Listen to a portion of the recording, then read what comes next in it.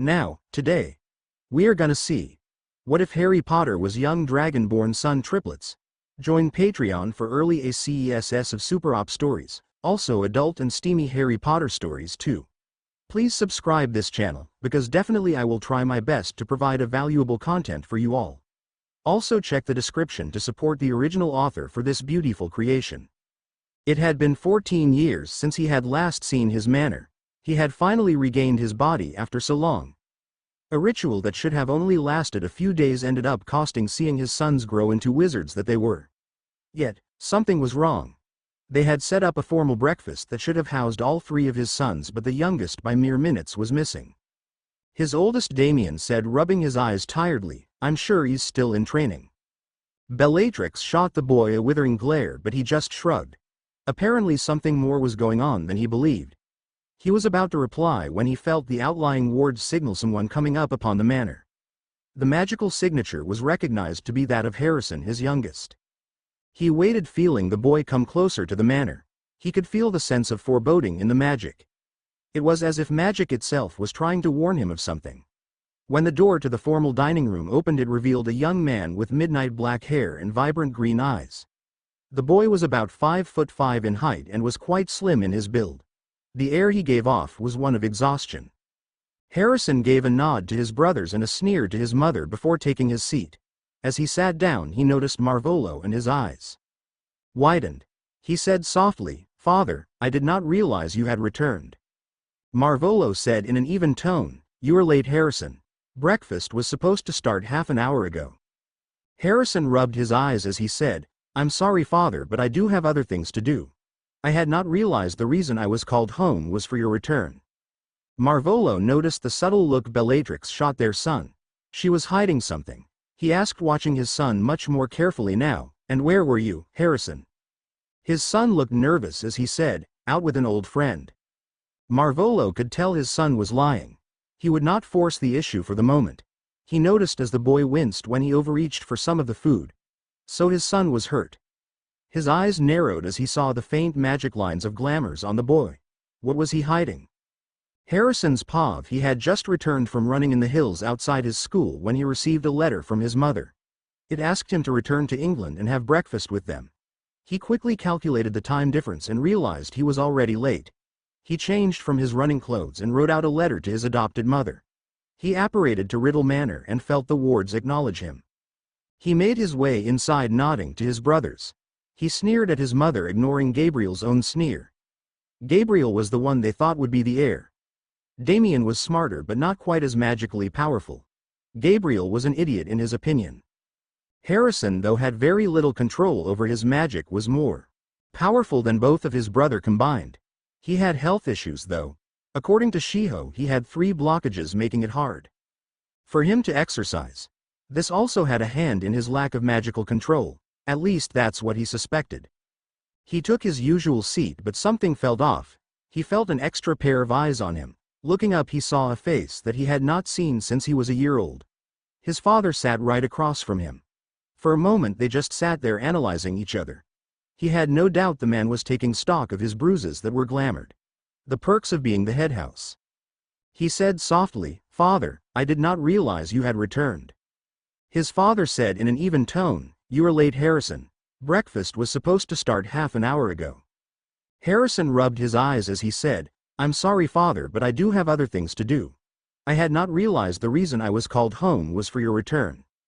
Technically, he wasn't lying to the man, but neither was he giving the full truth. If his father knew the full truth of everything that had happened in the last week, he would never be allowed to leave the manor again. As if reading his thoughts, his father smirked.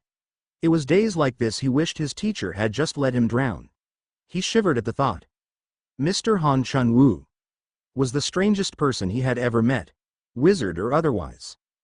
Harrison stood looking over the side of the bridge. What were they doing up here? The man said, acting cold and serious. "If you want to be my student, you will jump off the bridge. To be my student, you have to risk your life and soul." Say what now? He wanted Harry to jump off a bridge to prove his seriousness. But he couldn't swim. Then again, if things continued the way they were going, he would end up dead before the man left. Whether by his own suicidal thoughts or the bully in school. He gulped and asked, not hearing the man's last statement, if I really do this, will you take me as your student? He didn't even see the shocked look on Chun's face before he jumped. He landed with a loud splash in the freezing cold water. He struggled to keep his head above the water, calling out for the man. Soon, though, he could no longer keep his head above the water and he sank into the dark depths of the river. Was he really going to die here? The next thing he knew, he was in a white room. For a moment he thought he had died, when he turned his head to the side to find Chun sitting in a chair next to him. Noticing he was awake, Chun asked angrily, "Are you insane? That could have killed you?" Harrison said, leaning back on his pillow, and said, "You said you would teach me. If it's by your order, I will do it. Even at the cost of my own life." He heard what sounded like a growl from the man. He had to bite back a smile. Ever since that first day when he saw the man take on that gang, he had wanted him to teach him. What he said was true. He would do as he was told by this man, even at the cost of his own life. He could see the frustration in the man's face. He said with a small smile, "Sir, if I cannot believe in you, I would rather die." Simple as that. The man's face went from frustrated to shocked. It was obvious no one had ever said anything like that to him. He would get this man to honor their agreement. This man would teach him to be better. End of flashback. He asked carefully, "When did you return, father?" He could feel his mother's glare trying to burn a hole into his head. His father, though, seemed amused as he replied, 2 days ago, Harrison." Now it was his turn to glare at his mother. He asked angrily, "You couldn't have given me more of a warning? You know I spend most of my time out of country?" It was true. Most of his days were spent in Korea. Especially after. No, he refused to think of that. He rubbed his stomach where the worst of his injuries lay. His father's angry voice drew him from his thoughts. What does he mean he's spent most of his time out of country, Bellatrix? Bellatrix said, "My lord, this boy is a squib. I had him sent to a muggle school in Korea where he couldn't do any damage to our family's image." That was an absolute lie, but even she didn't know the full truth. Yes, he spent most of his days in Korea. Yes, to her he was practically a squib. Though not from lack of magic but from lack of control. His father seemed to consider him for a moment. He could feel his magic testing his own.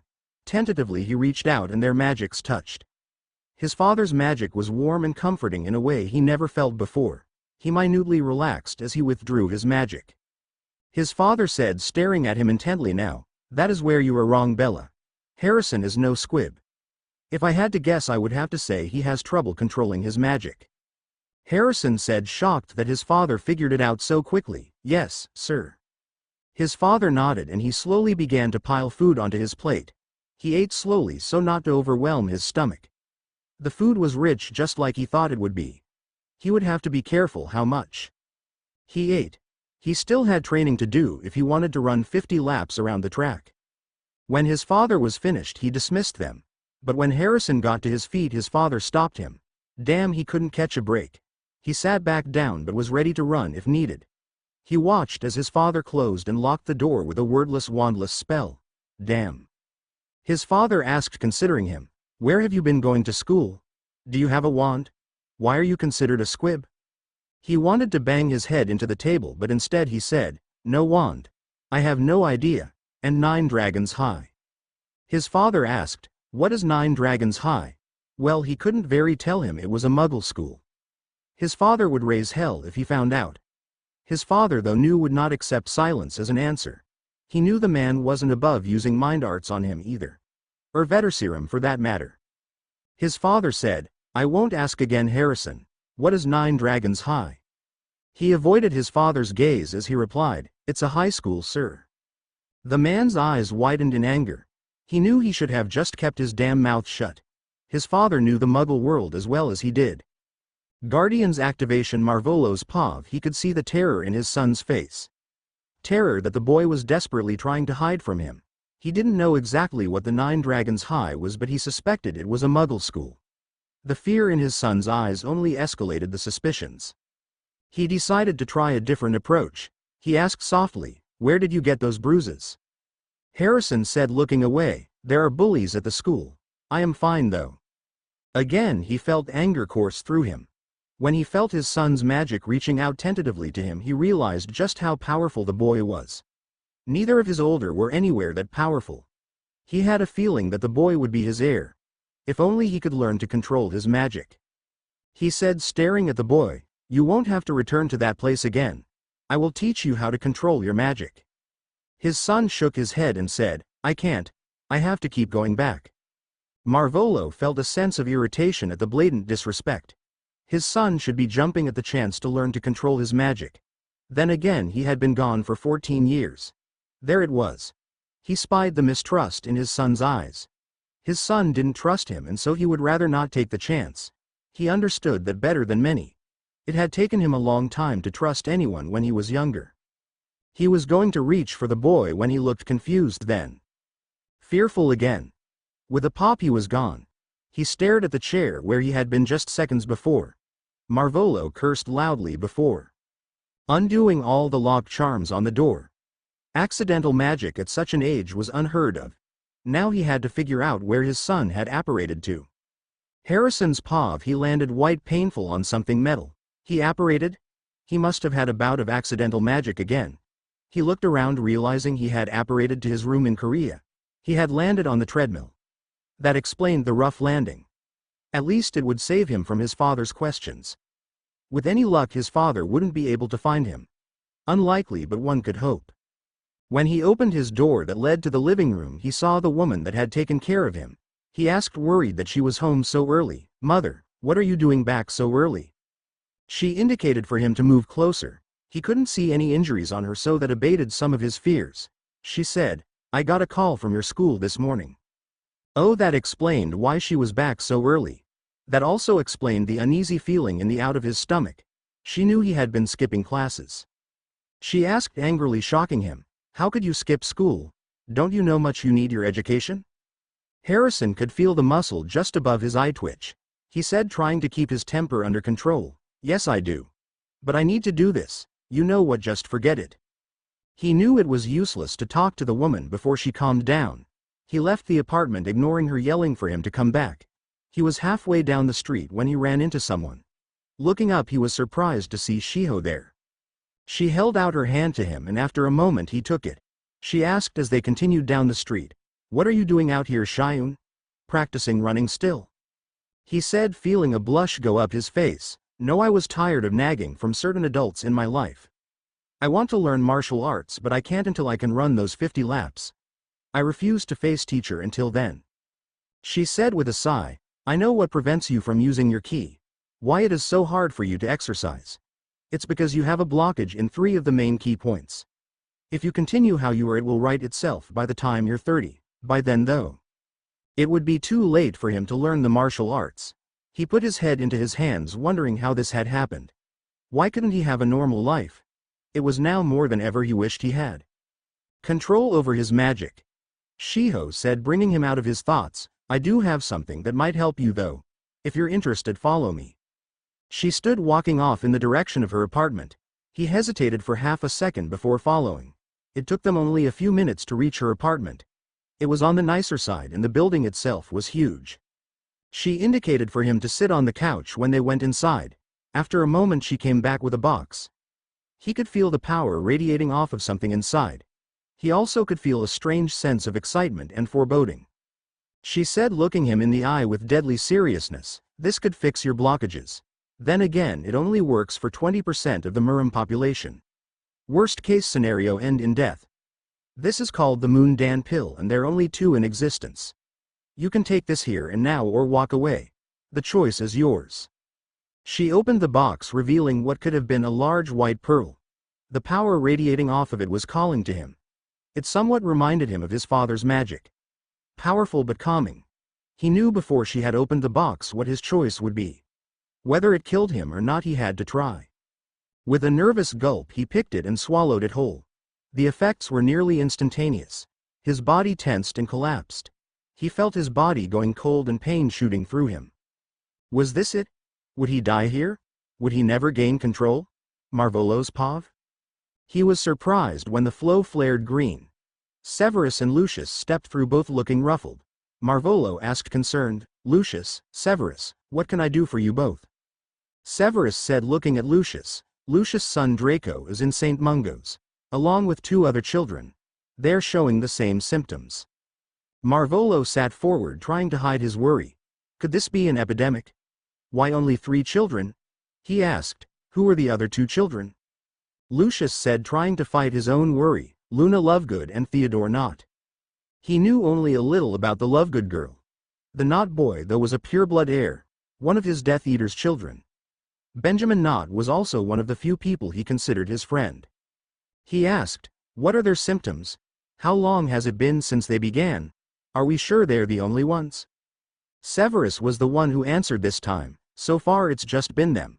I have asked the healers to alert me if there are any more. It's been an hour since they both arrived at St. Mungo's.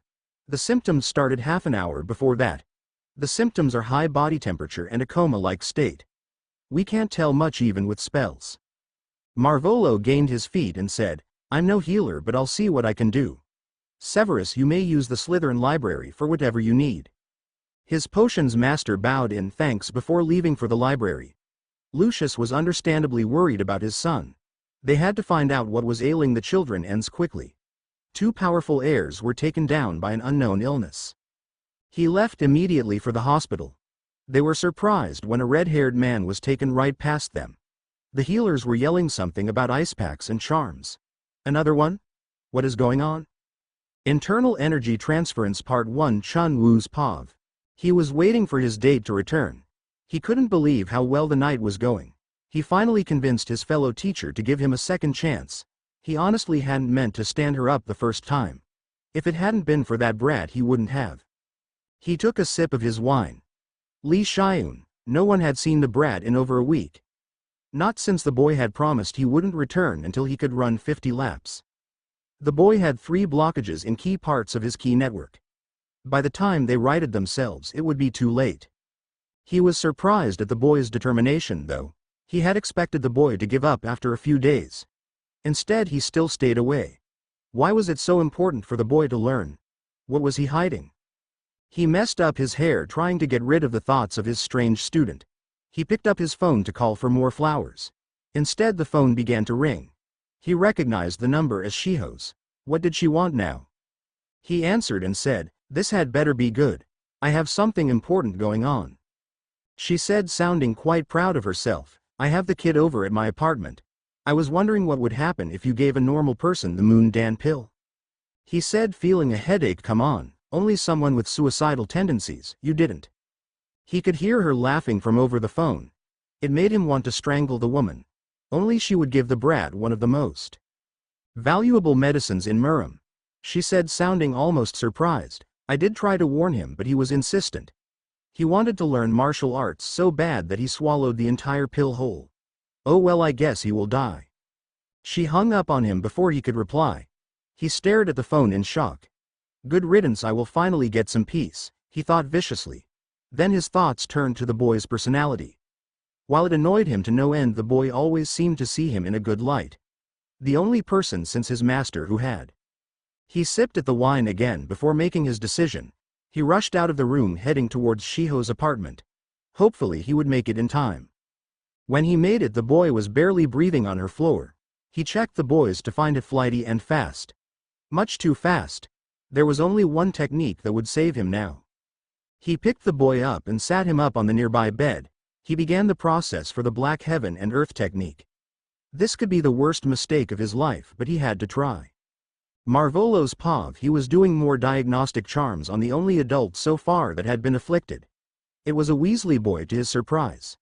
The second oldest of the family. Charlie Weasley, a dragon tamer. It has been isolated to the fore, but they still didn't know what was causing it. Lucius was working on getting backgrounds for 3 of them. He had tried every healing charm, dark and light, that he knew. Nothing was working, and it was frustrating him to no end. Arthur Weasley walked in and he barely noticed until the man opened his mouth. He said, Lord Slytherin, there is something I think you should know. It's the one common ground between the 4 children. That had Marvolo giving the man his full attention. The man looked nervous as he said, each child has an unusual amount of magic, along with only having a small amount of control over it. Large amount of magic and only small amount of control. Harrison, he had those same symptoms. Not noticing the Dark Lord's internal struggle, he continued, at one time they were each thought to be squibs. They aren't though.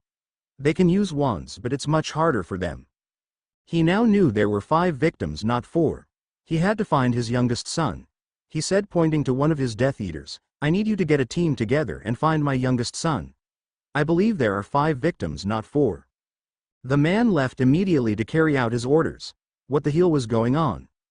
Harrison's paused. When he opened his eyes, he was in absolute darkness. He couldn't even see his own body. Am I dead? I thought if I died I would no longer feel anything.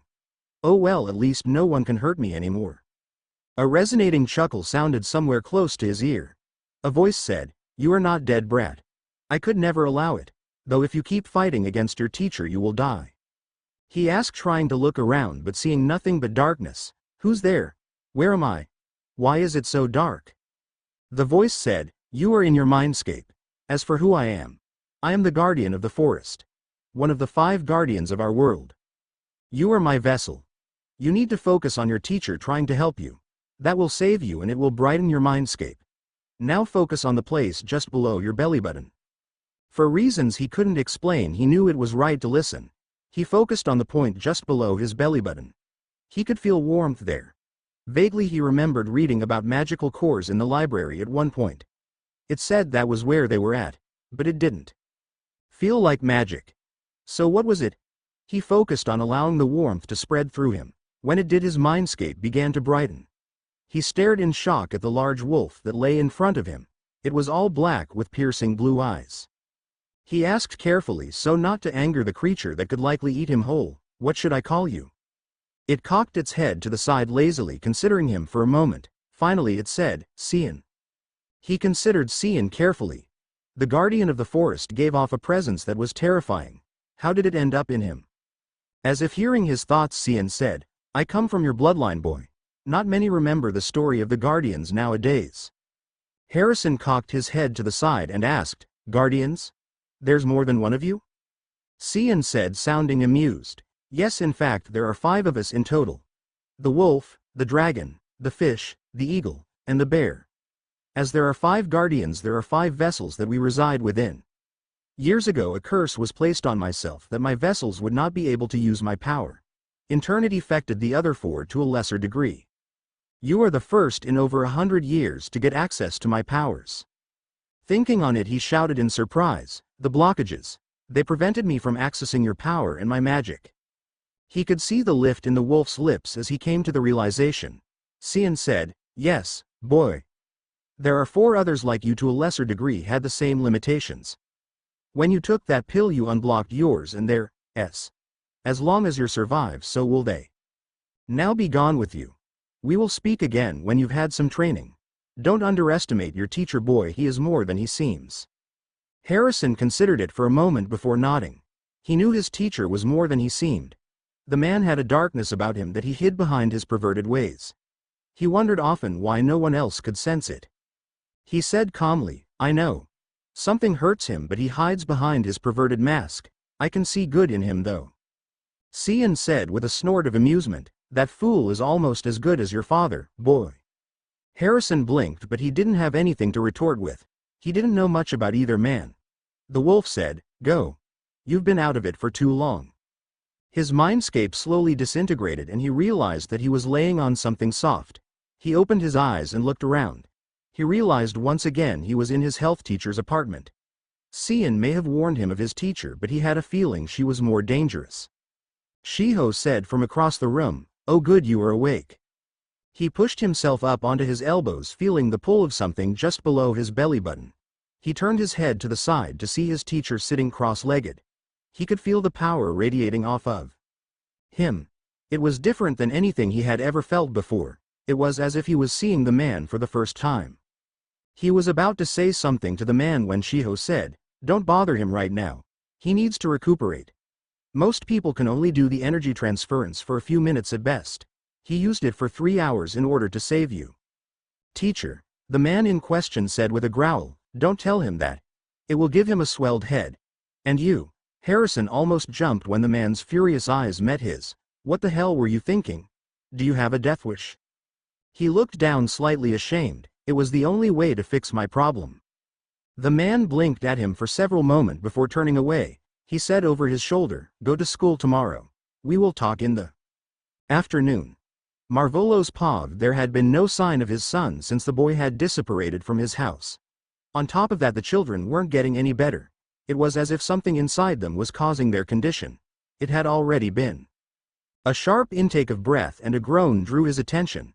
He saw the Malfoy groaning and sitting up. Little more than 3 hours after coming down with the affliction, one was already waking up. He noticed the way the boy held his stomach, like it was paining him. He asked coldly, "How are you feeling, Mr. Malfoy?" The boy said, flinching, "My lord, I feel much better. What happened? The last thing I remember was feeling an immense power flow through me. I felt like I was going to die." Lucius said from behind him, "You almost did, Draco. Do you know what started this?" The young man nodded and said, gripping his abdomen even tighter, "The guardian of the forest is alive, and I am one of the 4 other guardians' vessels. Father, my lord, something big is about to happen, and the vessel of the guardian of the forest will be at the center of it." Internal Energy Transference Part 2. Harrison's pav. He fidgeted with his collar as he made his way to the classroom for homeroom. It had been a week since he had shown up. In truth, he was nervous about returning. Would his teacher follow through on their deal? He hoped so. He couldn't allow himself to be weak anymore. With a deep breath, he walked in and the room fell silent. They all stared at him like he had grown a second head. That probably wasn't too far off, though. He made his way to his seat. A voice came from behind him, said, "Yo, Lee Shiun. Where have you been? It's not like a goody two-shoes like you to skip so many days." He glared at the other boy, not backing down like he would have in the past. The boy smacked him upside the head and said, "Oi, you must have a death wish." Another 1's bald head boy came up and said, "Wait a second there. Come on, Shiun, let's ease back into our old routine." Never again. He would never again allow Chong Ho to control his life. He stood glaring at Chong Ho. He said, "No, I will not allow it to happen anymore." All eyes in the room returned to them. Many were surprised by the sudden show of backbone by Lee Shiun. He had always been a coward before. He would do anything to prevent a fight. What had caused this change in the class weakling? Shiun's hand curled into a fist as the Chong Ho glared at him. They were in a standoff. He felt something explode in his fist. Looking down, blood was dripping down his hand. What in the hell? He didn't even hit anything. He was that possible. Was this the power of the Moon Dan pill? A teacher came in that split second. Seeing the blood on his hand, the man sent him to the infirmary. Shiho was there, not that he was surprised after all. She asked happily, "Shiun, what brings you here?" He brought up his hand to show her. He could see the recognition flare in her eyes. She knew what was happening. She said, motioning him inside, "Lay down on the bed and remove your shirt." He pulled his shirt off and immediately noticed the darkening of the skin around his chest. She said, pushing to so that he lay on the bed, "I'm going to try and take some of your energy and write your key flow. Normally your master would be the one to do this, but he isn't here right now." That explained it. She was just going to hold him over until his teacher got there. She placed her hands on his chest and focused. He was surprised when he didn't feel any different. Was she not doing it right? What was happening to him? She said seriously, "I took quite a bit of your ki, yet it still remains a heavenly fire within. Looks like you need to rest until your master returns." He watched as she left. Man, what a day it was already turning out to be. His master, huh? Would the man train like he promised? Or would it be another promise down the drain? Marvolo's pav, the 3 teenagers and 1 adult, stood in front of his desk. Charlie Weasley said, breaking the silence, "Lord Slytherin, I cannot stay away from the Dragon Reserve." He took a deep calming breath and said, "Mr. Weasley, you will be well compensated for your time. I need to know if any of you know what caused this." The 4 of them looked between each other. Draco stepped forward as he said, "My lord, we were all given the same basic information. We are each a guardian. There is one more we are to find and support him. The guardian of the forest." Marvolo could feel his frustration rising. They knew almost no valuable information. The main things they knew were which guardian they belonged to. They didn't know who the guardian of the forest was. Only that when he went through an activation there would be a wolf tattoo on his right forearm. They also knew that they would have mentors of their choosing. No one could force themselves to be the mentor. He wanted to run and find his son, but Korea was a foreign country. Their ministries weren't even remotely friendly. That made it almost impossible for him to ask for help in finding Harrison. He wondered if his son would return home, or if the boy would stay away. He had a feeling that his son was the guardian of the forest. His feelings were rarely wrong. He had sent Severus to go and find his son. The man was close to his son and it wouldn't look suspicious if he went to the hostile country. The man went there quite often for special potion ingredients. If Severus couldn't bring his son back, he could at least confirm whether or not his son was a guardian's vessel. That would give him at least some of the answers he sought. Harrison's pav. He woke up realizing he must have fallen asleep not long after Shiho had left. Looking down at his chest, he saw that it still had that bruise. It seemed as if it was growing. He hoped his teacher would get there soon. The door opened, surprising him. He was about to greet Shiho when he saw it was Sahi. He asked bluntly, even though he was happy to see his only friend, "Sahi, what are you doing here?" She said, smiling, "Oh, I came to see if you were feeling any better. These boys told me you were here." Oh no, he had a bad feeling about who they were. Sure enough, Chong Ho and his gang stood in the doorway. He said coldly, staring at the boys, "Sahi, leave now." Chong Ho said, trying to make it seem like they were best friends, "Oh, don't be like that. We're friends, aren't we, Shion?" He growled low in his throat and shot his friend a glance. She took the hint and said as she was leaving, "Okay, bye guys." He waited until she was gone and out of hearing range to say, "If you ever touch Sahi again, I'll kill you." Internal Energy Transference Part 3. Harrison's pav. He had followed Chong Ho and his gang outside. One of the boys said, smacking him upside the head, "Give it up, Shion. You are just trash and that's all you will ever be." He growled and said, shaking his head, "Never. I will no longer be the coward that everyone sees me as." The boys encircled him and began to punch and kick him viciously. Every time one would knock him down, he would regain his feet immediately. True to his word, he faced them with bravery worthy of a Gryffindor. Chong Ho said, walking up, "Enough. If you want to fight me, fine. I'll even give you one free hit. Right here, come on." The boy tapped his jaw. Fine, if this bastard wanted him to hit him, he would. Harrison ran at him, his hand drawn back to punch him. Right before his fist would have hit the boy's face, it hit something else.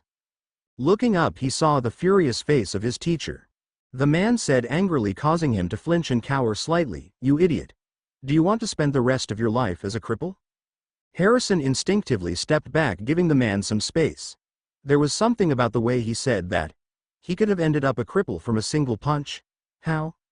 He missed the entire conversation between the man and Chong Ho. He didn't even flinch when the boy whispered an angry remark to him. It took him a long moment, but he realized his teacher was hurt. He exclaimed loudly, "Sunsengnim, you're hurt." The man said without venom, just annoyed with him, "You little bastard." Then man grabbed his hand, revealing the bloodied fist. "You little idiot. Do you know what would have happened if I had not arrived? When did Shiho not tell you to take it easy until I arrived? It would have blown away your hand all the way down to your wrists." He said nervously, "No way. His teacher had to be saying a bad joke, right?" The man pointed to the wall and said, "If you don't believe me, brat, punch that wall." With that, his teacher pushed past him, knowing that he would follow in a moment. Staring at the wall, he drew his hand back, then thought better of it.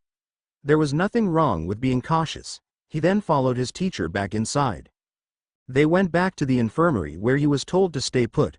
Once again he was left on his own in the infirmary. He laid there completely bored for 10 minutes before the door opened. He greeted, "Sunsengnim." He gulped when two large men came in. One had short black hair and the other was bald. They both looked like they were in gangs. The black-haired one has a strange tattoo on the left side of his neck. The black-haired man asked menacingly, "Is there a female teacher here called Shiho here?" Harrison asked, confused. "Do you mean the nurse?" The bald one nodded to the black-haired. The black-haired man pulled out a knife. This put Harrison immediately on edge. He put it just inches from his neck. He froze. This wasn't good. These guys meant to get their answers and then kill him. As the man came closer, he put out his hand to stop him. The man was flung back, blood flying everywhere. The bald man came at him and tried to grab him. Again he brought his hand up to protect himself. The man was sent flying black and again blood went everywhere. It covered him and his clothes. The two men didn't get up. They didn't even try. He could feel panic rising in his chest. He killed them. He was no better than Chong Ho. While he was panicking, the door opened. Shiho walked in looking like she was going to say something. He said, panic clear in his voice, Sunsengnim, help. Her eyes widened as she took in what happened. She led him to the basement. She said, Shayun, I need you to stay here. When your master gets back, I'll send him to you. He nodded shakily. He brought his knees up to his chest. Chun's pav. Running a hand through his hair as he made his way to the infirmary. He was tired of the crazy nurse interfering with his life. He was about to tell the woman off as he opened the door. It took him all of 5 seconds to see the bloodied men on the floor. What the hell? She said, not surprised to find him there. Right on time, I was just about to call you. He asked, checking their pulses. Who are these dudes? Too big to be students. That tattoo is one of the lesser clans of Murim. Shiho said, exasperated, they are part of my fan club, but it seems they're too tired.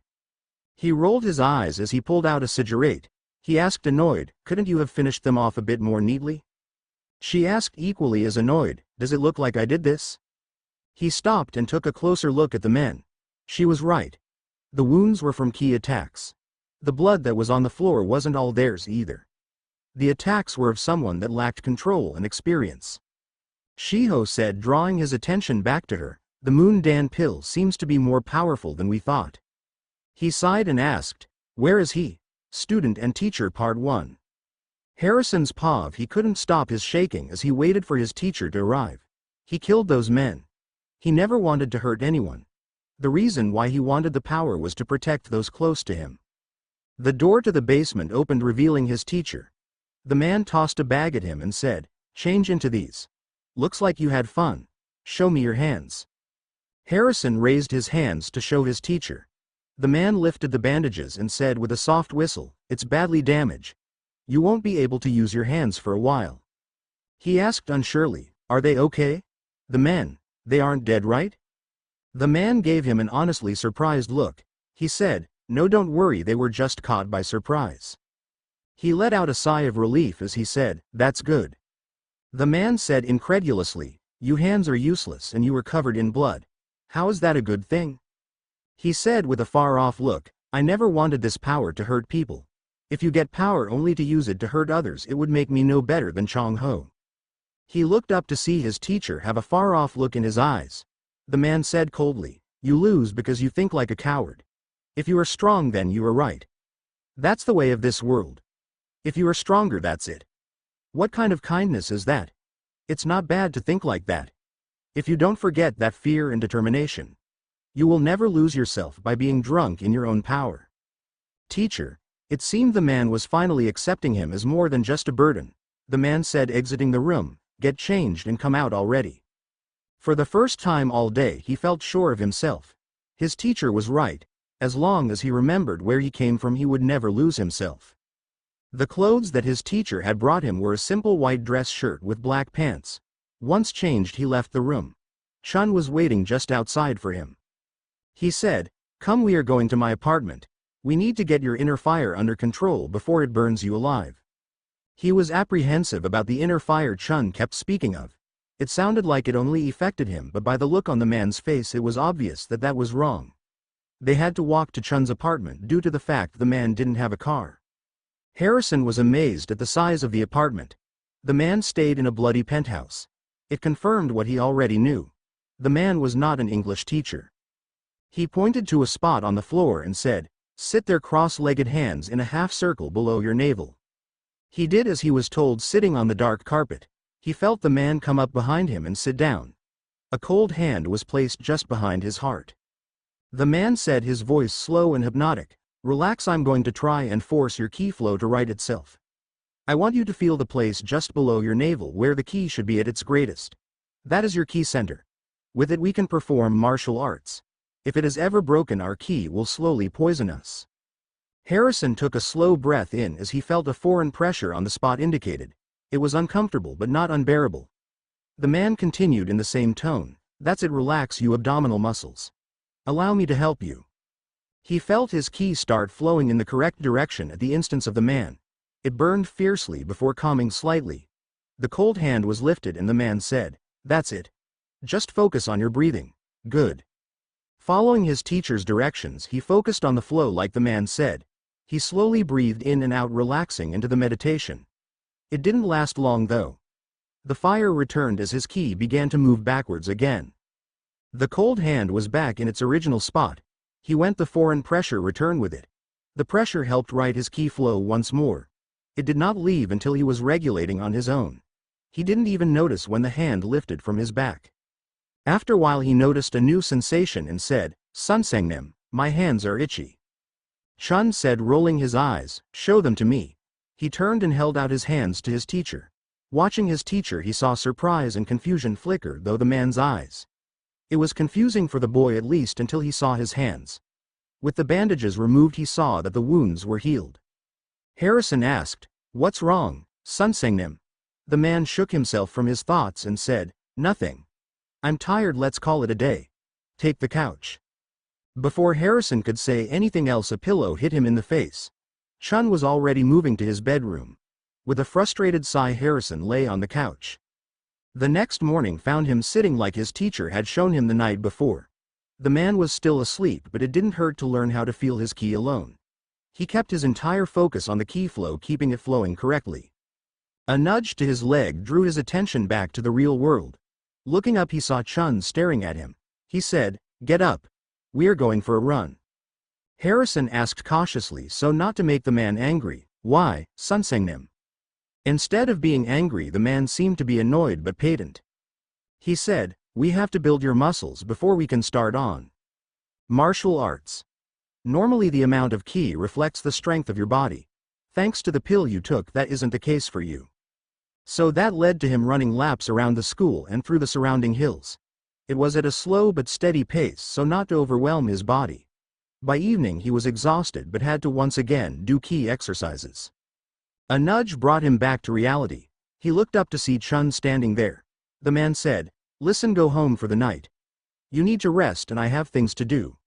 I asked one of the guys I know to drive you. He'll pick you up in the morning." He followed the Chun out to the car where Shiho had arrived with a man. He didn't recognize him, but the man's look went from annoyed to terrified. It was directed surprisingly at Chun. The man said, stammering, You're Gumun, Ryong, oh." In the next instant Chun was in front of the other, crushing the man's hand in a tight grip. Harrison had to hide a wince as Chun tightened his grip, saying, "Nice to meet you, I'm Han Chun Woo." Harrison could tell his teacher was forcing himself to be nice to the man. If his expression was anything to go by, the man wanted to kill the other. It wasn't the first time he heard that name. What was Gumunryong? Why did his teacher get angry every time he heard it? He said, his confusion breaking through, "Sunsengnim, I have heard Miss Shiho call you that before. What is Gumunryong?" It looked like his teacher was going to murder the man. Shiho was the one who answered though, "You have the fortune of having one of the most powerful martial artists as your master. Gumunryong is a title only given to one who has mastered all 9 seats of the dragon. There is a tournament held every few decades where disciples can earn titles and key techniques. Your master was and still is the first and only to master all 9 forms. That is how he earned the title Gumunryong." Wow. He looked at the man who was practically strangling the blonde in a new light. He had seen Chun fight, but he still couldn't quite believe what he was hearing. The man with an easygoing smile was one of the most powerful martial artists in the world. It was hard to believe, yet he couldn't find it in his heart to deny it. Instead, he felt honored that he was the man's chosen student. He would learn as much as he could and become the best student the man had ever seen. Student and Teacher Part 2. Harrison's POV. It wasn't long after they had left his teacher's apartment that the man called Alex received a phone call. The man said happily, "Oh hey. Shiho." Harrison could see the blood drain from the man's face as he listened. The man asked, practically yelling, "You want me to do what? What do you take me for?" "Grr, I'll show you fast. Looks like I'll have to take you with me. Whatever you do, kid, don't touch anything." That made the boy raise an eyebrow, but he didn't have much time to react. The car suddenly at a very rare turned around, heading back the way they had just come. In doing so, they barely were able to avoid several cars and even a bus. This guy was insane. He exclaimed, "That's dangerous." The man said with a sadistic smile, "Oh, I see. You have never been in any real danger. Danger is something like this." They went straight forward at full speed. Right towards a red light. He said, panicking, "Red light, red light, red light." The man didn't even let up in the slightest. They were able to pass through the cars expertly, missing each by inches. They made their way across a bridge and up a mountain. They went at high speeds and weaved in and out of traffic. The jolts aggravated his motion sickness. When they finally stopped, he threw up as soon as he opened the door. Alex said unconcerned, "Hey twerp, if you're going to puke, do it farther from the car." He moved away from the car with a quiet, "Sorry." He wasn't far away when he heard the man ask, "Are you sure you're Gumunryong's disciple? So fucking weak. Anyway, is this the right place? Where the hell is this?" The first question and then statement hurt. It was true though. He was weak. He couldn't use his magic and his ki was overflowing, making it difficult to use. Forcing himself to ignore the hurt, he moved out of the way at the nearby fence. He continued puking up everything he had to eat that day. Angry with himself, he said, "I can't seem to stop shaking. It was like I was on a roller coaster for the past hour." He heard something above him. Looking up, he saw an orc-like man. The man almost reminded him of the Crab and Goyle family. He gulped when he saw the sword in the man's right hand. The edge of the blade was coated in blood. While he hoped it was some sick hunting game, he truly doubted it was. The way the man's eyes looked over the parking lot told him he was searching for something. Gulping, he thought, or someone. The man asked, "Oh, sorry, did I surprise you? Little boy, I'm wondering, have you seen a white-haired grandpa around here somewheres?" Despite being put out at being called a little boy, he shook his head. The man said, seeming to forget Harrison was there, "Oh ho, is that right? Then I guess it wasn't this way, was it? Fucking geezer, he's pretty good at running away. I should have ripped out his eyes and at least one of his legs." As if remembering he was there, the man said, "Take care, cutie. Chuck kiss." Harrison shuddered. That man was creepy as hell. The man turned on the fence and jumped. The man must have used ki to jump because he landed far into the forest. He asked himself, not noticing Alex sneaking up behind him, "What was that just now? Am I too fatigued? I must be seeing things." A hand touched his shoulder and he screamed. He said, moving away, "You scared me." The man said angrily, "You surprised me even more. What's wrong?" Harrison asked, pointing to the fence, "Did you see an orc-like thing?" The man rolled his eyes and said, "Yeah, right. Now you're seeing things. How weak." The man turned away from him as Harrison said, "But it was really there." The man said, "Whatever. Hey, this place is shit. Let's get out of here. Man, I thought all I had to do was pick up a package. But the Torrent clan is all over the place." He heard a groaning-like sound. It sounded almost like a ghost. He asked, "Did you say something?" The man gave him a funny look as he saw it. No." Harrison turned and something came up out of the ground. The boy rushed behind Alex, pushing him forward. It took several moments for them to realize it wasn't ghost or a zombie. It was just a badly injured man. The man asked, holding his arm close, "Are you Alex?" Alex said in disbelief, "No way. Junjipsanam. Are you hurt?" Harrison could hear the concern in the man's voice. The old man said, "I didn't think I would meet you here.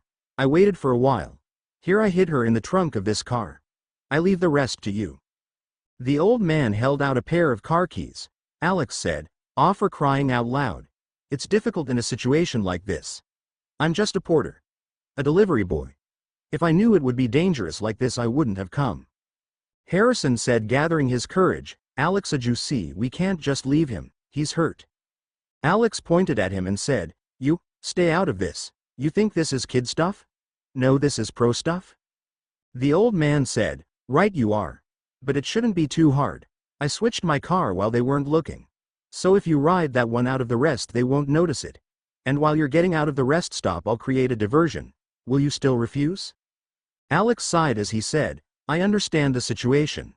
The opponent is the Torrent clan. Those guys are really terrible. If we got caught, that would be the end of us. I don't want to risk my life for something like this." Using every ounce of slither and cunning he possessed, he asked, "Are you afraid of getting caught? Looking at your driving skills, I didn't think anyone could catch you." Alex turned to glare at him as he said, "Of course, I never said I couldn't do it. I'm confident that I could beat a Schumacher on the highway. Let alone those bastards. I'll prove to you my skills. Give me that key." 1 Harrison 0 Alex. He had to hide a smirk that threatened to appear on his face. The old man said, "I'll leave the rest to you." Alex said over his shoulder, Hey old man, try to stay alive, if you can. With a brief nod to the both of them, the old man took off. Harrison said concerned, you see that Gramps looks really hurt. Is it really okay to just leave him? Alex said, annoyed again, it's none of your business. Shut your mouth and follow me. Harrison frowned but did as he was told. They began to search for the car number. On the backside of the parking lot they began to get closer to the number. He asked carefully so not to anger the man, so what are we looking for? The man said, not even looking at him. Shiho said it was some kind of cat. A cat? Someone would go to all of this trouble over a bloody cat? Finally they reached a beat-up old car. He could see the corresponding numbers. A cat? In this car? Poor kitty.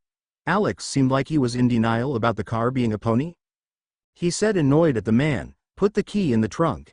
If it's the wrong car we will likely be here all night testing them. When they opened the trunk, Harrison couldn't believe his eyes. This couldn't be the right car, it had to be a mistake, right? In the trunk of the car was a little girl. She looked like she was maybe 10 at most. How did he get in this situation? Marvolo's pav he watched as Charlie Weasley walked in. The man said, bowing his head in acknowledgement, Lord Slytherin. I have decided on my magical mentor. It will be Remus Lupin, and yes, I do know he's a werewolf. Interesting. 4 of his 5 guardians had chosen their mentors. He had been surprised when not a single one had come to ask him. There was still no word from Severus on his son. He had hoped that the man would find Harrison quickly and return him home. Luna Lovegood had chosen her father as her mentor. Draco Malfoy had chosen his father as his. That wasn't surprising in the least. Theodore Nott, though, surprised him. The boy had chosen Severus as his magical mentor.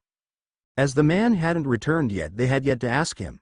He was sure the man would gladly accept the chance at studying the young Earth elemental. His thoughts once again turned to his son. He wondered if the boy was taking care of himself. If the boy was okay or getting into more trouble. He honestly hoped that Harrison could keep out of trouble long enough for Severus to find him. Charlie left, but before he could do or say anything his flow glared green. Severus came through looking lost in his thought. The man took a seat across from him, gathering his thoughts. Marvolo asked, Did you find Harrison? Severus shook his head as he said, No, I checked at the school he has been going to and he wasn't there. In fact, he hadn't been there in more than a week. He wasn't at the apartment he lives in either. Marvolo sighed. Where are you, Harrison? He thought. He couldn't help but worry for his youngest. Harrison didn't have any magical training at all. He was almost completely sure that the boy was his heir. Out of the 3 children, Harrison was the most powerful. Severus said quietly, We will have to keep an eye out for him, until he comes out of hiding again. Student and Teacher Part 3. Harrison's pav. They had just made their escape with the girl and the pony of a car. The little girl had been moved to the back seat. Harrison could only hope they would be able to make it back to Sunsingnem. They were almost to the highway when a black shadow appeared on the hood of their car. The orc from before dropped onto their car hood. He cried out, Ah, it's the orc. Alex said, ignoring his comment, Hold on tight. He jerked the car in all directions trying to dislodge the guy. It didn't work and only seemed to piss him off. How in the hell did he get dragged into this kind of situation? Fates must hate him for him to get this kind of luck. The man said, annoyed, running away. Now that's not very nice. Harrison saw the glint of the orc's sword and barely had time to cover his face. The man slashed from right to left, cutting straight through the glass and metal. It severed the top of the car from the frame. The orc said, sounding amused now, Oh, you dodged it. Let's see you try dodging this. The orc lifted his blade, ready to swing it down upon them. Alex chose that moment to hit the brakes. This sent the orc guy flying forward while they stopped. Not giving him a moment to recover, they started going forward again at full speed. This sent him flying into the air, landing far behind them. He asked, panic filling him, What was that just now? That person? Alex said, growling at him, but there was panic in his eyes as well. Shut up. We could have died just now. Damn. This is why I tried to stay away from really dangerous stuff. They had just made it to the highway when something hit the trunk of their car. The two of them looked at each other. It had to be the orc. Looking behind them sent absolute terror into his heart. There were a ton of people on motorcycles. He took Alex's phone while he was driving and dialed the first number. It rang twice before they picked up. he said before they could say anything. Help Sungsingnim. Shiho asked, sounding confused. What? Shiun? In the background he heard his teacher say, what? Why is he there? He said, panicking but slightly reassured his teacher was listening. Help, we are being chased by guys on motorcycles. Please hurry, Sungsingnim. Alex stole the phone back from him with an irritated growl. He growled even louder at whatever Chun had said. Western Sea Bridge? They must want us to die. Hold on. No, climb into the back. It will be safe at this point if you do. So he climbed into the back. No sooner than he reached the back than Alex began to pull his stunts. Harrison knew he would be lucky to see morning at this rate. His jaw set at the thought of dying. His mother wanted him to die. Since when had he ever done what the bitch wanted? No, he would live no matter what it took. He would no longer run like a coward. They pulled out in front of a semi, causing it to turn on its side. In an effort to avoid the small car, the semi made a sharp turn. This caused the load on the back end, though, to become top-heavy, and it fell, blocking the path. He had the feeling that it would make a great blockbuster hit if someone recorded this. A few moments later they were finally on the bridge. If they could only get across it, they would be home free. A motorcycle came up upon them partway across the bridge. It was the original orc again. This time he didn't aim for one of them, instead going for the engine of the car. He must have hit it because THR car began to spin out of control. This made Harrison extremely dizzy and want to be sick again. He blacked out for half a second when they hit the side of the bridge.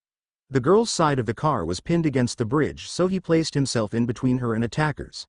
The door was wrenched off the car and the orc appeared. He said, sounding almost happy about it, My, you're okay, cutie. He flinched at the weird nickname that he had been given. The orc said with a smile, you must be lucky. But luck must run out sometime. Lucky? He was the farthest thing from lucky. A realization hit him, though. I think I understand a bit now. All these events up until now. Everyone was putting their lives on the line. The only one it didn't sink in for was me, he thought. The orc man said, drawing him from his thoughts. Hey, pretty thing. How about you return out, princess, now? He looked between the orc and Alex. Was this really worth losing his life over? This wasn't his fight. He didn't ask to get drawn into this. He felt something shaking against him. The girl was holding tightly onto his shirt. She was shaking not from the cold but from fear. He turned back to the orc, his jaw set. No, he told himself that he would no longer run and hide from things anymore. He would stand and fight. The orc asked, sounding astounded, what's that look in your eyes? What a pain. He moved closer into the car as he asked, do I have to mess up your pretty face for you to start listening? If anyone asked him why he did it later, he would say it was a bout of insanity. In response to the man's question, he kicked him straight in the face. As weak as he was, he honestly didn't expect it to faze the orc, much less send him flying back towards the others. He picked up the girl and ran in the direction Chun was coming in from. The others took off after him, but he refused to give up. After a few seconds there was a small explosion and he shot forward. This must be the power of Ki, he thought, astounded. He never knew Ki could do such things. The girl said, you're using Kyung Gong, abruptly. He ignored it for the moment, realizing they were getting close to the end of the bridge. He said excitedly, they're the end of the bridge. We are going to make it. We are going to live. The girl said, not looking at him, you are going to die before that. He didn't even get a moment to consider her words. A red-hot searing pain erupted in his right side. Looking down, he saw a sword go through the front of his shirt. The pain caused him to stumble and fall. He twisted his body so that when he fell he was on bottom and the girl was on top. She said, crawling off of him, I guess you'll die now. He smiled, coughing up blood as he said, I'm sorry I couldn't save you. One of the bikers came over to him and the girl. Glaring at him, the man gave him several kicks to his wounded side. The other asked, what do you think, should we drag him back to the captain? The other got a sadistic smile as he said, sure. Let's drag his ass back to the captain. He couldn't even fight as the men tied a rope around his ankles and tied it to the back of their motorcycles. He wasn't left confused for long. They literally dragged him screaming along the road back the way they came. Something inside him called OIT for help. He was too far gone to know what it was though. Marvolo's Pav, he supervised the training of the elementals. Afternoon training had just started. This was their first day of trainings. All of them seemed distracted, more so than usual. In the middle of magical theory on defense, all four of them suddenly stiffened. Their eyes glazed over and their heads were tilted to the side as if listening to something. The mentors moved closer to see if they could help. Before anyone could reach them, though, they came out of it. Each rubbed their ears as if someone yelled in them. There was untold pain in their eyes as well.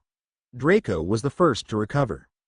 He said unsteadily, "Guardian of the forest is in trouble. He might be dying. I didn't know we could call out to each other like that." An ice hand clenched Marvolo's heart. His son was dying. They couldn't do anything if they couldn't find him. All they could do is wait. And watch. It was slowly killing him. All he wanted was to see his son safe and sound. Yet the boy was impossible to find. How could one child outwit himself and his Death Eaters for so long? Even an unfamiliar country for them should not have held so much trouble. They had his school for Merlin's same. Still he continued to elude them. "Where are you, Harrison? Please come home. All I want is you safe," he thought. Knowing the others were watching, he kept his mask up. He couldn't afford to let it fall in front of the elementals until he was assured of their loyalty. Same applied to the elder Lovegood and Remus Lupin. Frustration built up in his gut. He would find his son and return him home, no matter what it took. Harrison's paw, to his immense surprise, he slowly came back to himself. He was no longer being dragged along behind the motorcycle. In fact, he was laying still on what felt like concrete. Had they taken him back to the Orc? Was he expected to fight his way out? He pushed down his panic, opening his eyes. On the concrete in front of him lay those that had attacked him. The motorcycles were nearly cut in half. Blood splattered all around the concrete, and not even half of it was his. He almost jumped out of his skin when Chun appeared next to him. He asked, crouching down next to him, "You up, brat?" He said, "Yes, Sumsingnim," the man asked sarcastically, interrupting him. "Why'd I have to wipe your ass every time I see you?" He winced and asked, "Sumsingnim, how did you get here?" He forced himself into a sitting position as the man said, "Look at yourself. What is that, brat?" His teacher pushed Hik back down gently as he said, "Oi, stay down. Trying to lift yourself up with that scraped up body of yours. Do you have a death wish? Don't answer that." The man stood. Once he was sure Harrison wouldn't try to get up again. He heard a man crying out in agony, "Gaw, my foot, my foot." This had him trying to sit up again. It was even worse than he first thought. It looked like someone had gone on a murderous rampage. From his position he couldn't tell how many were actually dead, though. He asked, shaking, What is this?" His teacher pulled out a cigarette and lit it as he said, "Don't worry about it. Rest until Shiho gets here." They could hear a car come. "Here she comes now." Harrison got a strange feeling that that wasn't Shiho. There were too many headlights. Even if she had brought Alex and was able to get that car running again. As unlikely as that car ever running again would be. As they got closer, though, Harrison recognized him. He exclaimed in surprise, "That person." Chun said with a rare smile, "So, that carpet is Ma Moon Ki." That got his attention. He asked carefully, "You know him?" "Sumsingnim." A growl erupted from Chun's throat as he replied, "I don't know weak kings like him, brat." It was in that instance the man chose to attack his teacher. Harrison cried out in warning, "Sumsingnim." Student and Teacher Part 4a, thank you for the reviews. Whiteelfelder. This guy has so many damn enemies. How I can't wait for the chase arc. Can you hear my sarcasm? Pain in the sad arc, but a necessary one. Shudders. Chase arc. So many Murim. So many. Guest. Please drop a name next time you review. Yes, I'll keep updating. This is one of my personal favorite stories.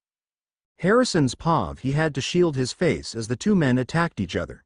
The orc-like man favored the use of a curved sword. He was quite skilled with it as well. Using his lithe body and speed to his advantage, he tried to hit Chun. Even injured, his teacher was faster than the orc. His knee hit the other's face, sending him flying. Even Harrison had to wince at the impact. That must have hurt. The continued to clash, neither giving an inch. Harrison's sharp eyes could see that his teacher was winning. The man was just playing with the orc. Not really giving it his full attention. Why the man would do that was the million-yen question. Maybe he was bored, or maybe he was waiting on something. Both seemed likely. It was hard to keep up with the orc's attacks. They were faster than the normal eye could see. His teacher was faster. Dodging each attack precisely. His teacher rushed in as if to close the distance between them. During one of the swings, his teacher jumped, placing one foot on the sword. He used it to send himself flying into the air. Then came down hard, kicked the orc in the face. The orc tried to use that moment to hit his teacher. Instead, he grabbed the orc's arm at the elbow and sent him flying into the concrete. The orc said, "You are pretty good. I'm surprised. I don't know who you are. You have some skills. You're a famous person in Murim, right? What's your name?" His teacher squared off lazily as he said, "If you're so curious, find out with your body." "I like your answer." The orc got into a new stance, then he looked like he was remembering something. He said, "You look familiar. Where did I see you? You know me?" His teacher said incredulously, "Punk. Why the hell would I know you?" The orc asked, "Wait, were you at the last Sinmunjingpe held at the Chundamun?" His teacher asked, sounding bored, "What? You were there too?" Harrison had to wonder what the Sinmunjingpe was. It sounded like something important. He would have to ask Sunsengnim later. His attention was drawn back to the orc when it said, "That's right. I saw you there." The horror filled the orc eyes. He stuttered out, no way. You can't be. You're Gumunryong. I heard you died, so how?" His teacher rubbed his ear, saying, so loud. It seemed his teacher was a bigger deal than he thought. What could make these guys fear him so much? That's what it was, fear and fearful respect. His teacher said lazily, "Hey, it's getting late. Let's get this over with." But the orc interrupted him fearfully, "Wait, calm down." One of the men from the motorcycle said, "Captain, that cocky bastard flatten him right now." The orc said, turning away from his teacher, "Shut your mouth. Get the kid out of here, right now." Unbeknownst to the orc and his men, his teacher had moved towards the injured man off to the side. He asked, "Running? Go if you want." Harrison had never seen such a terrifying look on his teacher's face. The man placed his foot on top of the injured man's. In the next second, it was like his teacher had shattered the injured man's ankle. The man screamed at the top of his lungs in pain. His teacher said with the look of a madman on his face, "I'll just mince your subordinate until he's just a piece of meat in your place." Teacher. This wasn't the man he had been training with. This wasn't the easygoing teacher he had known. One of the men said, "Captain, the guy's in a cast. Why aren't you fighting back? With your skill level, a guy like that." His teacher said, "That's right. Maybe you will win like that guy said." They all watched in shock as the orc drew his sword again. He let out a shocked sound when the orc cut off his right arm. The orc then dropped to his knees before his teacher. The orc said, bowing his head lowly, "I apologize for not recognizing you. Can't you forget this?" The orc said then with a reminiscent look on his face, "I took part of the Sinmujengpe and I saw the legendary Gumunryong in person. Gumunryong is like the sun trash, like us can't mess with a being like that." His teacher said in a frightening cold voice, "If you touch his disciple and you think just an arm is enough." The other men wanted to argue with his teacher and the orc.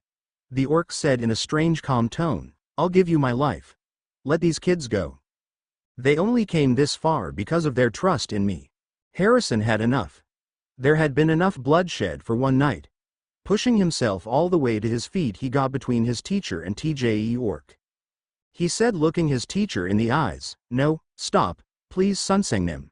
Just let him go, please." The frightening look on his teacher's face disappeared. Now instead there lay confusion. The man asked, "What are you talking about? Don't you know it was him that turned you into a tow rag?" Fiercely, with resolve that surprised even him, he said, "No, he never laid a hand on me.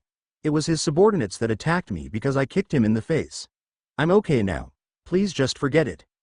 Not really even listening to Harrison, his teacher said, "No, it's not just you. My pride won't forgive it."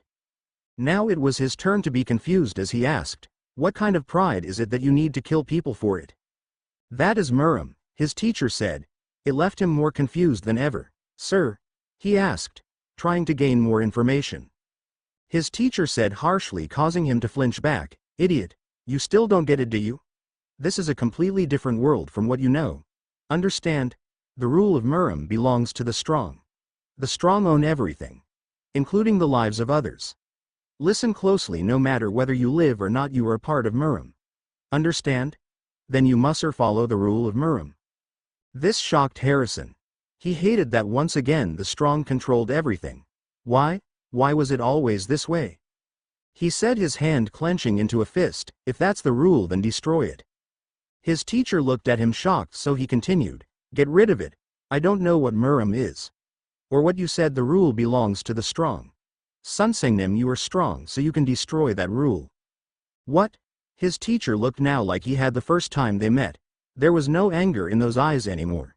Just confusion. A chuckle rebounded through the area. The orc said, still chuckling, as expected of the disciple of Gumunryang. I didn't think I would hear that again in a place like this. The orc turned to his teacher and said seriously, I remember you saying something like that in front of all the people of Muram at the Sinmujengpe. That you would change the world, that you would destroy the code. That seemed to bring back out the monster inside his teacher. He yelled, I will kill you. Shut the fuck up. The orc threw his at his teacher's feet and said, I've already given up on going back alive. So let me say my piece before I die. That time I was actually moved. That bastards like you existed in this world. The orc looked like he remembering an old memory as he continued. My blood was boiling, or at least I felt that way when I watched you beat those big leaguers. Like Wanro and Nabal, one right after another. How nostalgic. The way you looked at as you forced the masters like Jirisung on their knees. The dreams that we thought would never come through became reality that day. The cheers from the onlookers was deafening. His teacher bent down to pick up the sword as he asked coldly, you done yet? Orc said, bowing his head again, it was an honor to meet you again, Gumunryang. Then for now. The man raised the blade to strike down the orc, having gone around Harrison. Unable to watch someone die, he moved in front of his teacher again. Harrison could see the frustration in his teacher's eyes. The man seemed to be getting angrier and angrier with him. He said, bowing his head, Sunsengnim, don't be like this, idiot, move. Harrison flinched at the harsh tone in his teacher's voice. He said, biting his lip nervously, no, something like this should never be done. His teacher growled out, you think I can't cut you? Move, I'll kill you if you don't. Not saying anything, he stood his ground. He was waiting for the blow that he was sure would come. He said, ready to say one last thing before he died, you said this once. True courage is being determined and not backing down something you believe is right. Even if you don't have the power to fight, this is definitely not okay.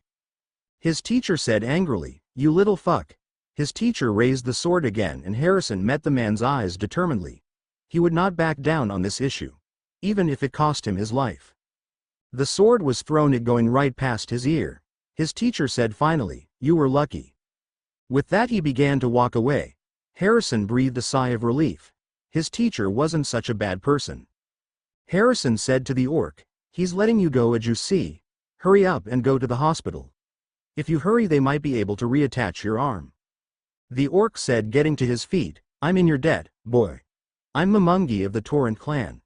I will definitely return the favor one day. With that, what was left of the biker picked up their wounded and took off. What did he mean he would return the favor? Harrison hoped it wouldn't bring him any more trouble. He had enough of it as it was. His teacher, to relieve his stress, had chosen to light a cigarette. Didn't the man know smoking would kill him? Stupid Sunsengnim.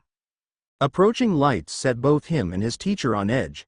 Was it more enemies? As the lights drew closer, his teacher relaxed a fraction. So it wasn't an enemy. When the car door opened, it was Shiho. She said happily, wow, looks like I got here just in time. His teacher said angrily, shut your mouth and hurry up. Shiho asked him quietly as his teacher passed by, what's with his blood pressure? He said, ma'am, that is, right, what about Alex Ajusi? She said, sounding way too chipper, don't worry, I saw him carted off by an ambulance. When he wakes up, and I'm sure he'll find his way back. He asked, ma'am. Poor Alex Ajusi. He thought to himself. He watched as Shiho went to where the girl was. Once she was assured the girl was fine, they all loaded back into the car. His teacher had to drive as Shiho cared for his wounds. Their first stop was back at his apartment. He refused help into his apartment. The fact there wasn't a light on meant no one was home yet. Ever thankful for his mother's late-night schedule, he unlocked his apartment. He froze when he walked in. The last person he expected to find him was his father. How the hell? Right, unlocking charms. How could he have forgotten? His father just sat there staring at him in shock. It took him several seconds to remember why. His shirt was torn in several places. One could see the bandages under his shirt. His father was on his feet in the next instant and was by his side. He winced when the man pressed his hand to one of the hidden wounds. His father, not missing the wince, pushed him into the room. I was on my way back here when the man driving me got a call. There was no time for him to take me back here. We ran into trouble. I made the decision to save a life rather than give her up to stay safe. I got hurt for it. I'll heal. His father said, pulling out his wand. Take off your shirt, let me see the damage. He knew that if he didn't, his father would banish it anyways. So he unbuttoned his shirt and pulled it off. The bandages were stained red with his blood. His father moved closer and he stayed absolutely still. The man drew his wand and began using spells to clean and heal his wounds. Most of them would scar even with magic. It was the price he paid for doing the right thing. Finally, after several long moments, his father said, "That's all I can do." It had been a long night and he was exhausted. More so now that his father had pushed his body to heal itself. All he wanted was to sleep this nightmare off. A gentle hand helped him to his feet and took him to his room. He didn't even notice when his father transfigured his clothes into sleepwear. Then he fell into an uneasy slumber. Marvolo's pav, whatever he had been expecting to find when the door opened, his son alone, was not it. The boy seemed only semi-conscious when he arrived. There would be hell to pay come morning when the boy was more awake. It had been a stroke of luck that he had convinced Severus to give up the house. The possibility of losing Harrison had been the deciding factor. The dour potion master had a soft spot for his son. Yet he hated the other two children. Marvolo heard a soft whimper come from the other room. He made his way into his son's room where the boy was tossing around trapped in a nightmare. He touched the boy's shoulder, trying to shake him awake. The boy only moaned and tried to turn away from him. He could feel his son's mind projecting something. Using his legitimacy, he opened himself to his son's projecting thoughts. "Help Sunsangnim. Don't let the orc get me," were the first thoughts. Sunsangnim meant teacher in Korean, didn't it? Who did he consider his teacher? "Let me go. I won't be a coward anymore." That caught his breath in his throat. He was surprised by his son calling himself a coward. He nudged his son's mind with a legitimacy to put him into a deeper, more peaceful sleep. Harrison shuddered before relaxing. They would talk in the morning, but he needed to sleep first. This time his son wouldn't get away. Student and Teacher Part 5a, N. Thanks for the reviews, guys. Whiteelfelder. I think you will continue to like this story. That quote will become more and more true as time passes. Thank you, my friend. Dark Revi. As always, thank you for your review. Harrison's pav. He awoke sharply, sitting up, trying to remember where he was. Almost immediately he let out a sigh of relief. He was in his bedroom. His mind was fuzzy on how he made it back. The last clear thing he remembered was getting into the car. Everything else was just a blur. He happily noticed that he didn't feel any pain from his injuries. Pulling at the shirt he wore, he couldn't even see where the wounds had been. Part of him wondered if it had to do with the key. His hands were supposed to take a while to heal, yet now they were fine. Still, he needed to change, grab a bite to eat and head out. No doubt Sunsangnim would be training him all day. It would be in his best interest not to be late, especially after antagonizing the man the night before. Once he was in a sleeveless sweatshirt and jeans, he left his room. He started in surprise at finding his father there. How did he? It took a full moment of staring for him to remember the fuzzy parts from the night before. His father had healed his wounds. The man was watching him with an unreadable expression. Something told him he was in trouble. His father said in dictating to the chair in front of him, "Harrison, sit." The calm tone irked him for reasons he couldn't explain. Normally people would be happy to have the man calm. Most people didn't want him angry. Part of Harrison didn't want him angry. Another part of him wanted the man to turn around and never come back. Deciding it was best to obey for the moment, he sat in the chair. His father was watching him with that ruby gaze. It was unnerving how the man's gaze seemed to pierce into his soul. He knew there would be question now that he was coherent. The man would likely threaten him with Vedaserum if he didn't tell the truth. Not that he was sure of many things himself. He didn't want to reveal what he did know. It could put himself and the other guardians in danger. His father said, placing a vial of clear liquid on the table, "I am going to ask some questions. You will answer me truthfully or I will use this.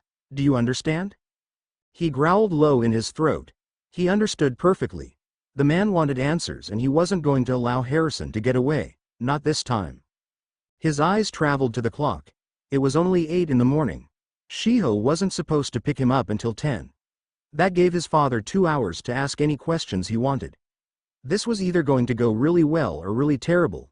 His money was on terrible. He always had the worst of luck. His father asked, interrupting his thoughts, "What happened the day you left?" The day he left? He thought back to the last couple of days. Then it hit him. His father was talking about his bout of accident magic. He replied calmly and truthfully, "I had a bout of accidental magic. It brought me back here." In a very normal way, his father rolled his eyes. It left him shocked.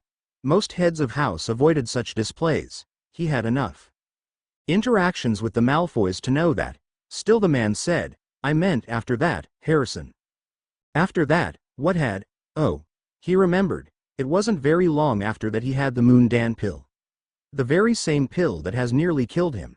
If it hadn't been for Sunsangnim he would have died. With a sigh he explained briefly what had happened. He left out meeting Cian, the guardian of the forest. So far he had only met the wolf once. Not that he had much chance to search for it again. When he was done he rubbed his eyes tiredly. It was more mental exhaustion than physical. In fact, physically he never felt better. He had to wonder if it was all the Moon Dan pill or if something else was going on. He was afraid to find out. His father said, breaking the silence, 4 wizards came to St. Mungo's that same day. When you stabilized, so did they. From what I understand, they're guardians. 4 of the 5. Mountains, desert, ocean and finally sky.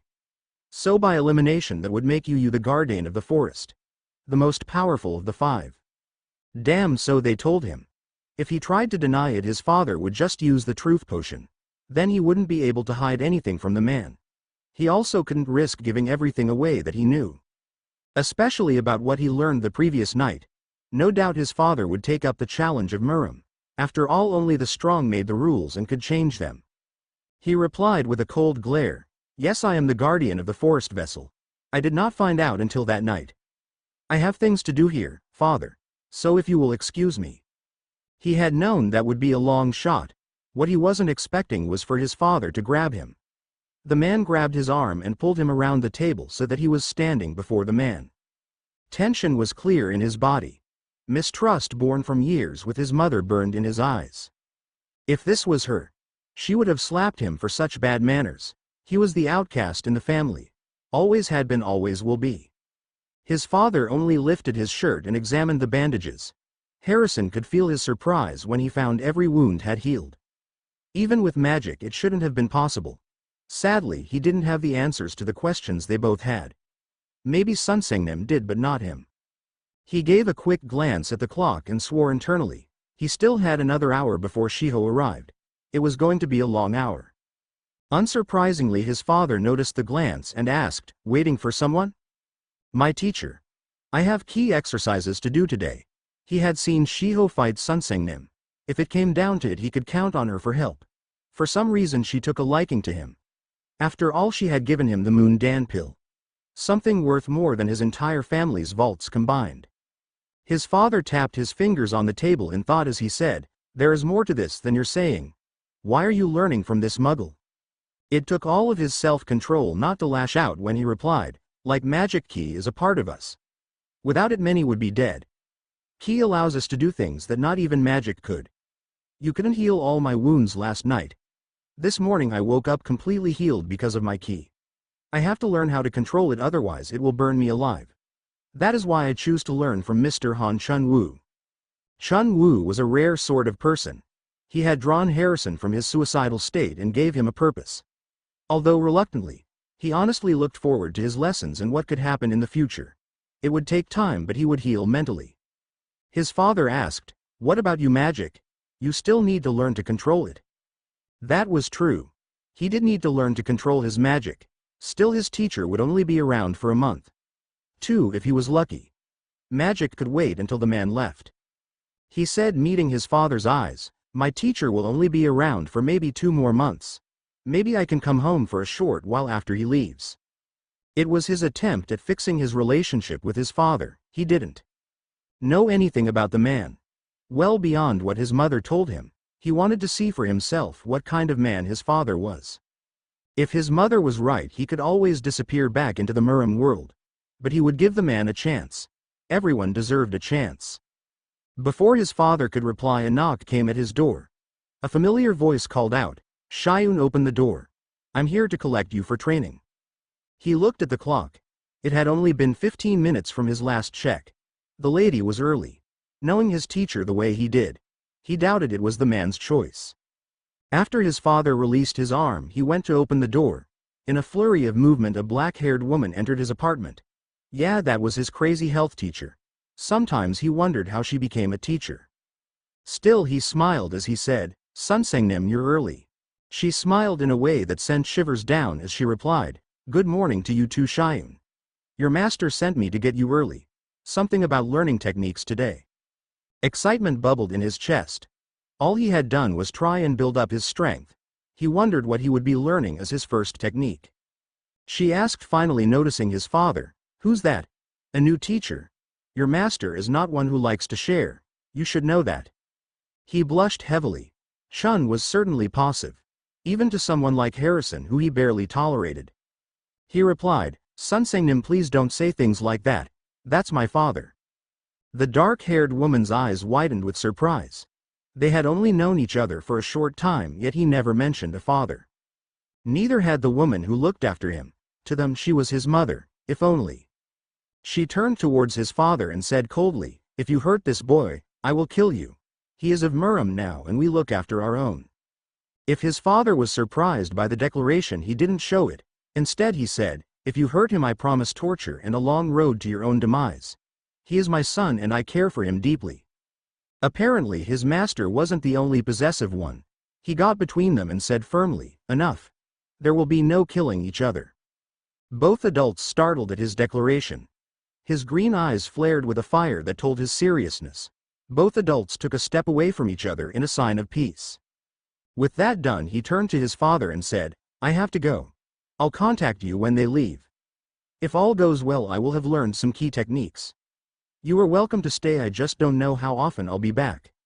Knowing his teacher probably not very often, he had a lot to learn in only a short amount of time. While the man seemed mistrustful of Shiho, he did allow them to leave. There was no doubt in his mind the man placed tracking spells on him. The conversation about the guardians was far from over. The drive to his teacher's apartment was short and quiet. Shiho was lost in her thoughts, as was he. When they arrived, his teacher was outside smoking. Nothing new about that. He was glad some things never change. When he got out of the car, his teacher's dark gaze. Something ran across it. It almost seemed like pride. What it was for he didn't know. He greeted with a smile, "Good morning, Sunsengnim." The man grunted, "Morning, brat." Most people would have been insulted by that greeting. Harrison knew it was just the man's way of showing his affection. So he moved closer to the man, eager for his lesson. The man glared at Shiho, who took the hint and left. No doubt she would be upstairs watching from afar. They lived in the same building with the exception that Chun was 2 floors down from her. Chun said once they were alone, "The next couple of days we will be working on power distribution techniques. So do your best to memorize them all." He asked, confused, "Power distribution techniques? What's that?" His teacher sighed before he replied, "There are 3 major steps to learning martial arts that uses your inner strength. First step is hurting, where you accumulate ki. The next step is power distribution. It's where you distribute through your body the ki you accumulated in the previous step. Finally you bloom through exerting the power." He paused for a moment before continuing, "For most the air hurting process takes a long time. It's also very boring. So an average person won't even get to learn any proper power distribution techniques in their lifetime. However, you have already accumulated an amazing amount of ki. So if you don't hurry up and learn some power distribution techniques, you will put your body in danger." They both looked up when Shiho came back down. She said too, "Chun, Miss Sosul is resting now in her room. I will leave her to the both of you." With that the woman was gone. His teacher grumbled something unpleasant under his breath.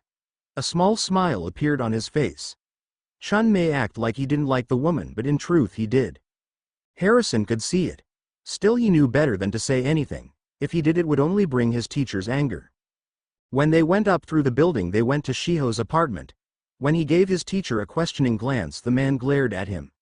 Inside the apartment, the girl they had rescued the previous night had just come out of her room. She glared at him angrily.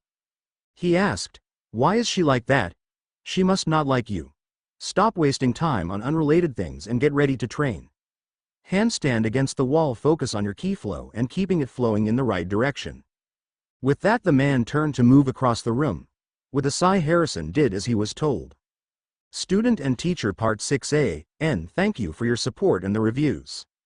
Whitefelder. Interesting things would happen. I really can't elaborate on that because it has to do with later parts of the story. Just know there is a plan for them. Dark Revi. Thanks for the review, my friend. Harrison's Pav. He sat on the floor of the apartment, his hands out in front of him. He could feel the way his ki moved perfectly in sync with his breathing. It had only been a few days and already he had come so far. Mainly it was due to his teacher's teachings, but also his eagerness to learn. Chun said, "Not bad for someone who's done this for only a few days. The ki is circulating somewhat properly now. Alright, from today onwards let's start adding light physical training too. Inner power and overpower are always moving together after all." He looked over at the young girl they had rescued. She was watching them carefully as his teacher instructed him. When she noticed him looking, she turned her head in a way that reminded him of Malfoy. A strike to the top of his head and a quick reprimand of, "Stop, don't get distracted during training." Meekly he answered, "Yes, Sunsangnim." A thought came to him and he asked, Anyway, what about school? I have been gone for a week now. Do you think it will be alright?" "Shiho will take care of the school. So don't worry. Now go start on push-ups. As many as you can do." "Yes, Sunsangnim." His teacher went out onto the small balcony while he dropped to do push-ups. They weren't hard at first, but his body was still unused to doing physical labor. He was able to do more, but when he reached 35 he collapsed onto the ground. Chun asked, barely turning to look at him, "How are you going to get stronger if you only do that much?" He replied, pulling himself off the ground, "Sorry, Sunsangnim, but it's really amazing. How did my constitution get this good? All I have done is breathing so far." Chun muttered, "Shit. This is why noobs are annoying." After taking a deep breath, his teacher lectured, "You see, a person is formed with Simgichian. Sim is the power to think. Gi is the life force in all creation. Che is the basic building material that makes up the body. In other words, things such as bone and muscles. Hun is the determination to succeed in something. Usually these four areas are tied together and will strengthen or weaken together. But you are at a seriously unbalanced state. Your ki is overflowing to the point of instability and your body is horrifyingly behind." He paused for a moment to allow the information to sink in. Then he continued, "Your body is the vessel holding your ki. The ki is getting produced at a maddening rate due to the Moon Dan potency. But what do you think will happen if the body that needs to hold it is weak like a thin piece of paper? Understand? That's the reason why your body always bursts and breaks every time you so much as move. Now it's important that we calm that ki down and strengthen your body. To make the perfect body that can hold that ki safely as soon as we can. Since we stabilized the ki for a couple of days, you should find it easier to exercise. We have to hurry during times like these. That's why we have to put some muscle on your body." Harrison understood. If he wanted his body to stay in one piece, he had to learn this. Otherwise his ki would destroy him. He asked, "How long will this take?" His teacher blinked, then had a far-off look as he replied, "They usually say that you get basic physique after 100 days. I think you can do it in 2 months. 2 months. He knew that his teacher wasn't going to be around that long. The man had said so himself. That he was only a temporary teacher. Before anything else could be said, Chun's phone went off. The man growled, "Shoot. How troublesome. A phone call at a time like this. A strange look came over his teacher. The man said happily, answering the call, "Wow, isn't this Bei Sungsingnim? What a treat for you to give me a call. What, you were just checking to make sure I was still alive? What, since the call went through, it's fine? Wait." His teacher gave several harsh coughs. He said, looking serious, "Yes, my health suddenly deteriorated. You saw how I was the day I was injured. After that day, yes. Of course. I'll see you there." Harrison was instantly suspicious. The man was a bit of a playboy. Unsurprising, the man said to him, You know the breathing exercise. Then until Shino returns you will do that. You need to do that every day anyways. He asked, suspicious of the change, "Where are you off to?" Waving him off, Chun said, "You needn't know. Adults have things that kids shouldn't know about after all." Somehow Harrison didn't believe him. Then again, the man was a playboy and he really didn't want to know that side of him. His teacher was a good person if one put aside those things. Without another word to him, the man left. Harrison sat back on the floor as he said to himself, "Well, I already learned the breathing exercises. Might as well do them." The words of his teacher rang through his head. After breathing in deeply as if you were to push that power deep into your abdomen. Continuing to do this and keep his flow in the correct direction was tiring. Nothing worth doing was meant to be easy though. When he finally came out of it, his stomach rumbled. Glancing at the clock, he realized it was already 9 o'clock. He got to kata in his training and had forgotten to eat. He asked Sosul, noticing that her attention was on him, "Would you like something to eat?" Unsupportingly she quickly turned away. Of course. Fine, if she wanted to starve it wasn't his fault. He asked if she wanted something. A soft voice asked, "Why? Why are you trying so hard to be a person of Murum? All Murum are trash. They contribute absolutely nothing to the human world." He understood the feeling. Most of the time he felt the same way about the wizarding world. He believed that both could change. If they had the right leader they could change for the better. He said, turning back to Fridge, "Actually, I don't know much about Murum. From what I have learned it reminds me of my home. Full of trash that are caught up in the past. I'm only learning this to protect myself and anything I choose to care about. Even so, I believe that with the right leader both my home and Murum can change. With the right leader anything can change." She grumbled out, "That's a sophistry. Saying that you want to become stronger to protect. It can't be done. It seems like a nice sentiment. I have no desire to afflict other people. It's only that I need strength something, and when the time comes I will abandon myself to save other people. But you think that people who attained strength would do things such as that? There's a word called muyu. Using mu to hyu. There are countless hero stories in this world. Do you know why those stories are on everyone's mouth?"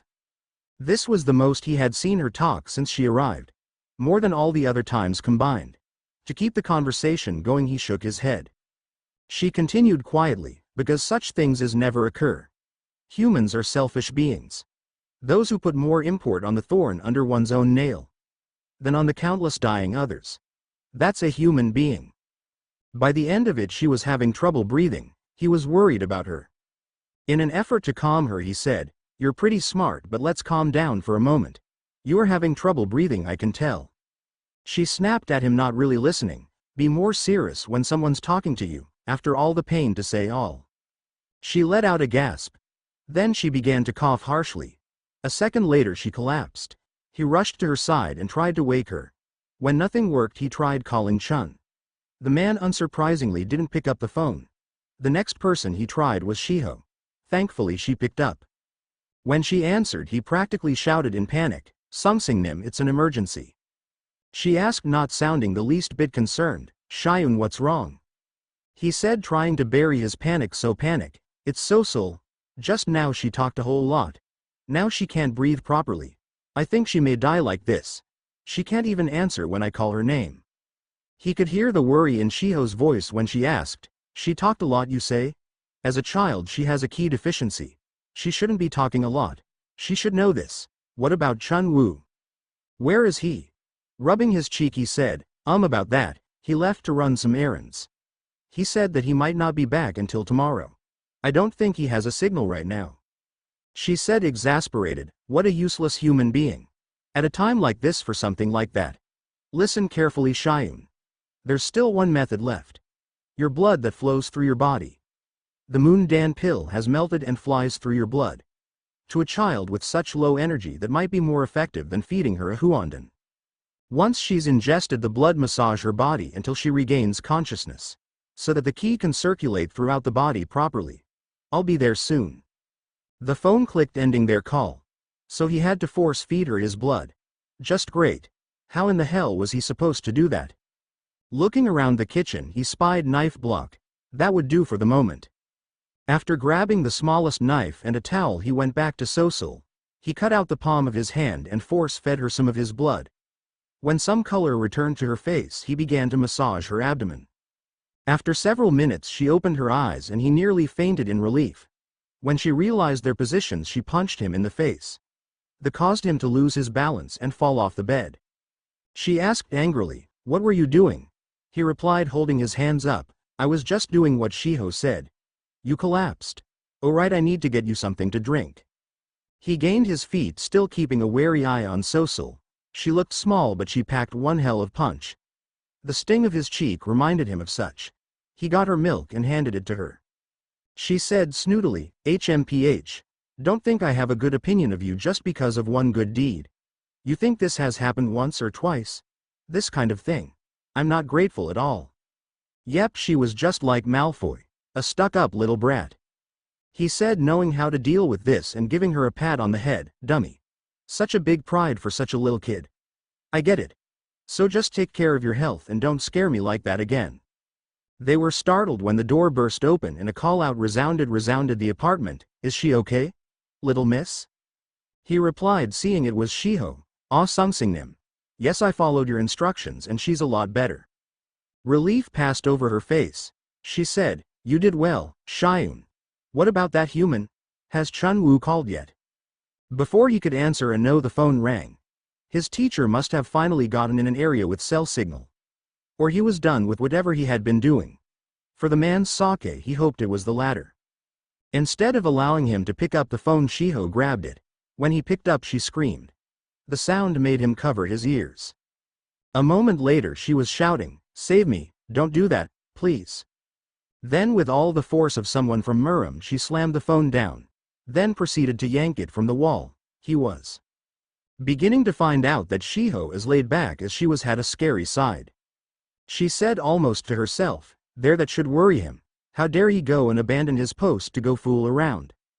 As an afterthought and with a sense of vindictiveness, she said, "It will take him 10 minutes to get here." How in the hell does she know that? Murim Part 1a, and thanks for your reviews and support. Whiteelfelder. Thanks for your review, my friend. That pretty much describes the breaker. It does get better though. One of the biggest arc is about to begin. Dark Revi. Thanks for your review, my friend. Harrison's Pav. His teacher was grinding his teeth angrily. There was amusement flowing through him. Sunsingnin asked, "What do you want me to do?" He said, hiding a smile, "Ah no, so far we have only built up strength. I was wondering if it wouldn't be time to start teaching me actual martial arts?" The man asked angrily, "Aren't you underestimating life? You think everything will go the way you want it? If so, the lady that became your teacher's prey would at least a few servings on the tour bus. Life is such that you catch your prey only for it to be taken from you. And you want to talk about martial arts?" By the end of it, the man was nearly hysterical. How the hell did he end up with such a guy as his teacher? Still, he needed a teacher. Teacher. Somehow that sounds like one of those adult things that a kid like me wouldn't know about. His teacher said, sounding insane, "It was really perfect. It's not only once or twice because of that Shiho bitch. Sunsengnim, he's been losing his marbles one by one since that day," came his pitying thoughts. He said, exhausted by his teacher's attitude, "Maybe I shouldn't have said anything." He asked, "Do you want me to take another lap around the mountain?" That seemed to catch his teacher attention. The man tsked turning around, "Tisk. If you want to learn, then we will begin martial arts training." Now his teacher was standing. The arm that was not in a sling was drawn to his chest. Fist clenched tightly. Warily he stepped back to give the other space. Sunsengnim said, "You won't be able to master it so easily. And just building power alone won't have much result. So well, start it up a bit. Sure, watch carefully. What you're about to learn is very basic but a very important movement. Watch carefully. It starts in this position." The arm was fully drawn back as if to punch. Harrison was eager to learn. He nodded his understanding eagerly. His teacher continued, "Next is this. This is the movement you will learn next. Understand?" "Yes, sir." Then it hit him. The technique was a simple punch. Disappointment filled him.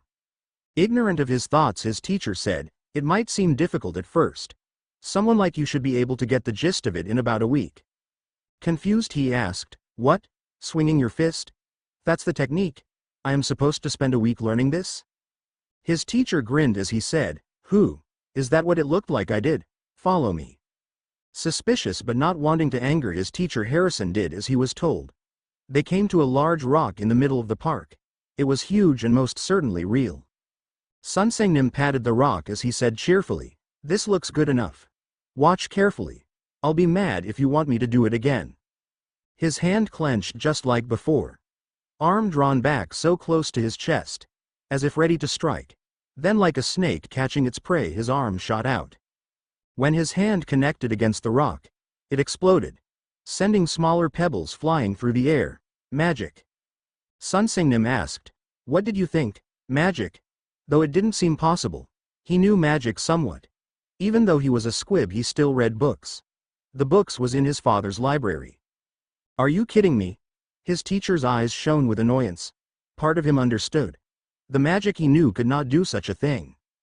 With a sigh of annoyance, his teacher explained that just now was not simply putting your fist in front of you. It's a movement that contains all of the Simgachian. The fist is what flings all of the Simgachian in one blow, destroying all of the opponent's determination. This is the inner power technique that you will learn from now on. So he had to use his ki to use this technique, to release it all at once in the attack.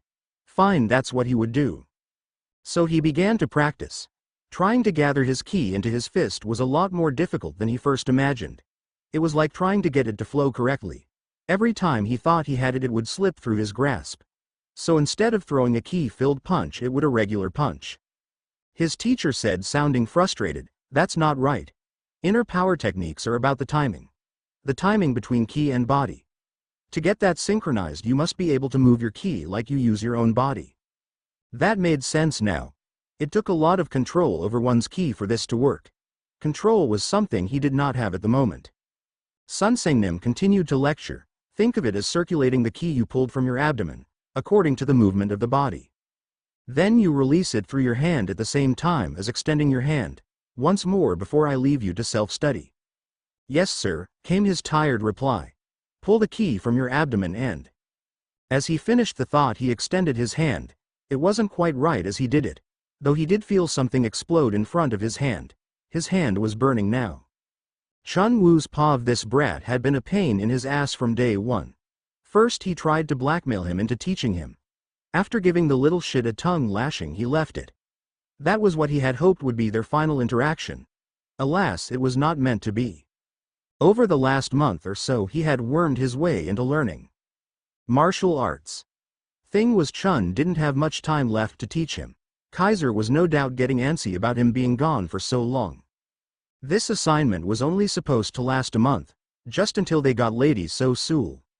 Now that they had her, it was just a matter of time until they left. They should have left already, though he didn't want to admit it. What kept him was the kid. The brat had been slowly grown on him. He watched as the kid focused on his ki. Twerp. He's overflowing with ki, so he won't have any trouble on that front. But it's not easy to match one's ki flow with the body's movement to strike. He lit his cigarette watching as the boy thrust out his hand. The air shifted with the strike. While it wasn't perfect, it was almost an inner ki strike. The boy began shaking his hand going, "Ow, ow, ow. Wah, what is this feeling?"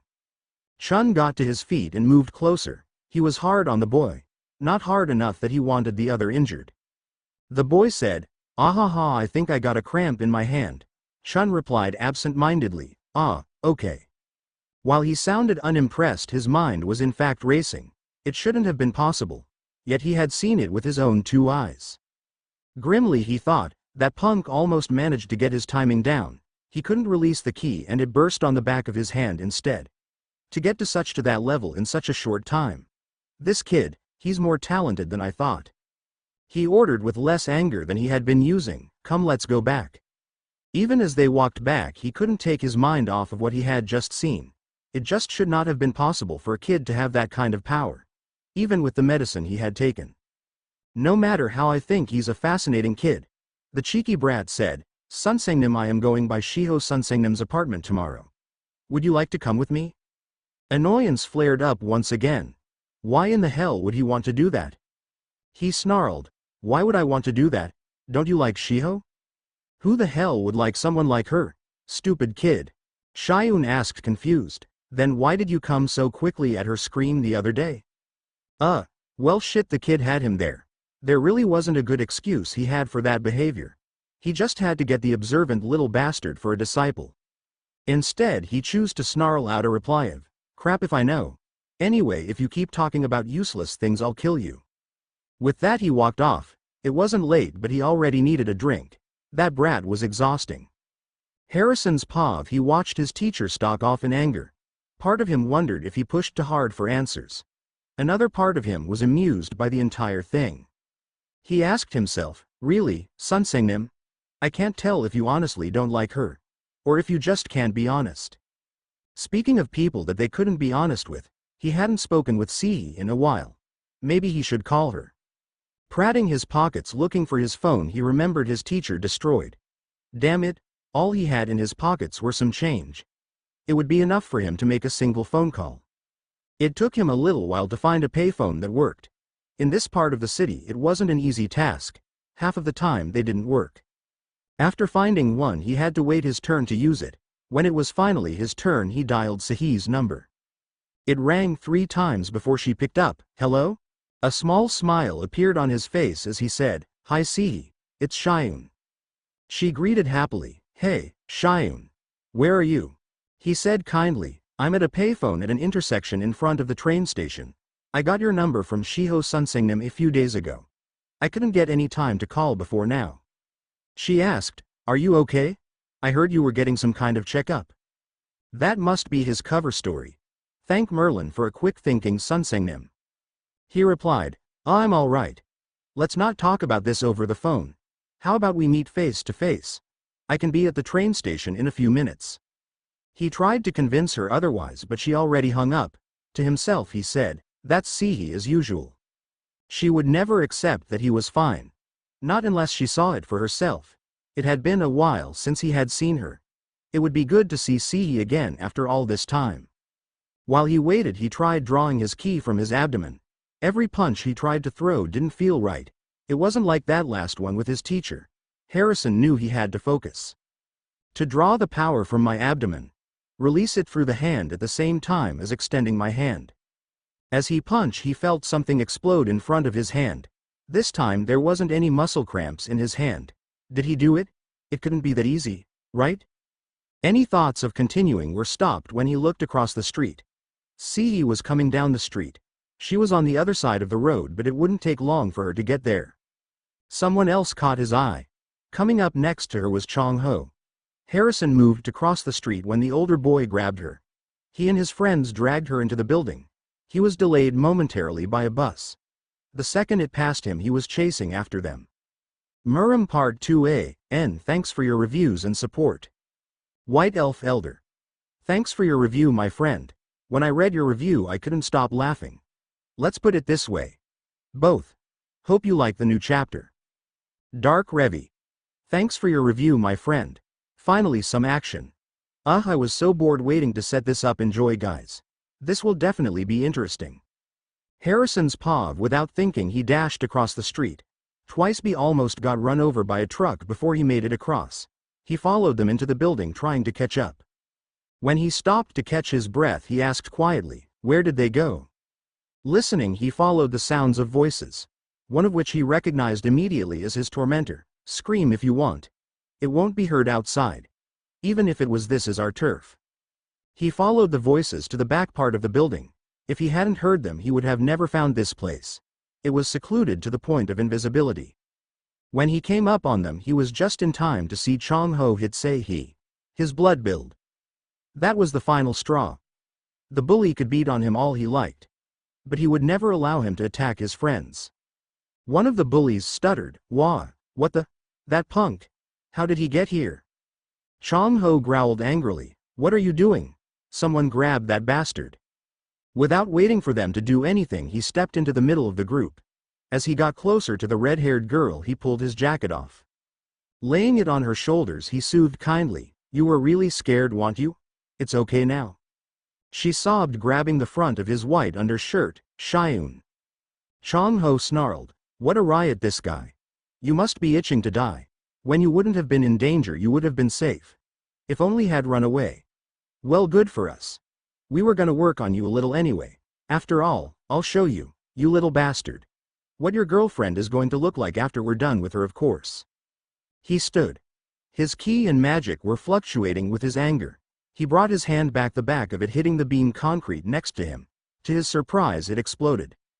Hiding his surprise behind a mask, he growled, "Come at me if you want, and I'll break you all." One of the bullies asked fearfully, "What is this guy? Did the wall really break?" Chong Ho picked up a wooden beam. It was fairly long and thicker than his arm.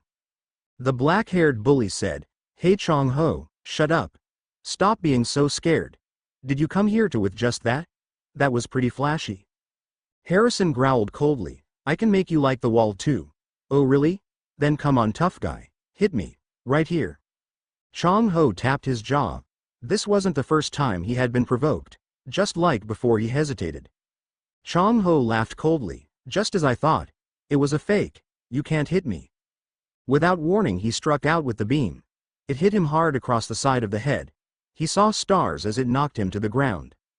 "Looks like you were going to try to scare me using some weird tricks. But I'm not like you, bastard."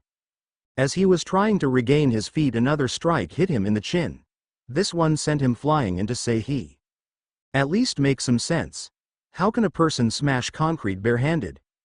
The others said, gaining back their confidence, "If you think about it, that's true. But it really looked like he smashed it." Sei said, "You guys. Are you guys crazy? Do you think I'm just going to stay quiet? I'm going to tell the school and the police about everything." Harrison was slowly rising to his feet. Chong Ho asked, anger seething through every pore in his body, "This bitch still hasn't learned her lesson?"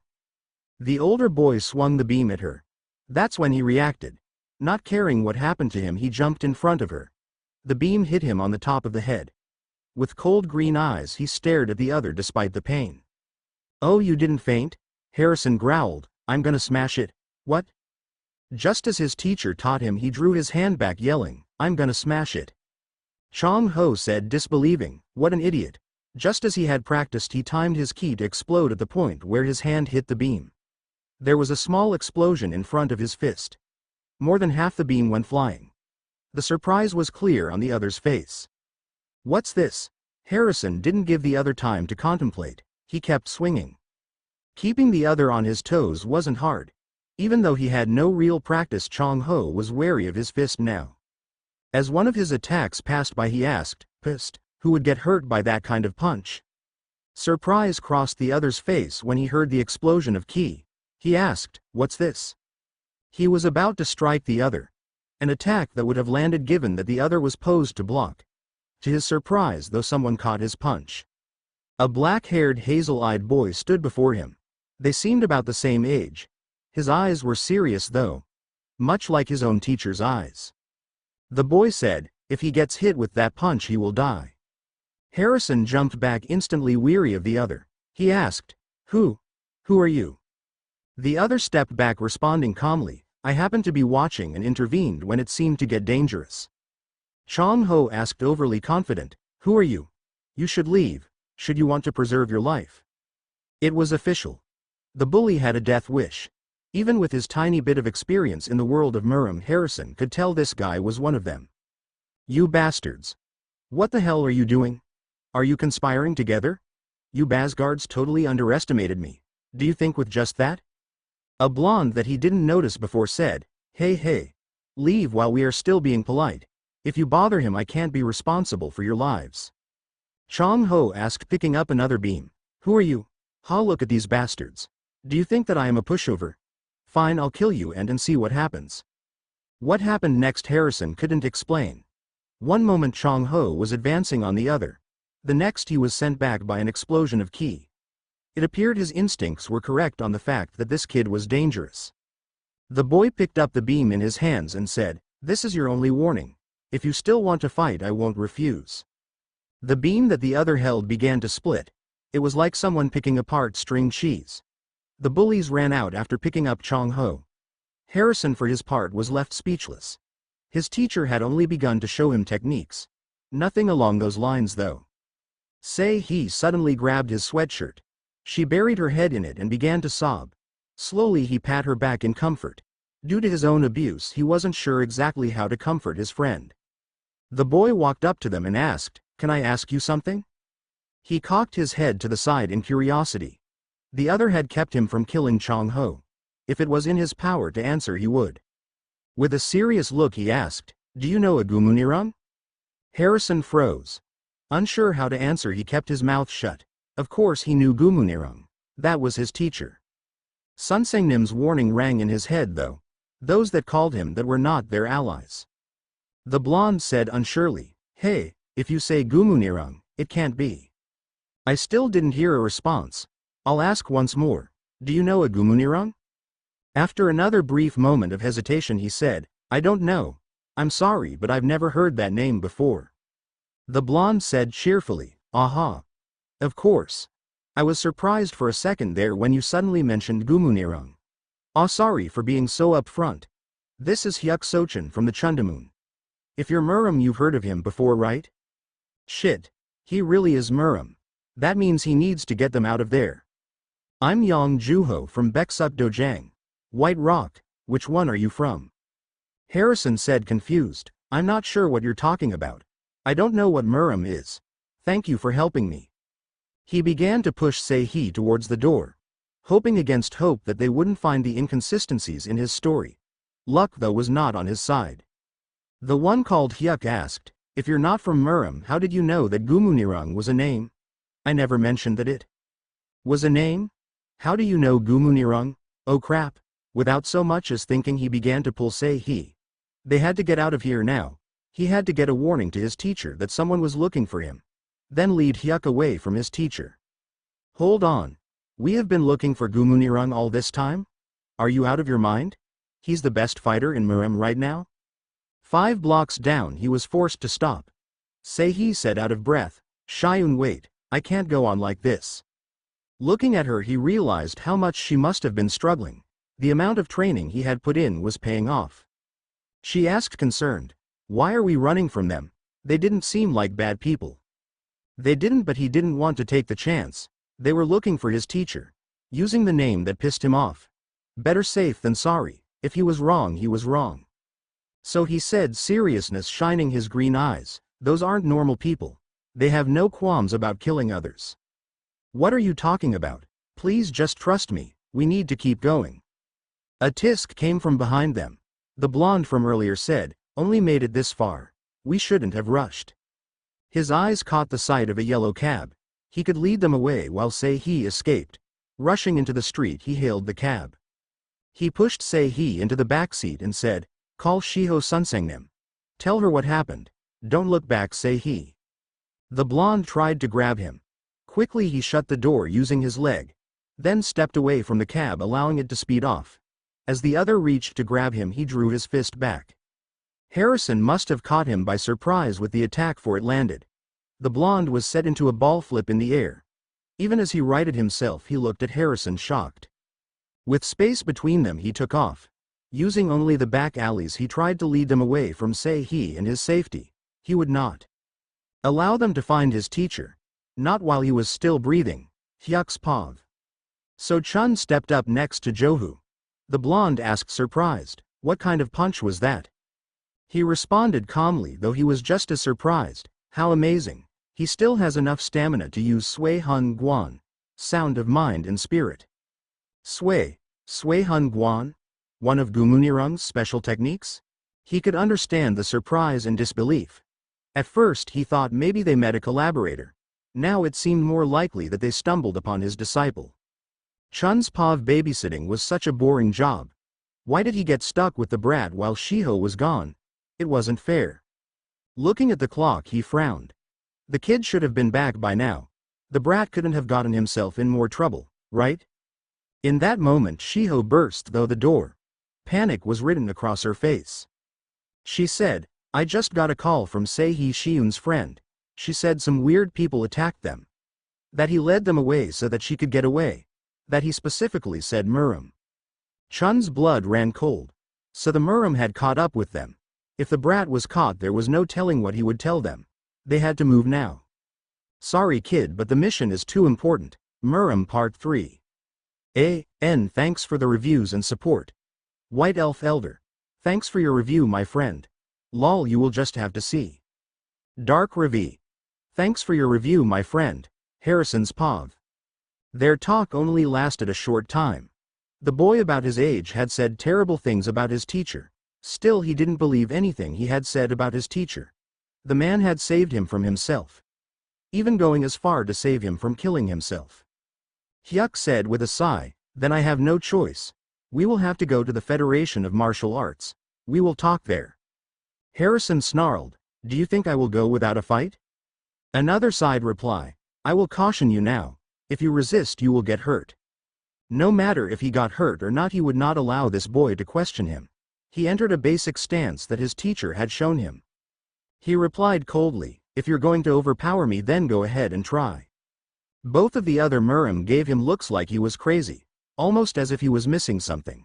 Whatever it was obvious, at least in their eyes. Hyuk asked, can you not sense it? You are no match for me. Harrison snarled, shut up. How can you know without actually trying? I've had enough of surrendering without actually trying. His brothers had always bullied him. With his magic nearly uncontrollable, he had been unable to fight back. Once they had almost killed him with magic. Their mother had done nothing but watch. Part of him thought his father would be the same way. From the man's first appearance, he hadn't been what he expected. Instead of putting all of his focus on the older triplets, he put all of his focus on Harrison. It had been nice change from what he was used to. Hyuk said in a way that made a shiver run down his spine, I guess I have no choice then. I will show you the difference in our strengths. This broke him from his thoughts. Harrison couldn't be thinking about the past. That would get him killed. He heard someone say behind them, "Aw, damn it, I lost them." Harrison turned his head slightly to see the blonde-haired one. Damn, this would be much harder with two of them. Even if he hadn't been distracted, he wouldn't have been able to see Hyuk. One moment he was trying to decide who to fight. The next there was a pain in his chest and then his back. He barely understood that he had gone flying. The next second he hit the ground hard. His mind took several seconds to process what had happened. The other had hit him with a key technique. One so powerful it had sent him back into the street. Looking up, he saw a crater in the concrete block he had hit. It wasn't until he felt blood run down his face that he understood he was injured.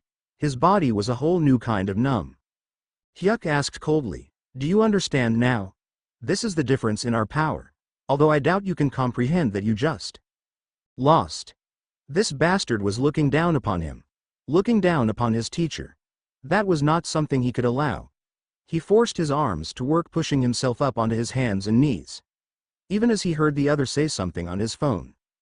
The blonde said, sounding surprised and a little impressed, this kid.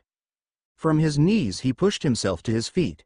If they wanted to take him, they would take him dead, not alive. He wouldn't betray his teacher.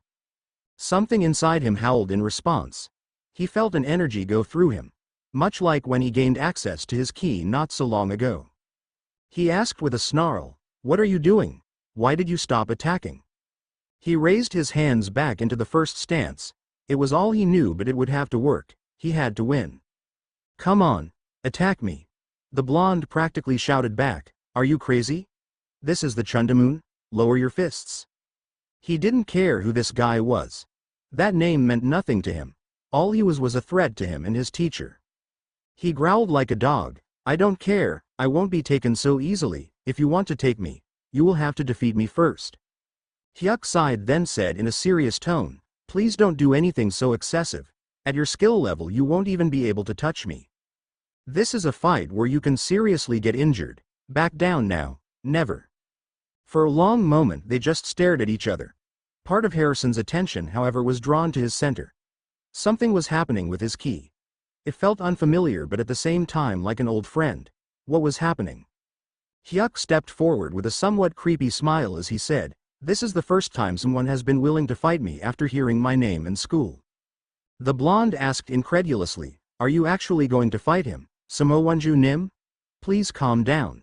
We will have trouble on our hands if there's a death. Hyuk replied, not taking his eyes off of Harrison, I also don't want to cause unnecessary death. How about we make a rule before we begin? If you can land a hit, just one, I will concede victory to you. Harrison's shoulders squared. His eyes became hard. If that's how he wanted to play it, fine, he could play too. He said, answering the unasked question, until I say I lost with my own mouth, I'm still fighting. They would have to kill him first, the blonde said, confused. Hey, don't say things like that. It doesn't make sense. Maybe not to you. In the dark eyes he saw recognition. He knew that the other understood him. At least on some level he did. Hyuk said, all right. I don't think there is anyone alive who can take a blow from the Chundamoon's Gwangyik and survive. If you want to surrender at any time, please tell me. That must be his special technique. Like the inner strike technique he used. Even if this killed him, he wouldn't surrender. He wasn't a coward any longer. Then the fight began. Like before, he didn't even see the other move. 1 second he was 10 feet away. The next he was right in front of him. Before Harrison could react, he was kicked in the gut. It hurt, but he didn't cry out. By some miracle he managed to remain on his feet. He went for his own strike, focusing the key into his hand. Right before it would have hit the other, his wrist was pushed aside. This time he was punched in the chest. The punch must have been filled with ki. The bones around where it landed crunched painfully as they broke. He was unable to stop himself from staggering back into the wall and collapsing. Breathing was difficult now. Fighting with Chong Ho wasn't this difficult. Murim were dangerous, and now his life was on the line. Hyuk said in a somewhat condescending tone, it looks like you are unable to continue. I still give you high marks for holding on and not dying. This bastard was looking down upon him. That's when he remembered what Chun had said. The disciple was an extension of the master. Anything he did reflected on his teacher. Looking down upon him meant looking down upon his teacher. That was not something he could allow. Anger welled up inside him. His ki flow became erratic, almost electric-like under his anger. Something inside him was reacting to his will to fight. When he looked up, he saw that the dark-haired boy had moved away. Standing unsteadily, he lunged at the other, trying desperately to use inner strike. Surprise entered the other's dark gaze as he dodged. His arm felt strange, like an electrical current was going through it. He didn't get much time to consider it. When the other dodged, he was unable to stop himself from collapsing. Painfully slow, he regained his feet. He snarled weakly, fight me. The blonde said, you stubborn bastard. Do you have a death wish? I'll knock some sense into you.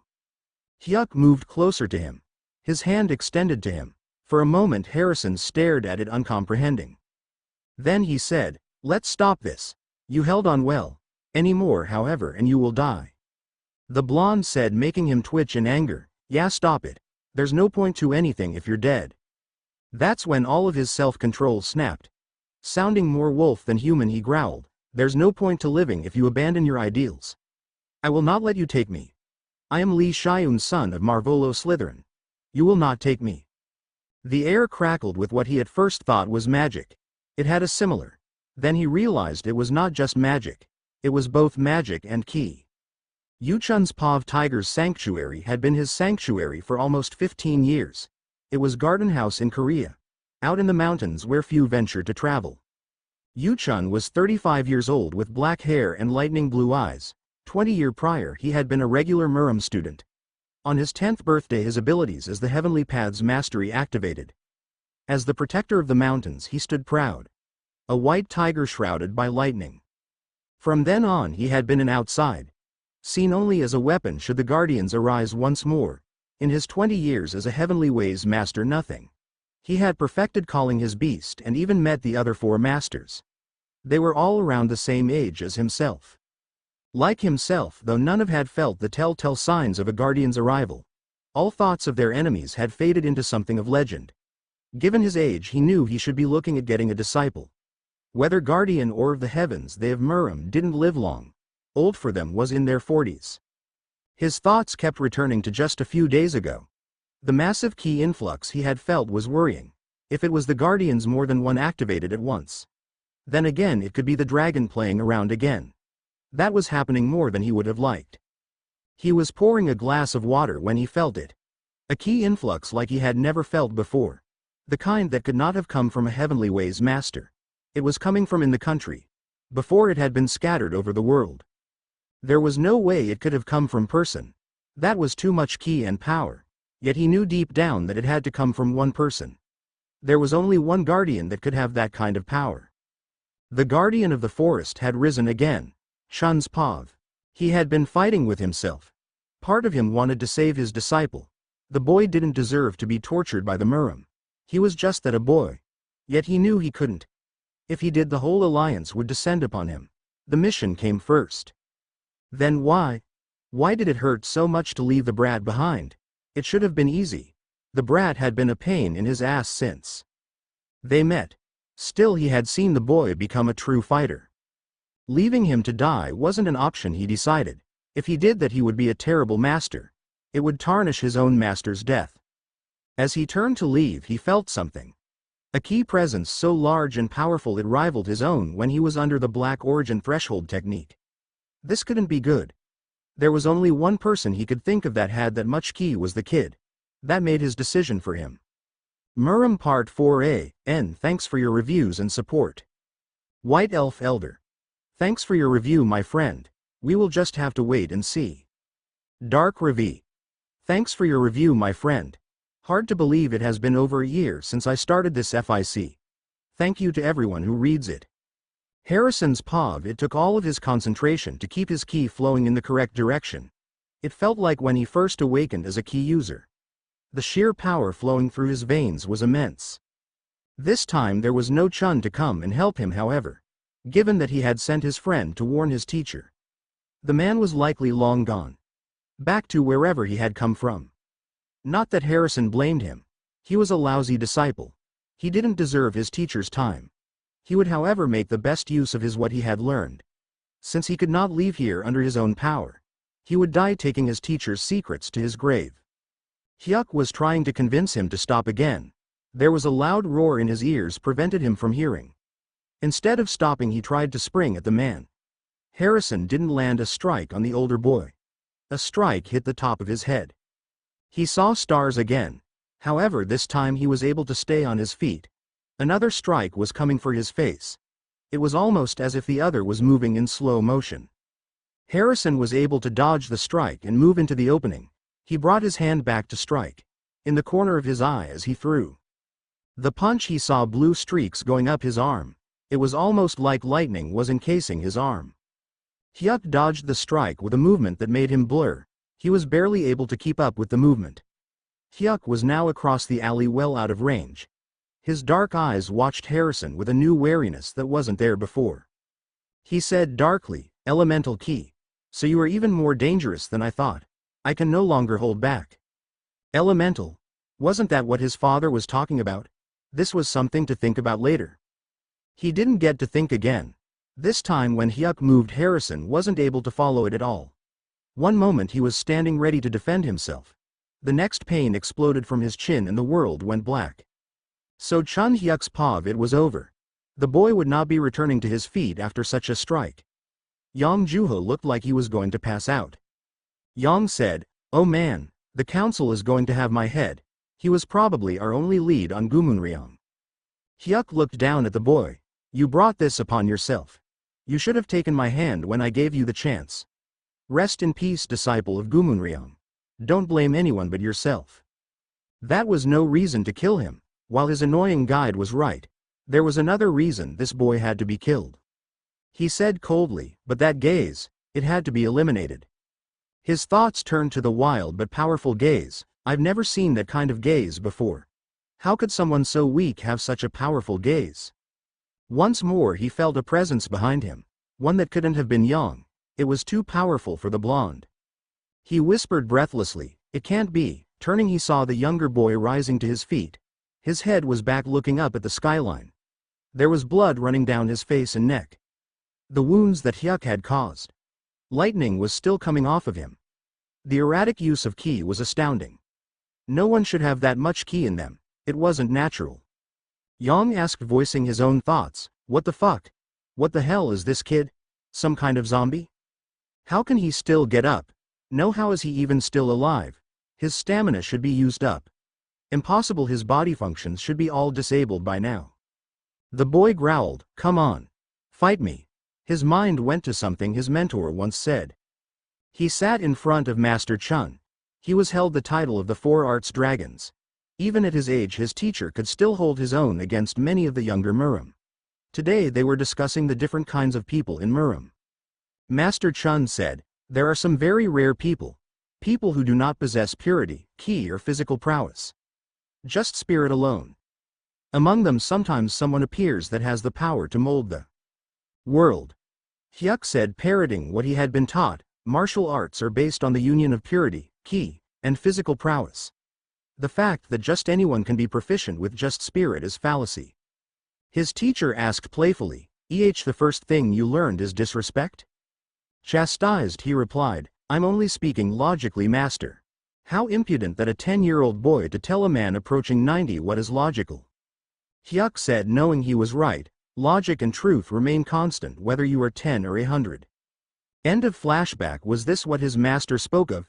The kind that spirit beat out logic and blood? Could someone really defy their destiny in such a way? No, such a thing was impossible, he would not believe it. He used Jin, the attacking door technique, to bring him close to the boy.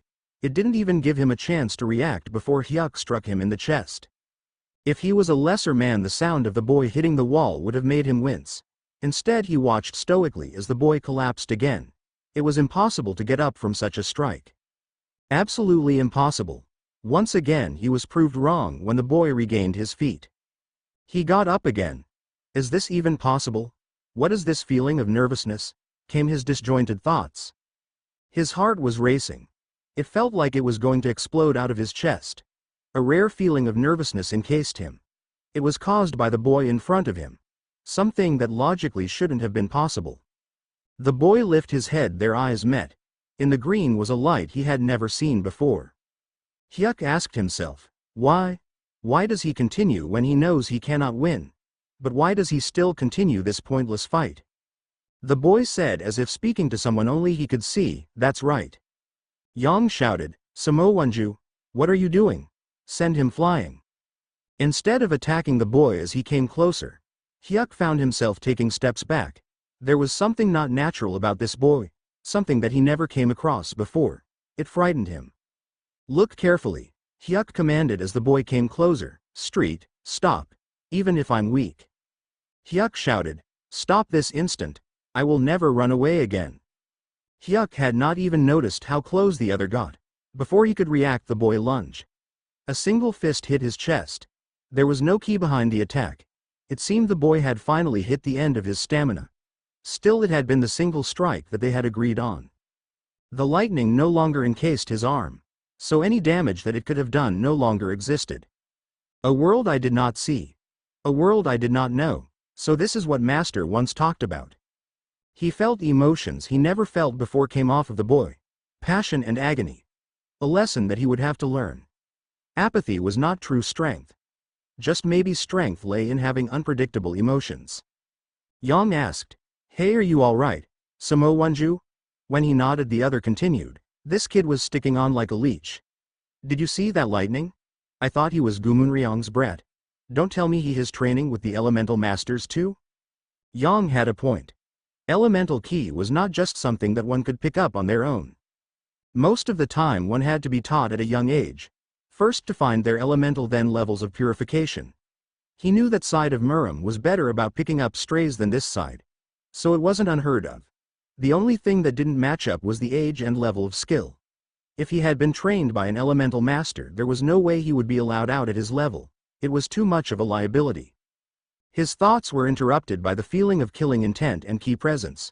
Both were far stronger than he had ever felt before, even from his clan elders. Looking up in the direction it was coming from, he saw a man.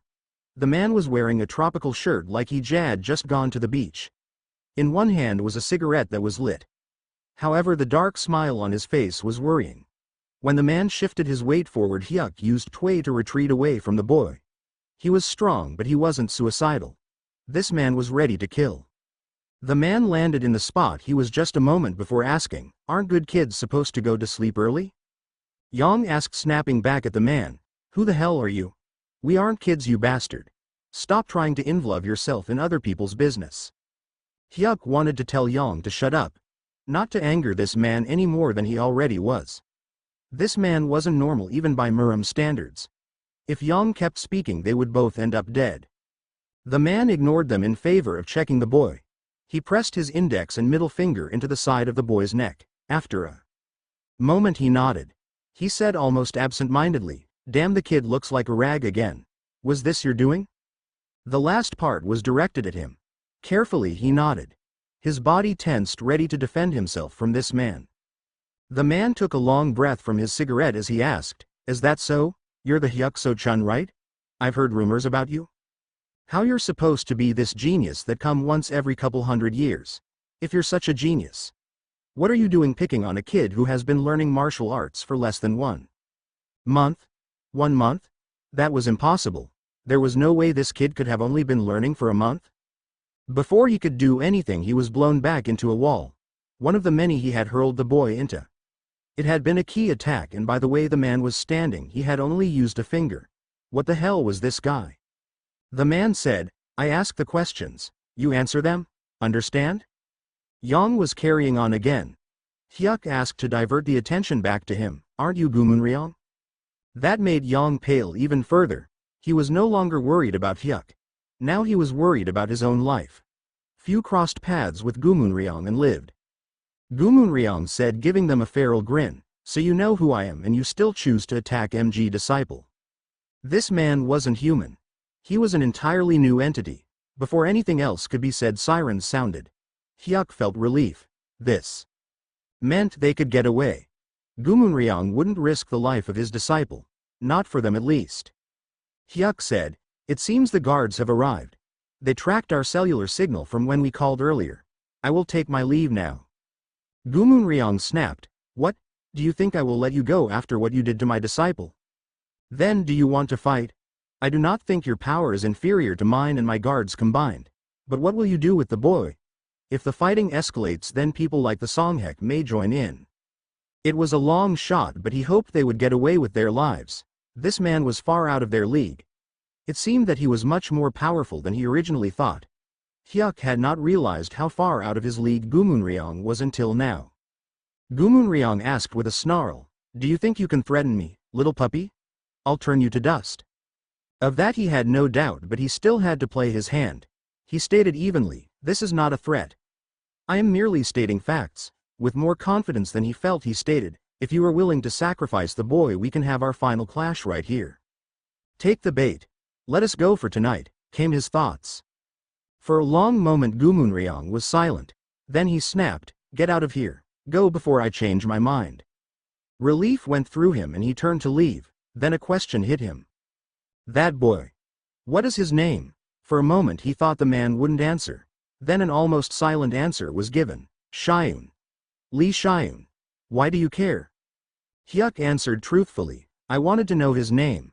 He's the first person to defeat the Hyuk-so-chun." The surprise on the man's face was almost funny. He asked, "So you guys fought? You and this kid?" Hyuk bowed as was custom as he said, "I will take my leave. When he wakes, however, tell him this. Next time we fight, we will not be fighting under the same conditions." Muram Part 5a, N. Thanks for the reviews and support. Dark Ravi.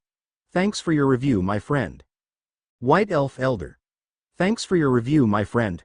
Hyuk will have to learn for himself the kind of person Harrison is. In the world of Muram, they only see power. Without power you are nothing to them. Harrison's POV coming to only brought only pain to his sense. The smell of stale air told him that he was in an apartment. There was the of soft cloth on both his face and abdomen. Someone treated his wounds. That made his eyes snap open. What if it was the Muram? Looking around frantically, he recognized the room. It was Chun's apartment. He croaked, "This place is. Why am I here?" As he asked this, he tried to sit up only for his wounds to pull painfully. He had to bite back a pained yell. It seemed that his wounds had yet to heal. He growled, pained, "My chest, ah." Next to him there was movement. It was Lady Sosul. She had a worried look in her eyes. It wasn't something he was used to seeing directed at him. She inquired, "Are you okay?" He asked, his voice returning to a less croaking sound. "Why am I here?" "Your master brought you here yesterday. Because of you I didn't get to sleep in my bed." That's when he realized that he was sitting on her bed. Whenever he came over she was always laying on this bed. A wave of guilt went over him. He didn't want to be a burden to her or his teacher. That's when he realized what she said and he groaned, "I'm so pathetic. I can't do anything without my master's help. When will I be as strong as him?" She asked suddenly, "Wasn't your opponent the Hyuk So Chun?" He glanced at her curiously. That name was what the older boy said he was. What did that mean in this world? There was still so much he had to learn and so little time. He wasn't naive. He knew his master would be leaving soon. She explained at his oblivious look, "He is a genius in the world of Murim. Just surviving a fight with him is an incredible feat. The fact that he says that you won your match is impossible." Harrison said, his shoulders slumping, "The deal was if I could land a single hit on him, I won. When I said I lost with my own words was the moment I lost the fight. I can't even tell you how I won the fight. I don't even remember how I landed the hit on him." Before anything else could be said, the door opened. Shiho stepped in, her hands holding bags of groceries. A gentle smile crossed his face. She exclaimed, surprised, "Wow. You're awake already. Are you better now? When Chun brought you in yesterday you looked like a corpse." His teacher wasn't one to exaggerate on such things. It was a wonder then that he was still alive. He replied calmly, "I'm better, at least I think so." His wounds pulled and twitched but they didn't hurt badly, still he didn't want anyone to worry about him. He was a bad luck magnet, it seemed.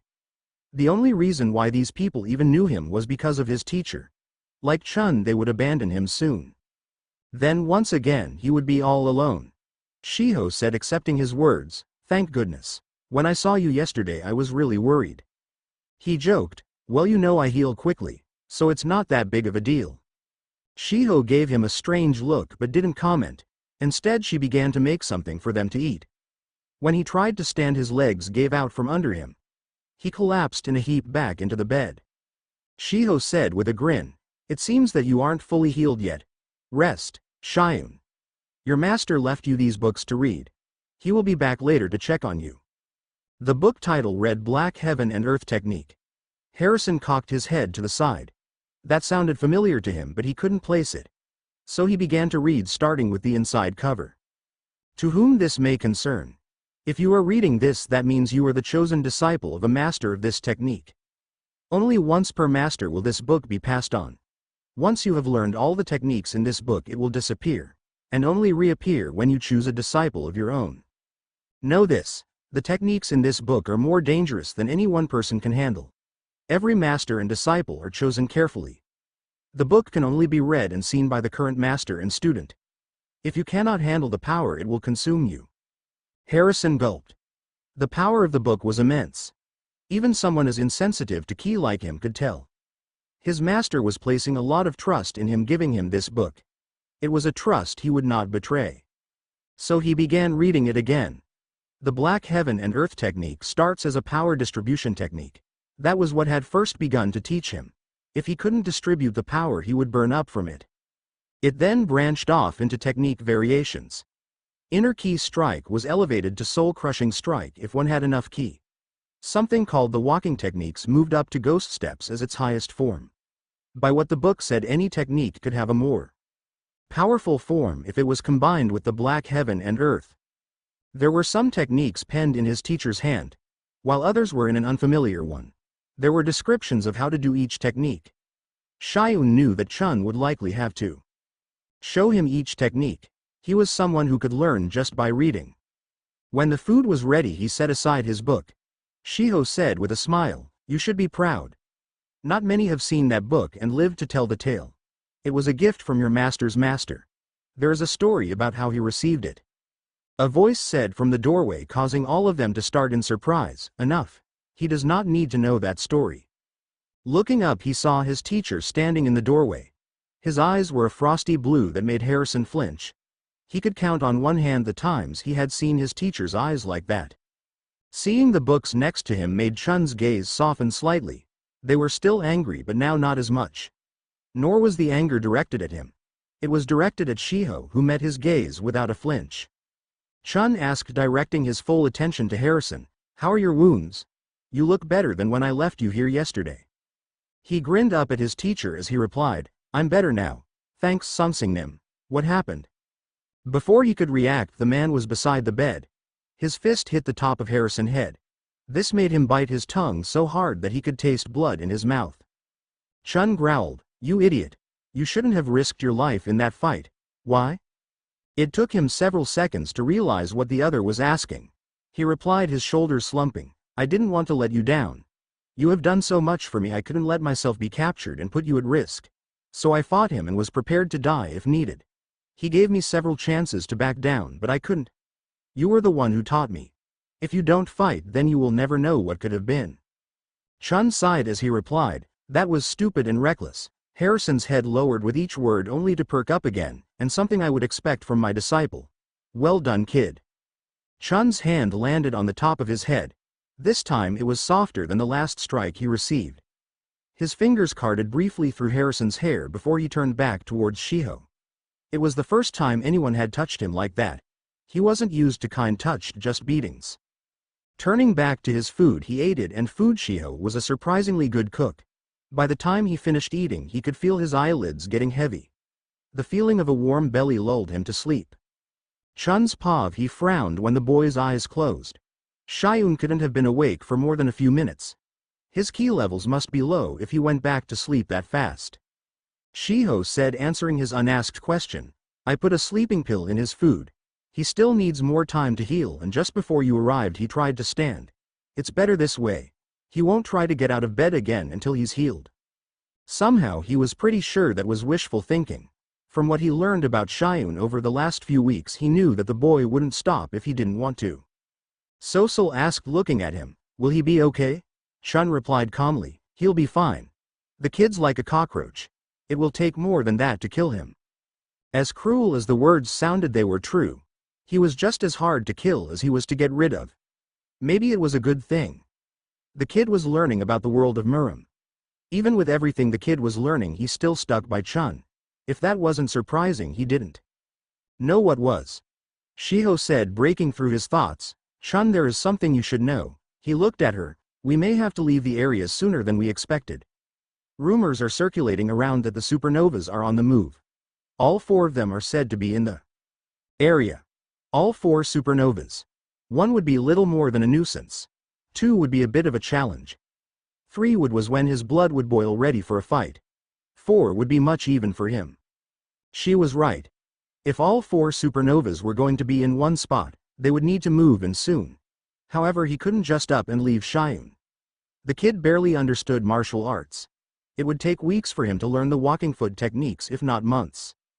Even with the book, it would be at least another month before he could leave the kid in good conscience. He asked, nodding to the asleep boy, "And what of him?" "He needs to learn foot techniques. Winning a fight on a technicality will not save him a second time. As it stands right now, the Murim will find him. If they don't kill him, they will pull all the information they can out of him." Shiho replied with a shrug, "We might not have the time, Chun. If it comes down to it, it might be him or the mission. You know as well as I do about what Kaiser thinks of putting people before the mission. TCH. She was right about that. If Kaiser found out the reason why they were still here, he would kill them. Or send Takeshi to them. If that blonde idiot came within a mile of him, Chun would kill the moron." Shiho continued, suddenly startling him, "Or we could always take him with us. No one would touch him knowing he was your disciple." It was something for him to consider. Taking the kid with them would allow him to keep training the brat. It would also expose him to the hidden war going on. With his master in one group, the boy wouldn't get a chance for himself to decide what side he wanted to be on. Still, it would give Chun a better chance to teach him. There wouldn't be the constraint of school, or always having to watch their backs. The only problem would be Kaiser. The old man didn't allow just anyone into the group. The kid would have to prove his worth, or Keisei would kill him. Murim Part 6a, N. Thanks for your reviews and support. White Elf Elder. Thanks for your review, my friend. I can't say anything on this. It would reveal too much. Dark Ravi. Thanks for your review, my friend. Harrison's Pav. He woke up several hours later feeling the desperate need to go to the bathroom. Slowly he tried to sit up.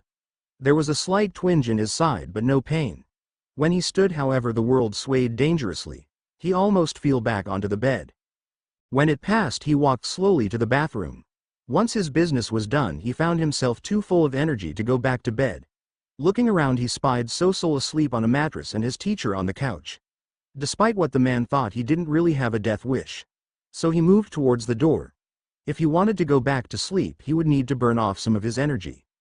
He left the apartment and the building to outside. The street outside was brightly lit. With no one there, he would be able to practice. Taking a deep breath, he slowed his breathing, focusing on the key in his center. Then he threw a punch at the air. Energy exploded in front of his hand.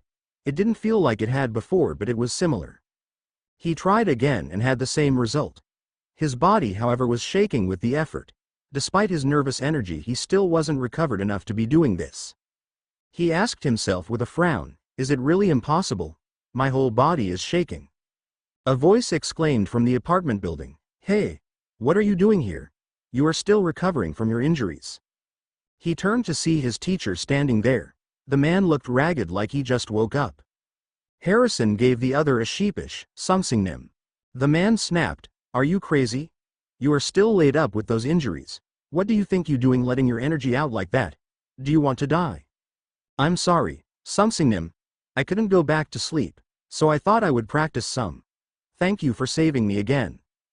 Chun said with a growl, "It seems that is going to be a habit. TCH, what a brat, useless." Harrison turned away, not letting his teacher's words get to him. The man seemed like was hard on him but didn't want him hurt, like he was just trying to toughen him up slightly. He focused on his key again and threw a punch out. This time he felt the energy explode perfectly out in front of his hand. It was like when he attacked Chong Ho. Chun's jaw dropped and the cigarette he just stuck in his mouth dropped out. The man said, trying to brush it off, "I must still he asleep or something.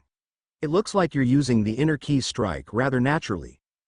Harrison asked sheepishly, "You think so? I just kept practicing and accidentally got it down." There was a contemplative look on his teacher's face. Harrison asked, "What happened to the other boy? The kid leader of the Heavenly Way School. What was his name?" "Hyuk-so Chun." A dark look crossed his teacher's face as he replied, "If this is about him, don't worry, I'll avenge." Harrison said, interrupting Chun, "I never got the chance to thank him." Chun inquired incredulously, "For what? For beating you to a pulp?" Harrison shook his head as he answered, "No, it's not that. I confronted Chong Ho and almost let my key go. If he didn't come between us, I would have become a murderer." "Don't you feel any sort of animosity towards him?" Again he shook his head as he said, "No, why would I? My wounds are healing," and he kept his end of the deal. "I could have backed down at any point. It was my stubbornness to protect you as you protected me that prevented it. I was so angry that night that I forgot myself. Forgot why I was learning martial arts. It wasn't to cause grief for other people. I wanted to learn to protect myself and those I care about." Chun said darkly, "Enough chit-chat. Go inside and rest.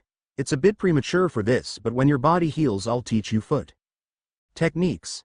Harrison inquired curiously, "What are those?" Chun snapped, "I said I would teach you when your body heals, and start back to school slowly.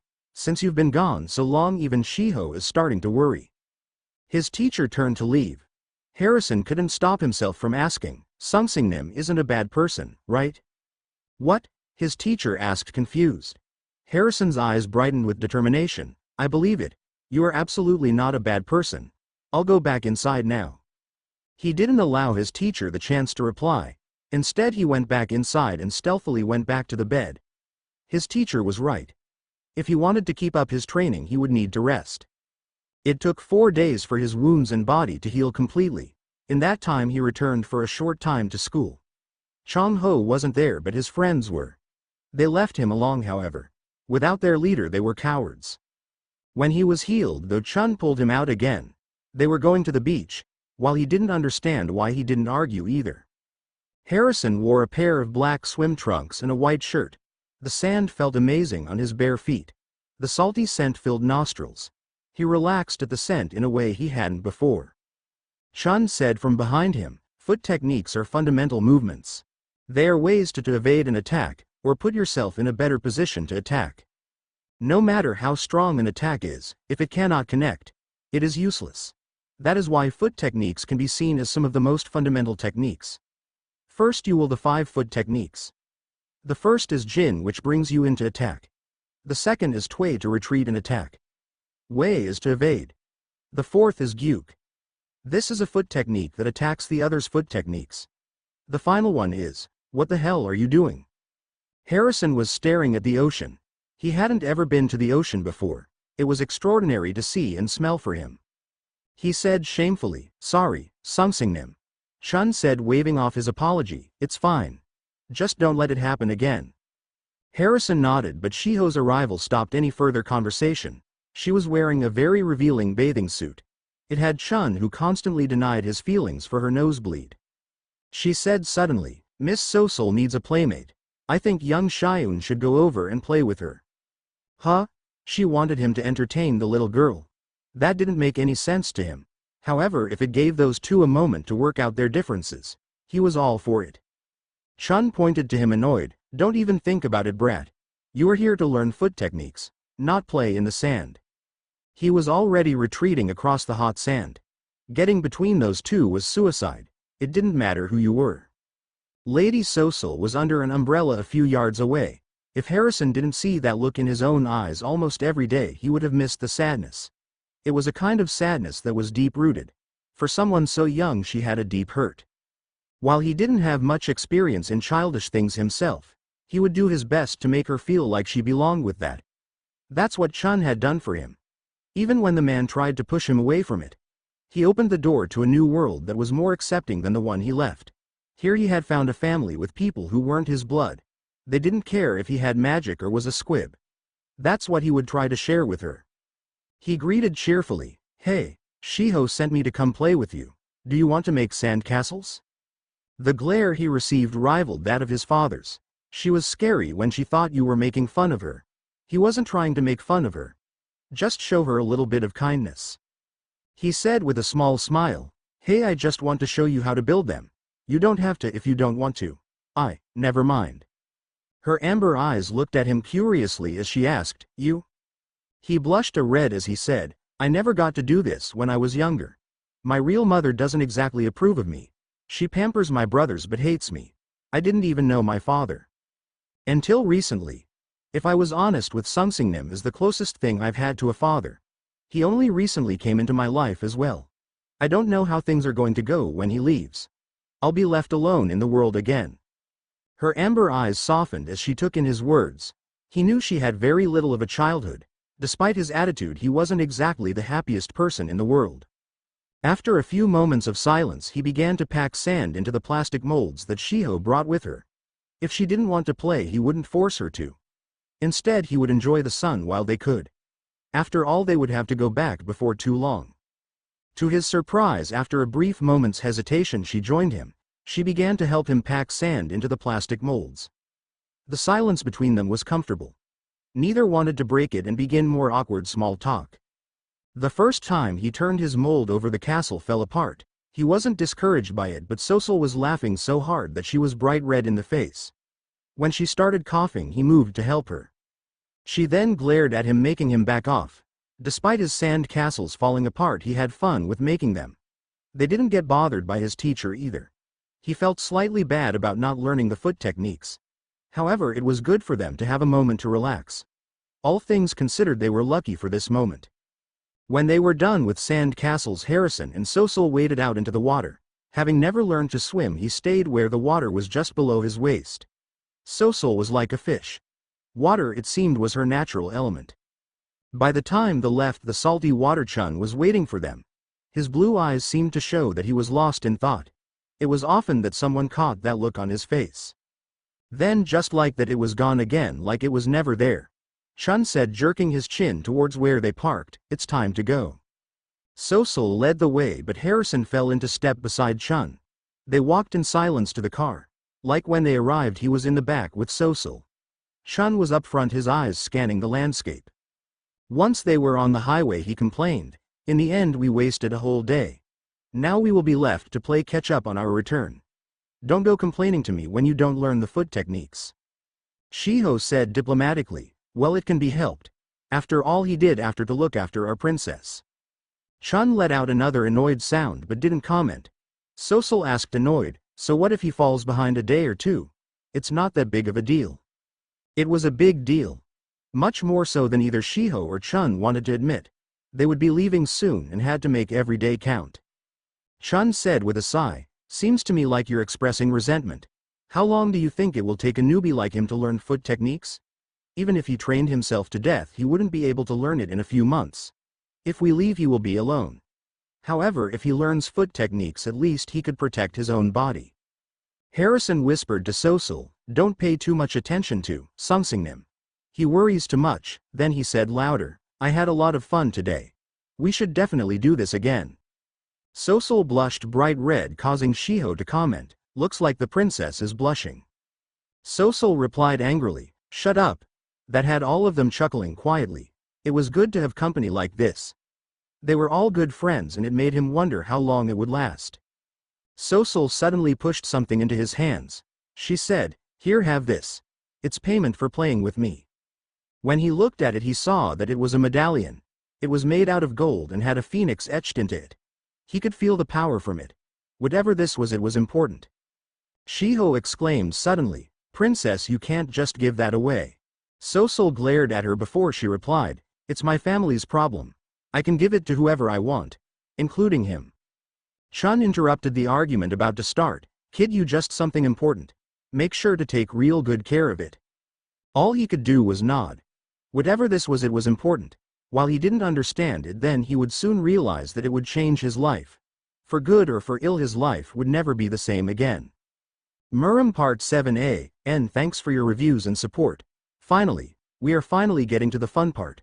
For those of you who haven't read The Breaker, I suggest you pay close attention. Things are never going to be the same again. Dark Ravi. Thanks for your review, my friend. White Elf Elder. Thanks for your review, my friend. Oh, you have no idea. Just keep reading. Things are about to get infinitely more complicated. Harrison's Pav. When they returned to the apartment, it was like nothing changed. He helped Sosul out of the car. Shiho and his teacher stood by it. Chun had a fierce glare on his face, but it wasn't directed at anyone. Shiho said suddenly, "I had a great time today. Honestly, I wanted to enjoy a day like today, at least once. From the time I was born till now, I never had the chance to have such a day." Chun said suddenly, moving towards the apartment building, "I had a little fun today too. Also, I'm just saying this, but maybe after all of this is over, we could do it again. Next time, just us." Harrison turned to look at his teacher, and so did Shiho. That was unexpected and unlike his teacher. This was the first time he said anything like that towards Shiho. Shiho asked flustered, "Together? Never mind, forget it." Harrison watched in awe as she asked him, "You need someone to cook for you, right? I know from your disciple that you can't cook if your life depended on it." The glare he received MSDE him to beat red. That was supposed to be just between them. Then again, she never kept secrets very well. Shiho continued, "When this matter finished, let us return here together. Don't think you can sneak back here by yourself." Shiho went past an extremely surprised Chun carrying bags. His teacher gave a soft smile. Then, like it was never there, it was gone. An angry voice said from behind them, "Well, look who's having fun." Turning, he saw Alex standing there. It was the first time he saw the porter since the encounter with Torrent clan. For his part, the man looked like he recovered well.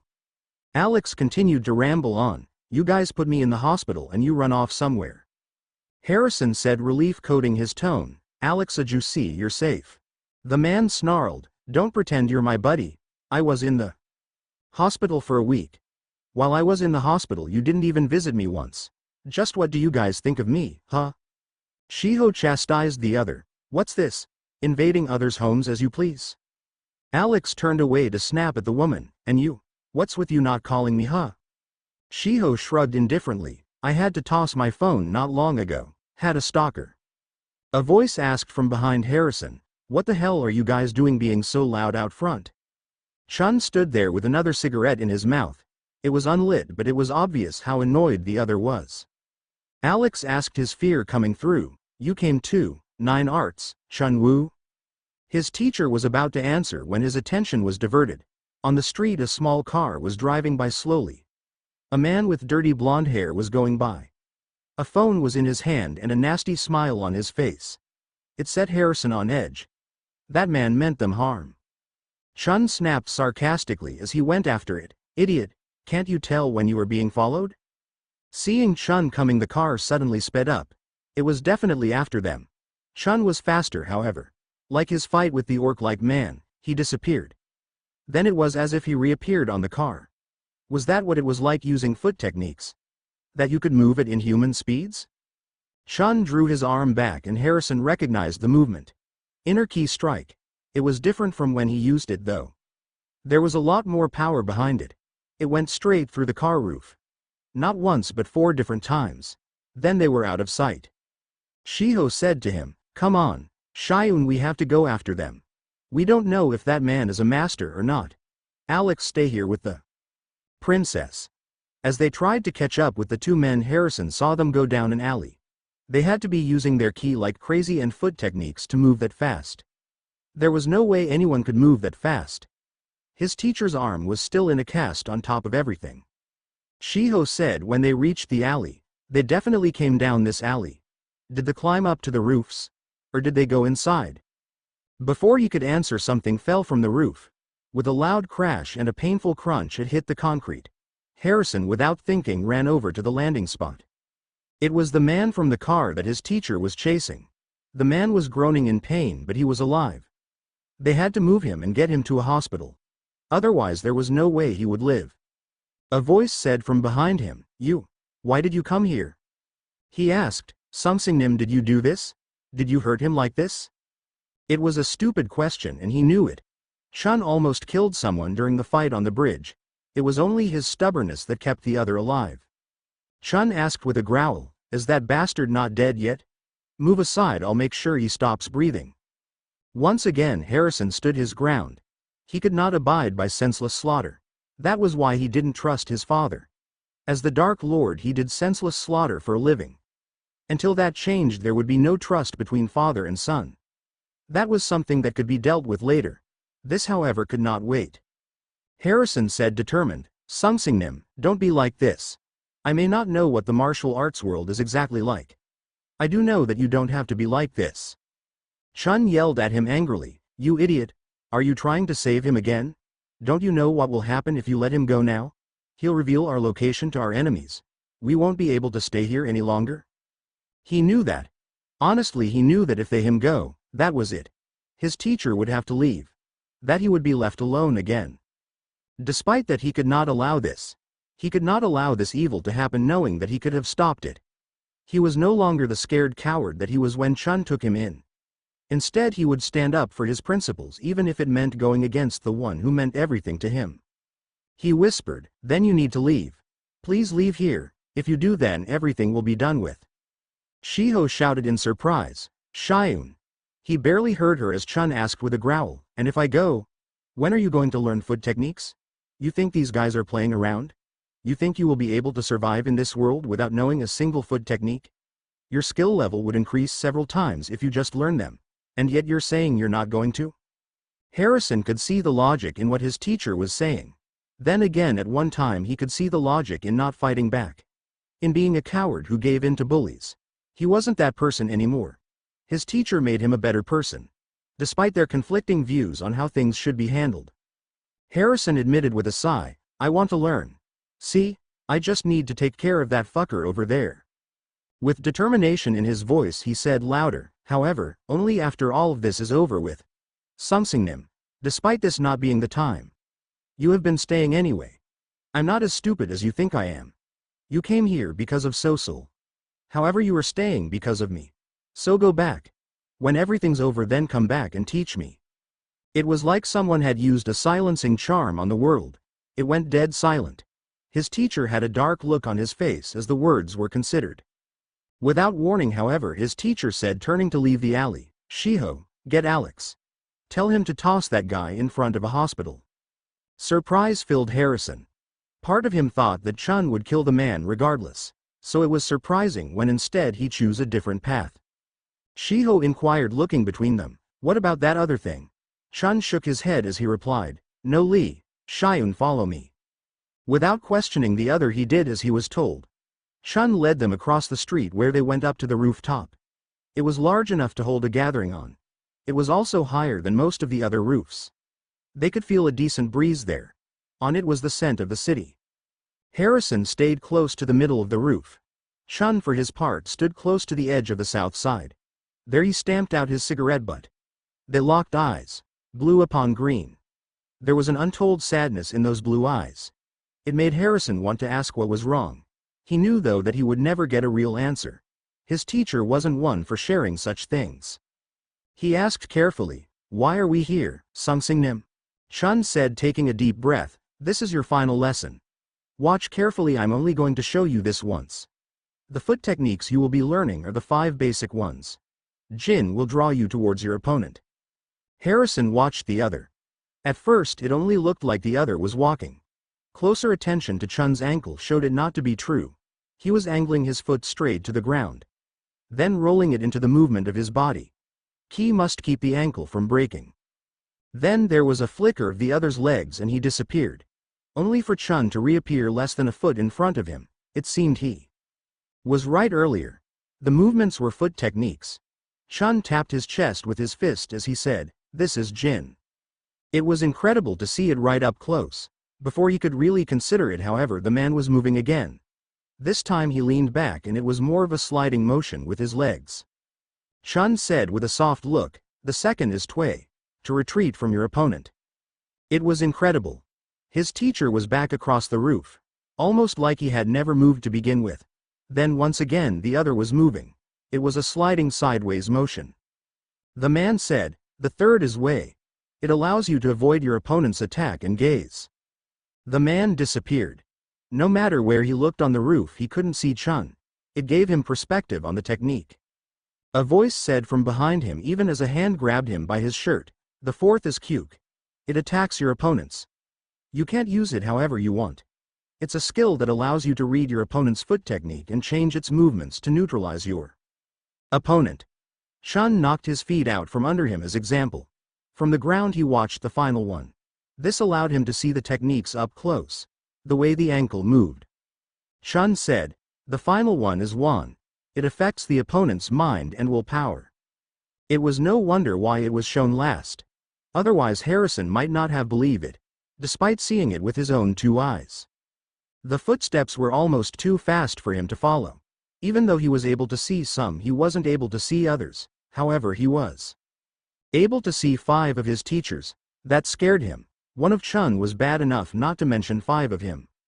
When he blinked there was only one of the man. A hand was in his face offering him help up. Not one to turn down a helping hand, he allowed Chun to pull him up to his feet. Once back on his feet they went down to street level. The whole way Harrison's thoughts were on what he had seen. It made him wonder if he could replicate it. He asked as they started going back to the apartment, "Hey, Sungsingnim? That technique you did just a moment ago?" Chun glanced at him as he inquired, "What? That's why you have been so quiet." "Ah well, yes." Chun rolled his eyes as he said, "Don't stress about it then. They aren't something you can learn in one go." Harrison asked, his voice going timid, "Aegean, isn't it, in the ankle? No matter how I look at it, it seems you have to use your foot from the ankle down. Kinda like this." He tried to roll his ankle forward as his foot came down, completely forgetting that to use a technique he had to match his key flow to the movement. The end result was him cracking his ankle that throbbed with pain. Chun said, looking at the sky, "When we first met, I thought you were a worm. It turns out I was wrong. You're a mole instead. You observed correctly. However, in order to correctly do the movement you must match your key flow." Harrison grinned, "Just like the inner strike technique." Chun nodded as he said, "That's right. It won't be easy however to achieve the ultimate level. If you can properly pick it up then no one your age would be able to get you. Some of the older masters too. Here, take this. Since I broke yours you can have mine." Harrison blinked as a phone was shoved into his hands. Alex pulled up his car and his teacher got in the back. It was then he realized this would probably be the last he saw of them. Even with the promise to return there was no guarantee he would. As if sensing his thoughts, Chun said, "Lee Xiaoyun, continue to live your life as you do now. If you go back to being depressed without me, then even if I come back I won't acknowledge you as my disciple." Xiaoyun said resolutely, "Right. Good luck to all of you." Muram Part 8a, N. Thanks for your reviews and support. White Elf Elder. Thanks for your review, my friend. As perceptive as always there, my friend. Dark Ravi. Thanks for your review, my friend. Harrison's Pav. After his teacher left, Harrison made his way back to his apartment. Listlessly, he made his way into his room and collapsed on his bed. It felt like ages since he had laid down in his own bed. As if his old routine was back. As if the month that just passed was just a dream. He looked at the phone briefly. Unsurprisingly, it was empty of all information. If he was attacked, no one would be able to track his teacher by his phone. Lee Shyun. Continue to live your life as you do now.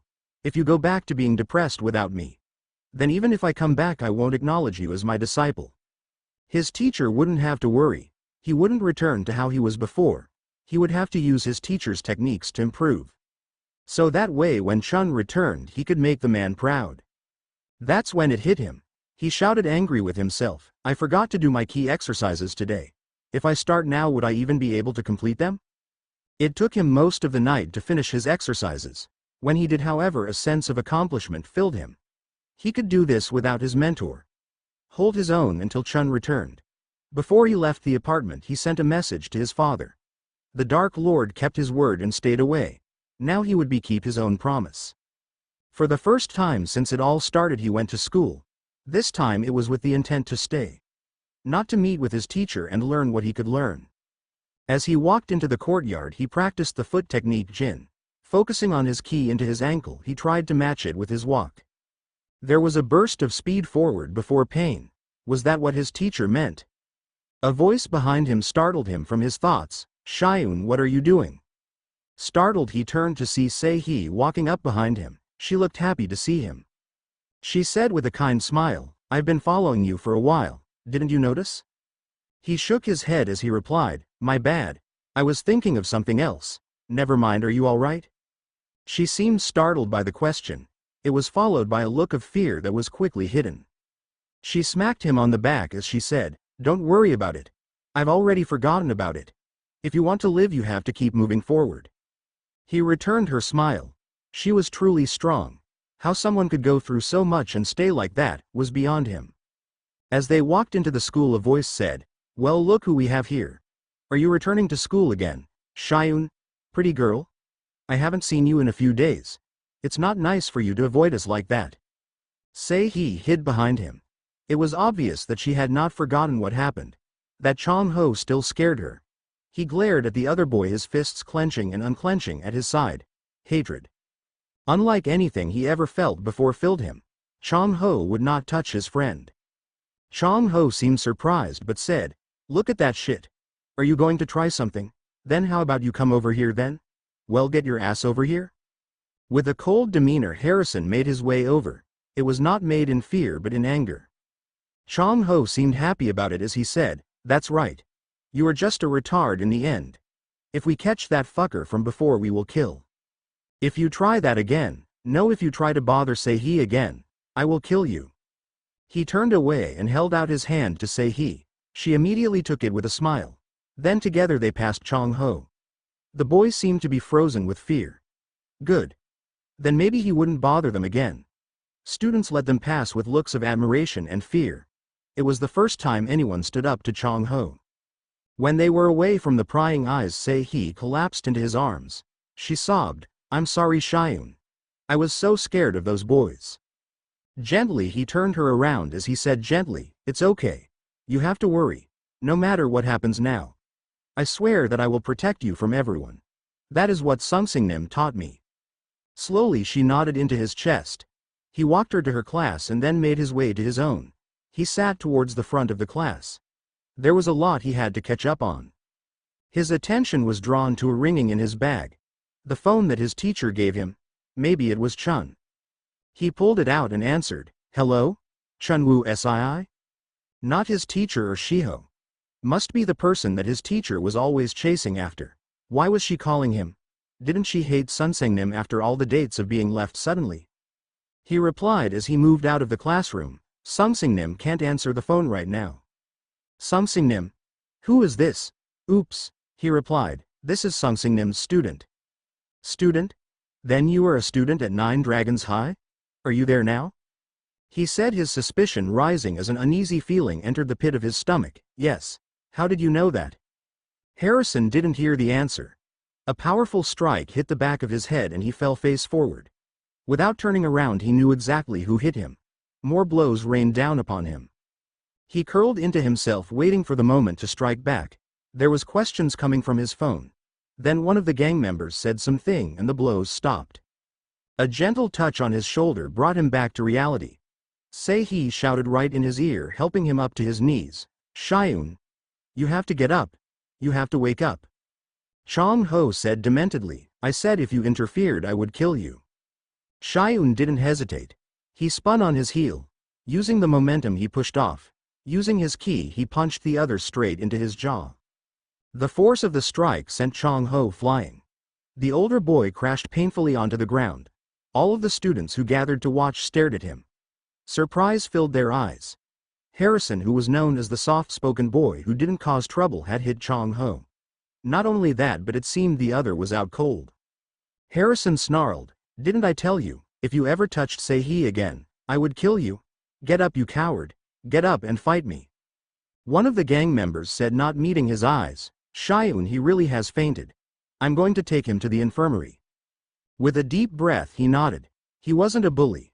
All he wanted was for people to leave him be. To leave Sei-hee be. A voice shouted from behind him, hey student, is this your phone? A tall blonde-haired man stood there in a suit. If it wasn't for the dangerous aura he gave off, Harrison might have thought he was a businessman. Next to him was a black-haired man in the same suit. They weren't normal. If he had to guess, they were likely of Murim. It was the same feeling that he got from the battle. Sorry. The blonde walked right up to him and grabbed his wrist, sneered. Tell me, what connection do you have to the Nine Arts Dragon? The dark-haired man said, hey, Kong Wubin. The interrogation will be held by the master. Wubin said with a grin, look how confused the brat is. It will be easy to get information from him. They, like everyone else, were underestimating him. They thought he was weak. That he would roll over like a dog.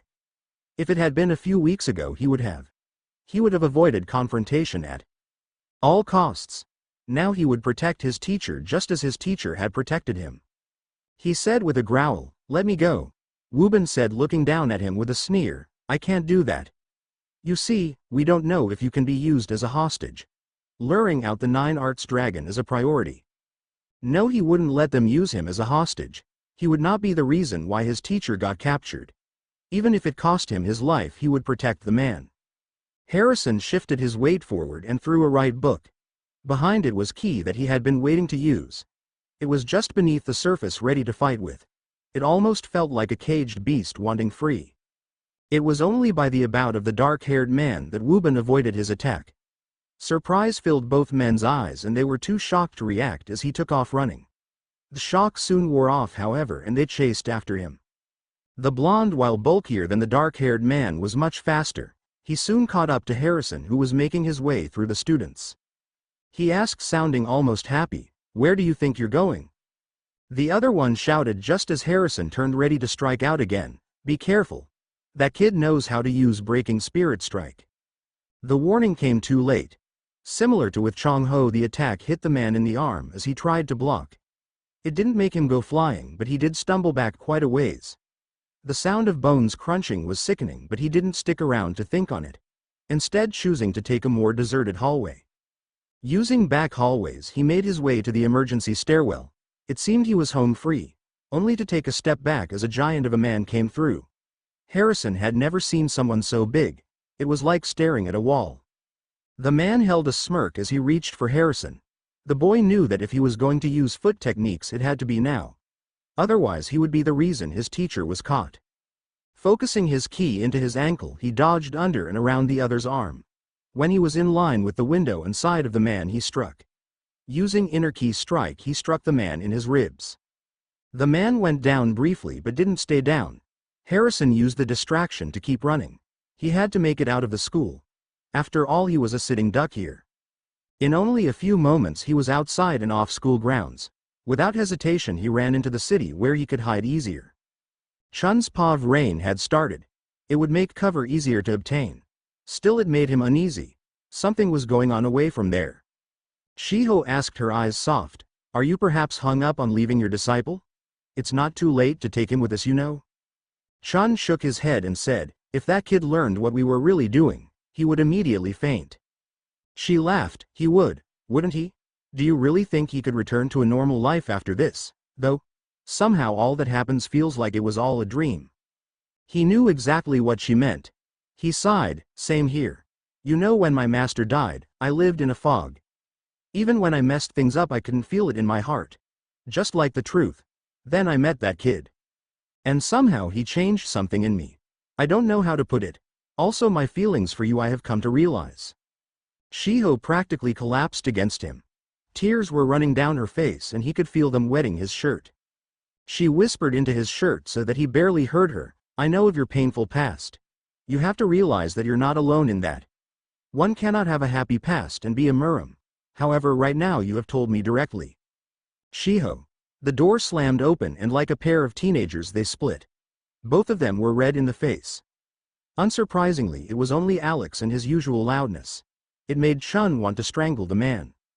Alex said, grabbing a towel, the boat is set to arrive sometime tonight. Chun nodded, his face going back to his mask. No need for someone to underestimate him. Shiho asked, did you hear any other news? For a moment there was hesitation. Almost like Alex didn't want to tell them whatever he heard. He sighed, there was something.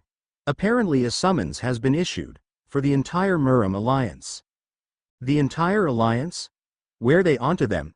If so, they needed to move immediately. Alex's next words made his heart stop. Not for his own safety but for that of his disciple. You know what though? It was for a 10 kilometers of 9 dragons high. It looks like that the Muram Alliance is chasing Shiun. Those fools are barking up the wrong tree. Though I hear the kid is giving them a run for their money. Apparently he escaped the school. Since they are chasing the kid, it will provide the perfect distraction for us to escape. Chun couldn't stand to hear anymore. He slammed the door open and stepped out into the rain. Taking a cigarette out, he put it to his lips.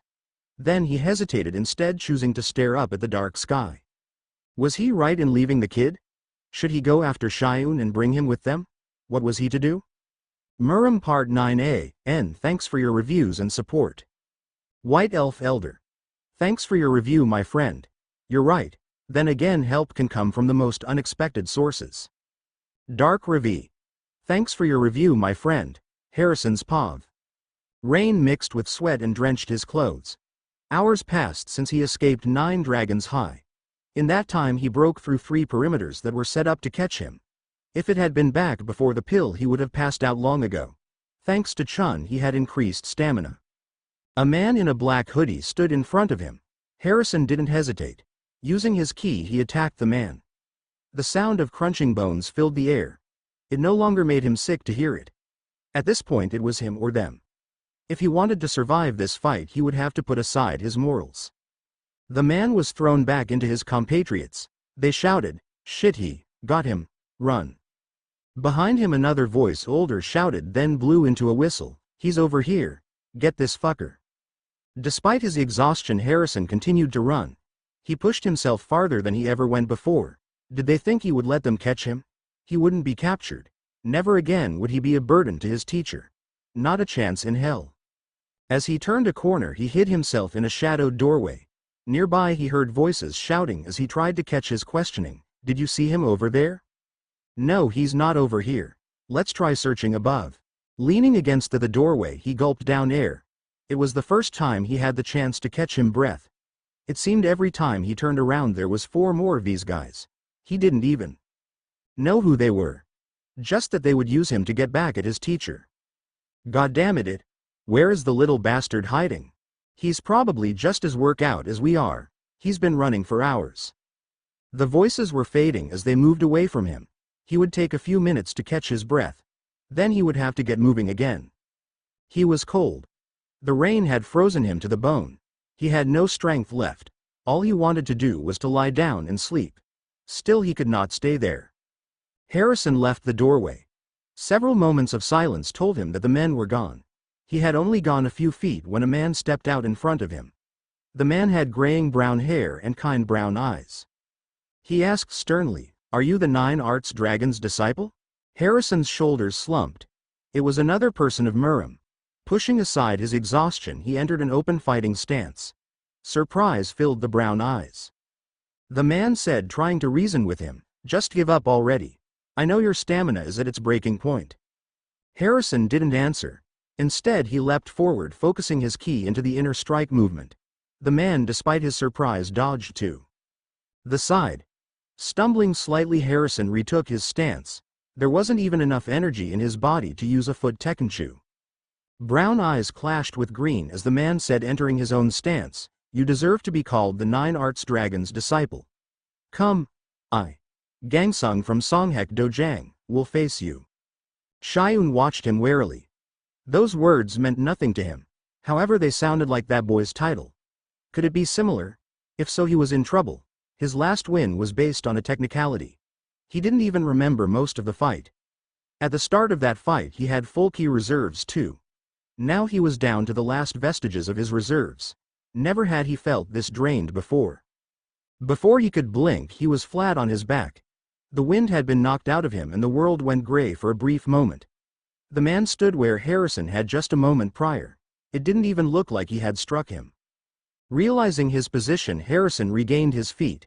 Even as he did so, he found it difficult to breathe. The strike had made the muscles around his chest constrict. Gangsung said with a sigh, "You should stay down. However, if you are even the slightest bit like your master, you won't. Not until someone puts you down." Harrison said with resolution, "I was tired of being beaten down. Sungsingnim gave me the courage to fight. I will not let you people take me in alive. I would rather die than betray my teacher." He lunged at the man again, catching him by surprise. Gangsung tried to move to the side to avoid the attack. Mid-lung, Harrison planted his leading foot. He swirled so that he faced the other, his opposite hand tapping the other in the middle. There was no explosive force behind it. It seemed that he was out of ki. As soon as his mind had the thought, the world went black. Harrison's unconscious body collapsed onto the ground. Marvolo's Pav, the Guardians, were coming along in their trainings. So far he had been pleased with the results. Their magic could control the elements for up to half an hour at a time. As an advanced form of magic, he wasn't surprised it was only a short time. Their spell work was what really impressed him. Most of them only took 3, maybe 4 tries to learn a spell. Advanced spells, some not taught at Hogwarts, might take 5 tries but no more. Given that they were all fairly young, he was pleased. A frown marred his face. The 5th guardian was what worried him. The guardian of the forest was his son. Since their confrontation in his apartment, he had not heard from the boy. He assumed that the teenager was studying under his teacher. It was worrisome that there had not been contact. Despite knowing that the boy was with a teacher, he considered having Severus check in on him but hesitated. If there was an issue, he would think Harrison would make contact. At least he had better. Still, the sense of foreboding would not leave him. A knocking sound came from his window. Looking up, he saw an unfamiliar owl was waiting to be let in. In its beak was a letter. He flicked his wand at the window, giving the creature entrance. It couldn't be from one of his inner circle. They would just come themselves. Typically only those who were undercover sent letters by nondescript owls. When the letter landed on his desk, he recognized the handwriting from the notes in the boy's room. Harrison had written him a letter. Was the Murum training going to take longer than expected? He didn't care either way. His son needed to learn to control his magic as well as his ki. He opened it and read, "Father, I will get straight to the point. My teacher has left me for the time being. An unforeseen circumstance has caused him to leave with haste. I believe he will return for me, but I know I need to learn to control my magic. Like my ki, it is bubbling just beneath my skin. I'm not sure what to do about it, however. Your son." Harrison riddled. If he knew his son, the boy would go back to his Muggle son. That meant if he waited a few hours, he could catch him back at the apartment. He would bring Severus with him as well. The man knew his son the best out of everyone. Chun's Pav, his worry for his disciple was ever increasing. It had been hours since the first word that the Alliance was chasing him. They heard nothing on whether or not he had been caught. There wasn't much information he could give, at least. Still, he worried about the boy more than he should. What was happening back there? Would the kid be able to avoid the Alliance, or would he fall? Sensing a key presence, he turned, his eyes narrowing.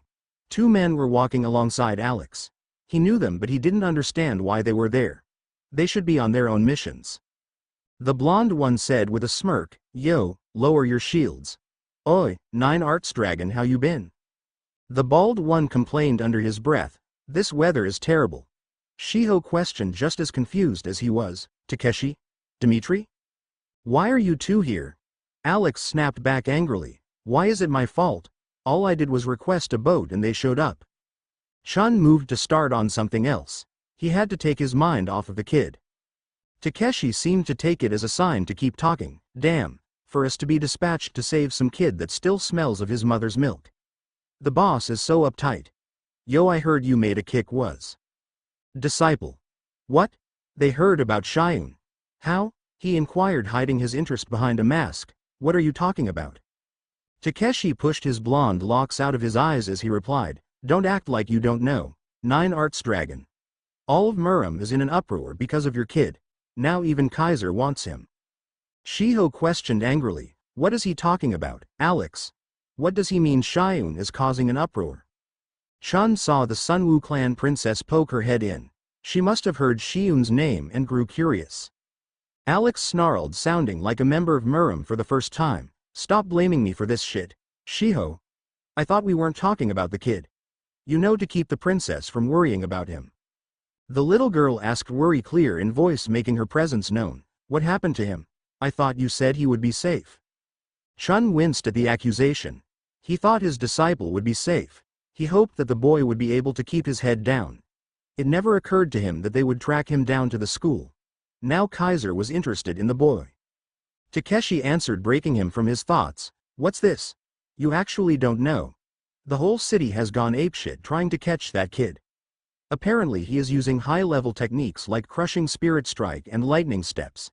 It's like the kid is an expert. Lightning steps. That's impossible.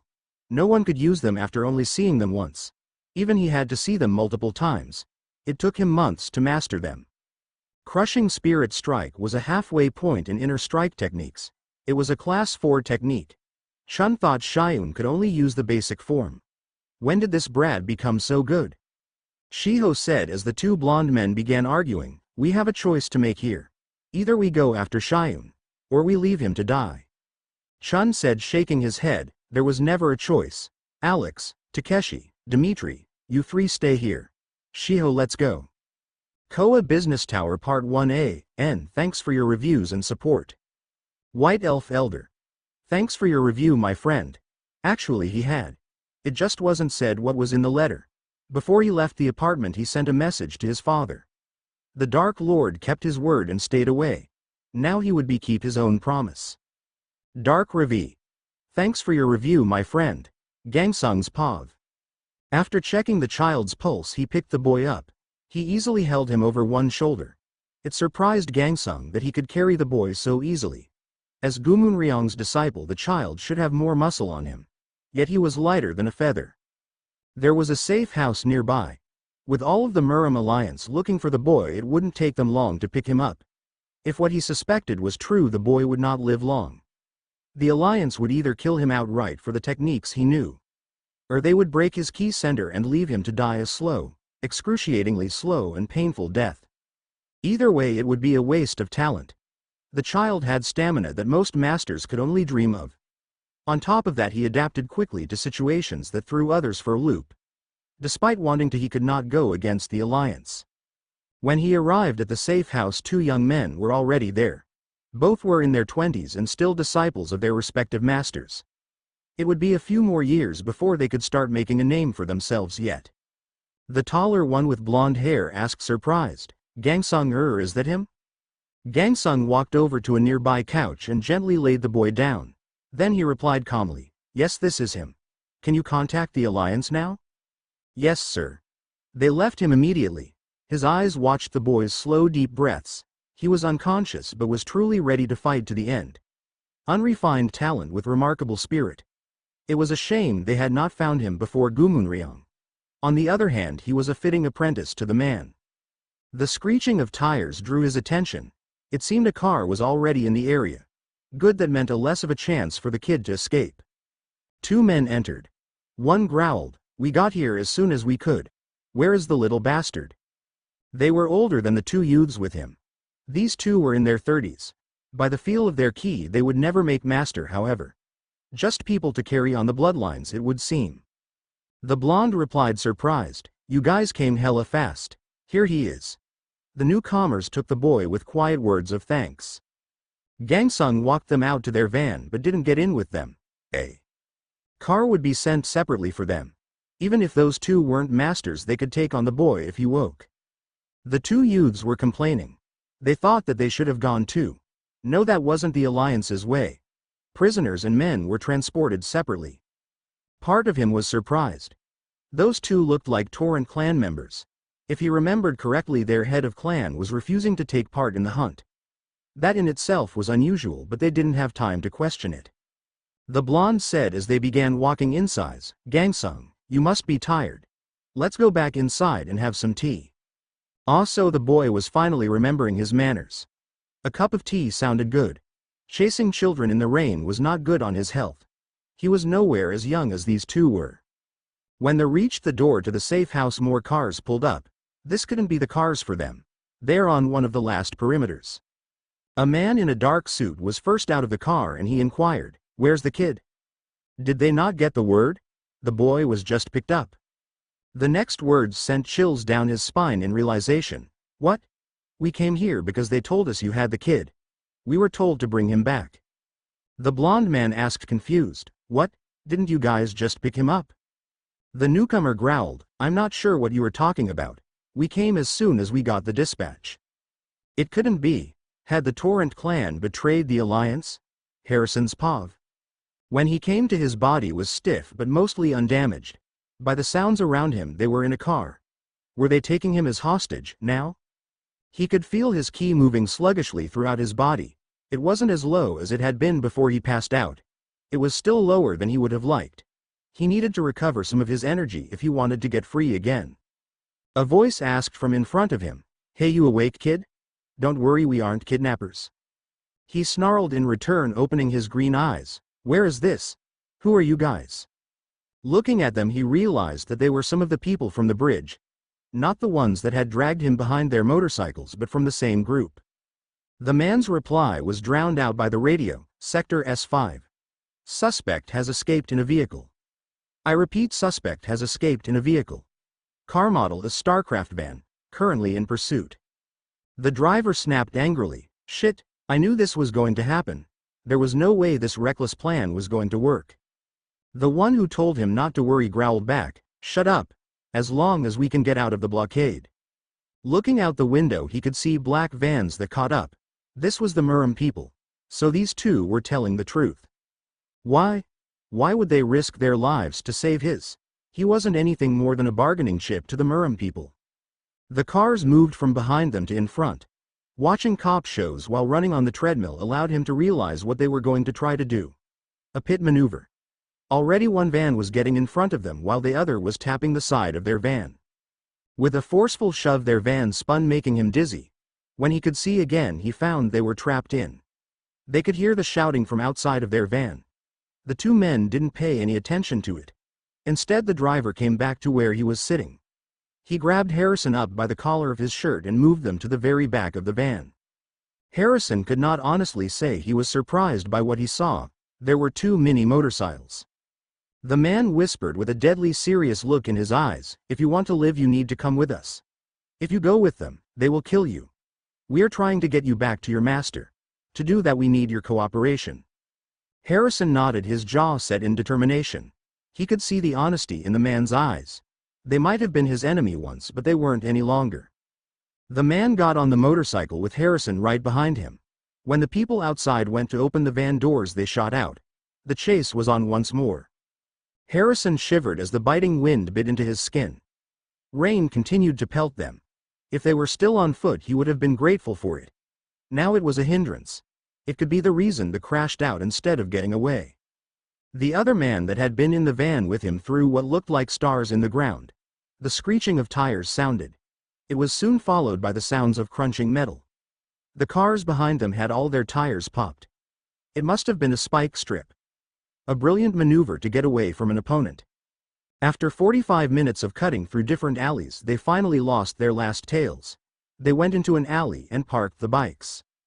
His driver said, nodding to the door, "Come on, kid. We need to get you some clean clothes. Then we can switch cars." Harrison followed them inside. Once there, he couldn't hold back his questions anymore. "Who are you guys? Why are you helping me? I don't have any connections to the Muram world. They stared at him for a moment like he had grown a second head. Then they laughed. His face went bright red with anger and shame. Why were they laughing at him? The second man said, calming down slightly, "You are the disciple to the infamous villain Gumunryang. Kid, everyone in Muram is looking for you. To say that you have nothing to do with Muram is an insult." Harrison snarled like a rabid wolf, "Sungsingnim is not a villain." The man waved him off as he said, "Kid, he might not be to you. To the rest of the Muram world he is. This is unbelievable. Helping Gumunryang's disciple is beyond me. Come on. Let's go warm up the car, I'm freezing." The two men got in an elevator. When Harrison didn't follow, the driver asked, "Kid, aren't you coming in?" Harrison answered resolutely, "I cannot go with anyone who thinks badly of Sungsingnim. Thank you for saving me. We must part ways here." He gave a bow of respect to the now panicking men. He hated to just leave them, but he knew Chun would be out there looking for him. If he caught up with the man, maybe things wouldn't turn into such a disaster. Both men started speaking at the same time. "Hey now, don't do that. It's just what we have heard. Maybe we were a little insensitive. If we don't look after you, we will be killed." That last sentence caught his attention. He didn't want anyone to die because of him. He growled, feeling power return to him. "Killed by who?" The men exchanged glanced before replying. "We can't really say. We were ordered to bring you to Gumunryang." Harrison blinked in surprise. He inquired, hope lacing his tone, "Take me to Gumunryang. Does that mean you know where Sungsingnim is?" Both men shouted, making his ears ring. "What? You are saying you don't know where he is?" He nodded. The two men went to talk a little way away from him. Who are these pitiful people? Then again, what did that say about him? They had to save him. His key reserves were slowly replenishing, but it would take time. If he had a place he could sit down and focus, it would go by faster. Despite them saving him, he didn't trust them to not try something while he was rebuilding his reserves. Eventually he was moved to the car garage. They found a new van waiting for them. Harrison kept his eyes open as he called the key from his breath into his body. They had given him a gray sweatshirt and jeans. They were a little big, but they were dry and warm. After a few minutes the black-haired man's phone rang. He answered it and explained the situation. Then he listened.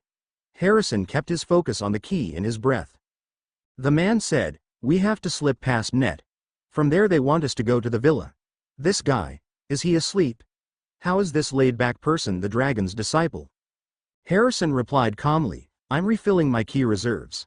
I would rather have as much key as possible in case we are attacked." The driver said with a grin, "Smart kid." The radio let out a burst of static before they heard, "Suspect sighted. Suspect sighted. Suspect headed to District 6 to 4. Suspect headed to the Koa Business Tower. I repeat, suspect headed to the Koa Business Tower." That wasn't right. They were on the opposite side of town. Why would they be deceiving the entire Allianke? Unless it was for his teacher. They were trying to trap Sungsingnim. He snapped, "You have to take me to Koa Business Tower." Then two men yelled, "Are you insane?" Koa Business Tower Part 2A, N. Thanks for your reviews and support. White Elf Elder. Thanks for your review, my friend. Well, not exactly killed, but I can't say much else. Dark Ravi. Thanks for your review, my friend. Yuchun's Pav. Amusement filled him as he watched Gumunryang and his love entered the Koa Business Tower. The man had enough power to go toe-to-toe with him. There wasn't any doubt in his mind that it would be a difficult fight if they became a serious. Since feeling the power of the Guardian of the Forest, he returned to civilization. It didn't take him long to find where the Guardian and his teacher were. He saw the way Gumunryang left his student. Both of them didn't want to be separated. At the same time, they knew there was no other choice. Based on a gut feeling, he had Yuchun stayed to watch the boy. He recognized parchment that the boy wrote a letter on. For years Muram believed that the only way to make a guardian was through magic and ki. This confirmed the long thought to be nothing but a fairy tale. His instincts screamed that something would that day. So he sent the letter that sat on the boy's desk. From watching Gumunryang, he was able to see the power that the man had. Taking on the Iron Fist Munju was no easy task. The man not only beat the cocky bastard but killed him. From what he could see, Gumunryang wasn't even winded. It wasn't until an hour later that he saw a new van pull up. Propping his chin on his palm, he watched in amusement as the boy stepped out. Yu Chun, even from a distance, could see that it was Xiaoyun Li. Like master, like student it seemed. Harrison's paused. Despite his denials, the two men didn't let him go to the tower. Instead, they were heading away from the tower. He continued to pull more ki into his system, ignoring them. That was until a voice came over the radio. "Oi, Munju Nims of the Alliance. This is Gumunryong." Harrison wanted to shout. It was his teacher. Shun really was around. His face fell with the realization. It also meant that his teacher was in danger. "Oh Munjus. How does it feel to hear Gumunryong's voice after so long? I enjoyed hearing that my disciple is at the business tower. But how come you didn't say anything about the Iron Fist Munju's dead body? You decrepit bitches are always the same. Save your own asses and use dirty tricks. That's why you covered up the Shinmujengpei. Did you think that it would stay quiet? Wait for me at the business tower. I'll show you the Shinmujengpei from that day. I'll show you my full power." Harrison shivered at the time of his teacher's voice. There was no doubt that the man would do exactly that. His teacher was not one for empty threats. The driver joked, "He seriously has a death wish. Your master is insane." Harrison asked, remembering his phone. "Can I charge my phone? This phone, I couldn't pick up because the battery was dead. If teacher was still around I would have thought he would call." The other man said knowingly, "Yeah, I have a cord." It only took a few moments for it to turn on again. As soon as it did, the missed call notification went off insanely. He could only blink. Why in the hell did he have so many missed calls? Once again he wished that he knew numbers to Shiho's phone. She would know what he should do. However, he did have a destination. He said, his green eyes hardening, "Take me to the Koa business tower." The driver snarled, "Kid, what part of no do you not understand? If I take you there we are all going to die." Harrison said, his determination shining through, "Better to die fighting for what you believe in than to be a coward. My teacher taught me that. Either take me to the business tower or stop the car." His reserves were back at their normal levels. He could fight again without a problem. Their saving him gave him the fighting chance he needed. Both men were rambling about how they couldn't let him go. It was too much. Harrison said, opening the van door, "Then we part here. Good luck." Tires screeched to a stop and the two men jumped out. The dark-haired one said, "Hey, wait a minute." Harrison didn't stop, instead kept running. "Man, that Brad is either an idiot, or he is fearless." Harrison's thoughts rang out, "Sumsingnim, wait for me. Wait for me to get there." Once into the main part of the city he hailed a taxi. It took some negotiation, but he got the man to agree to give him a ride. Upon reaching the tower he found a large crowd of people. They were all trying to get inside. A single man in a black and white pinstriped suit stood in the way. He had a fox-like face and serious eyes. The taxi driver said, "This is Koa Business Tower. Listen kid, I'm only taking this because you look like a nice kid. Call me later when you can pay for the ride." Harrison nodded and said, "Yes sir. I'll definitely call you tomorrow and pay for the fare." With that the taxi left and he walked up. People were shouting and it made his ears ring. These guys were too loud. One asked upon seeing him, "Are you here to see Gumunryong too?" Yes.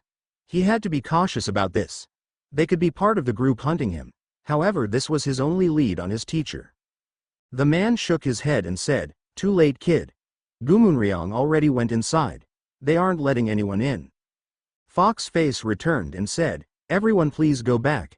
If you keep causing trouble then the elders won't forgive it." A blonde-haired man snarled as Harrison shoved his way forward. "HMPH, what is the reason? Locking down the entrance?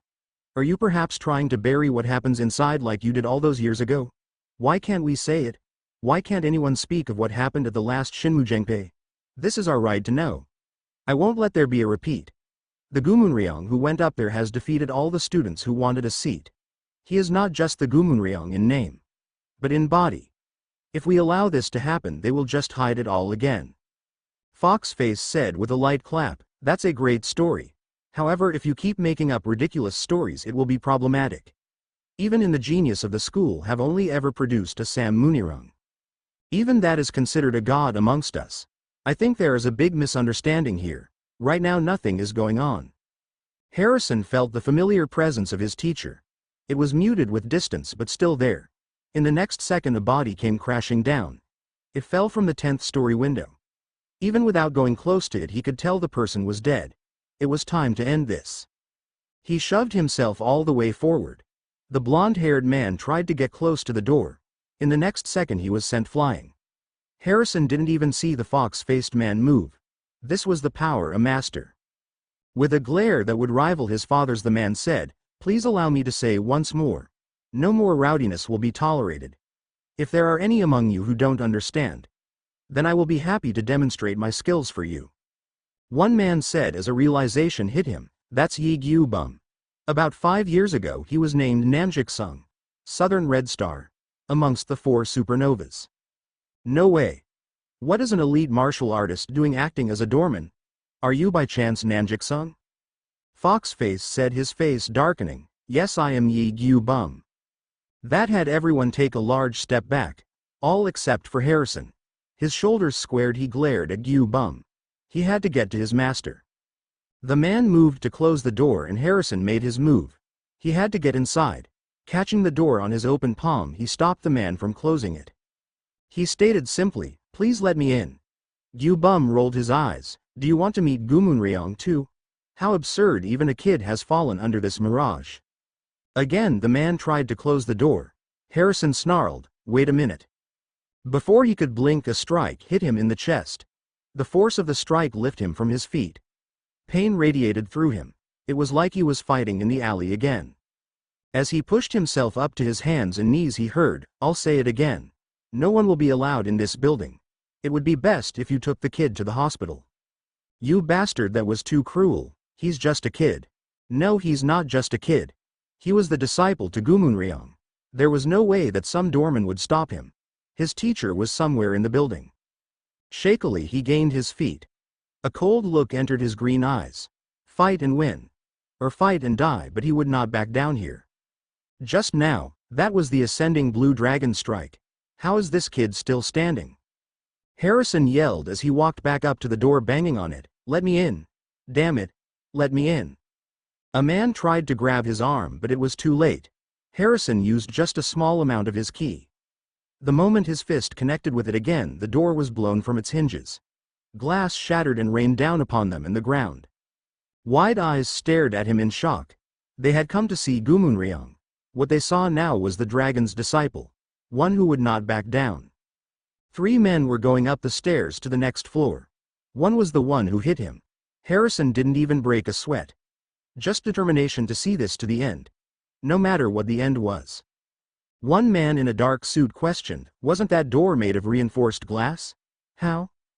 Gyu Bum said, sounding mildly impressed. "Even at such a young age, to have such power. I'm curious to know what school you are studying under." Harrison shook his head as he replied, "I just came to meet with Sungsingnim. I know he came in here. Let me go to him." "Sungsingnim?" The man sounded genuinely confused. Then a look of realization came over the other's face. It would have been almost comedic if this was any other time. Gyu Bum said loud enough for all to hear, "Soul-crushing strike. Only a few in our world could use it like that. I thought the other masters were exaggerating your capabilities. It seems they were not. I'm sorry for not recognizing you before. You are indeed the disciple of Gumunryong. The one who has turned the Murim world upside down." Surprise filled the air around him. Murmurs of disbelief and questions were going around. Why was he here? Was he insane? However, his entire focus was on the man in front of him. Something told him the other two weren't special. Gyu Bum was. He was on an entire other level. The fox-faced man continued, "You are certainly surprising. You could have stayed hidden and undetected. Yet you decided to come here. That means you are either very brave or very stupid.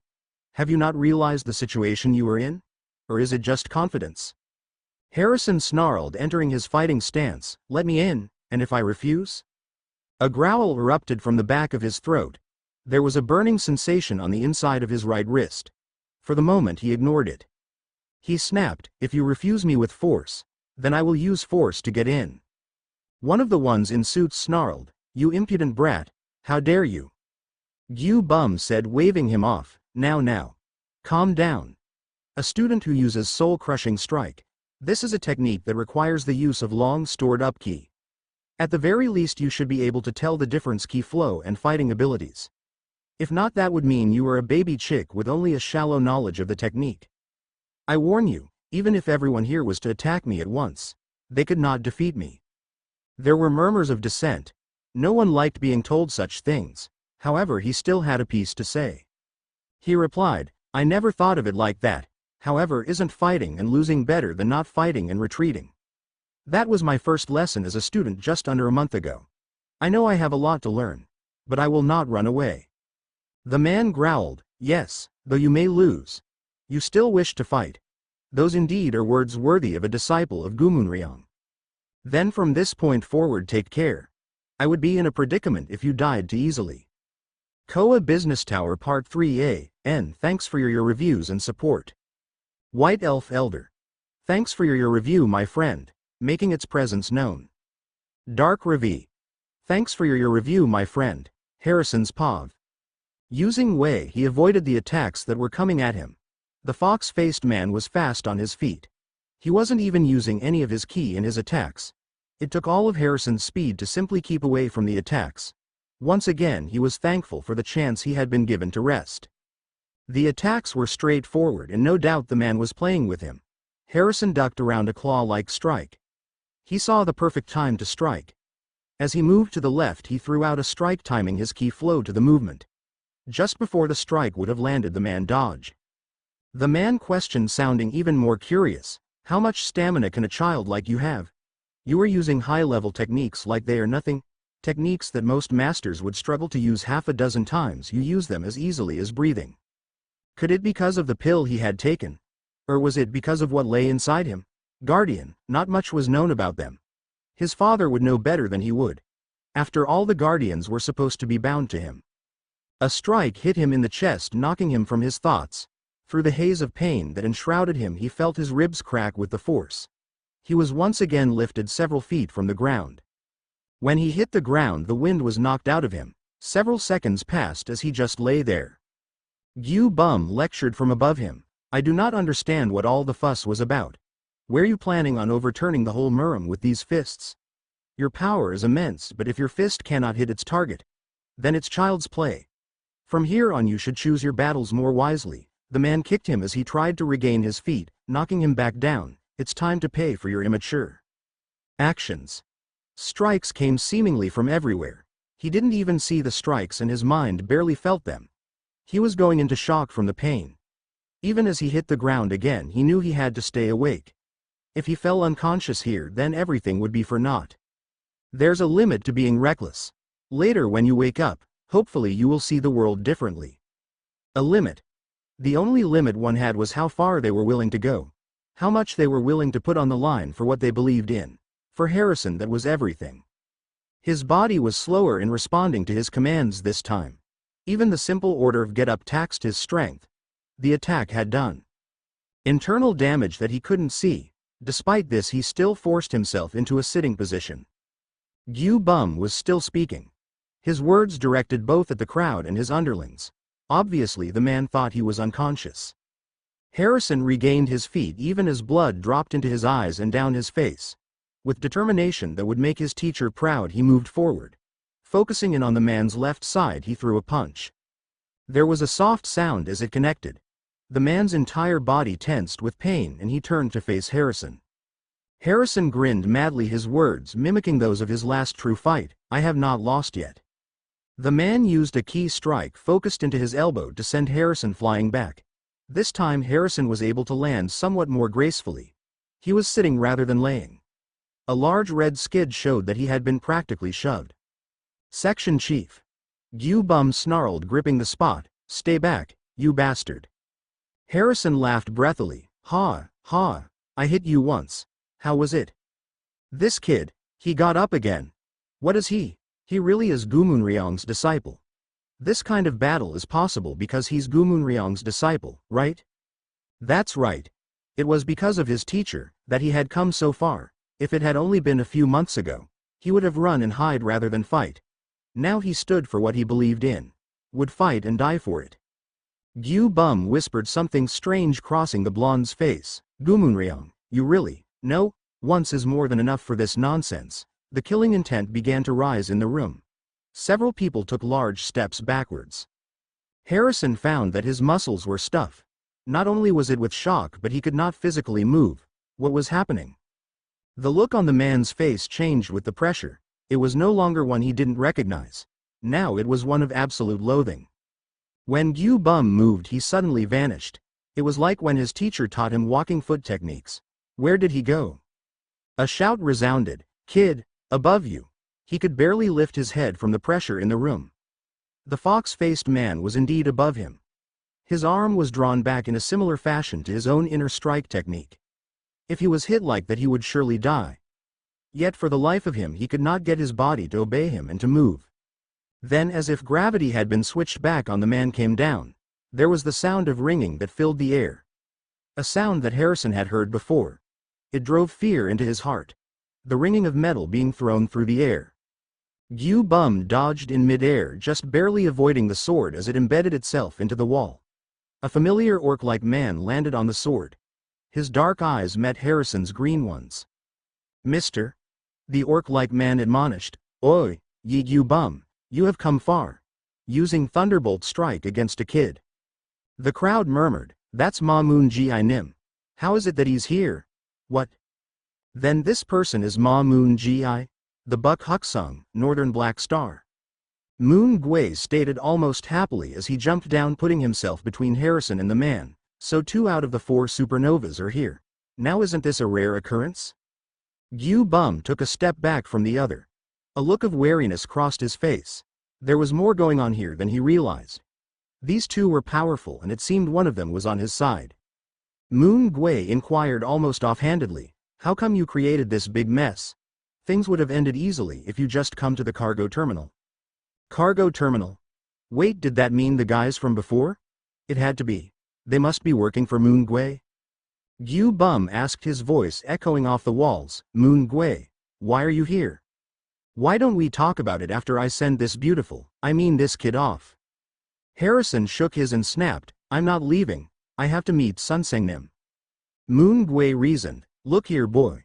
Don't act so foolishly. Don't you understand why Gumunryong came here? It's all to rescue you." He shouted in return, "I know that.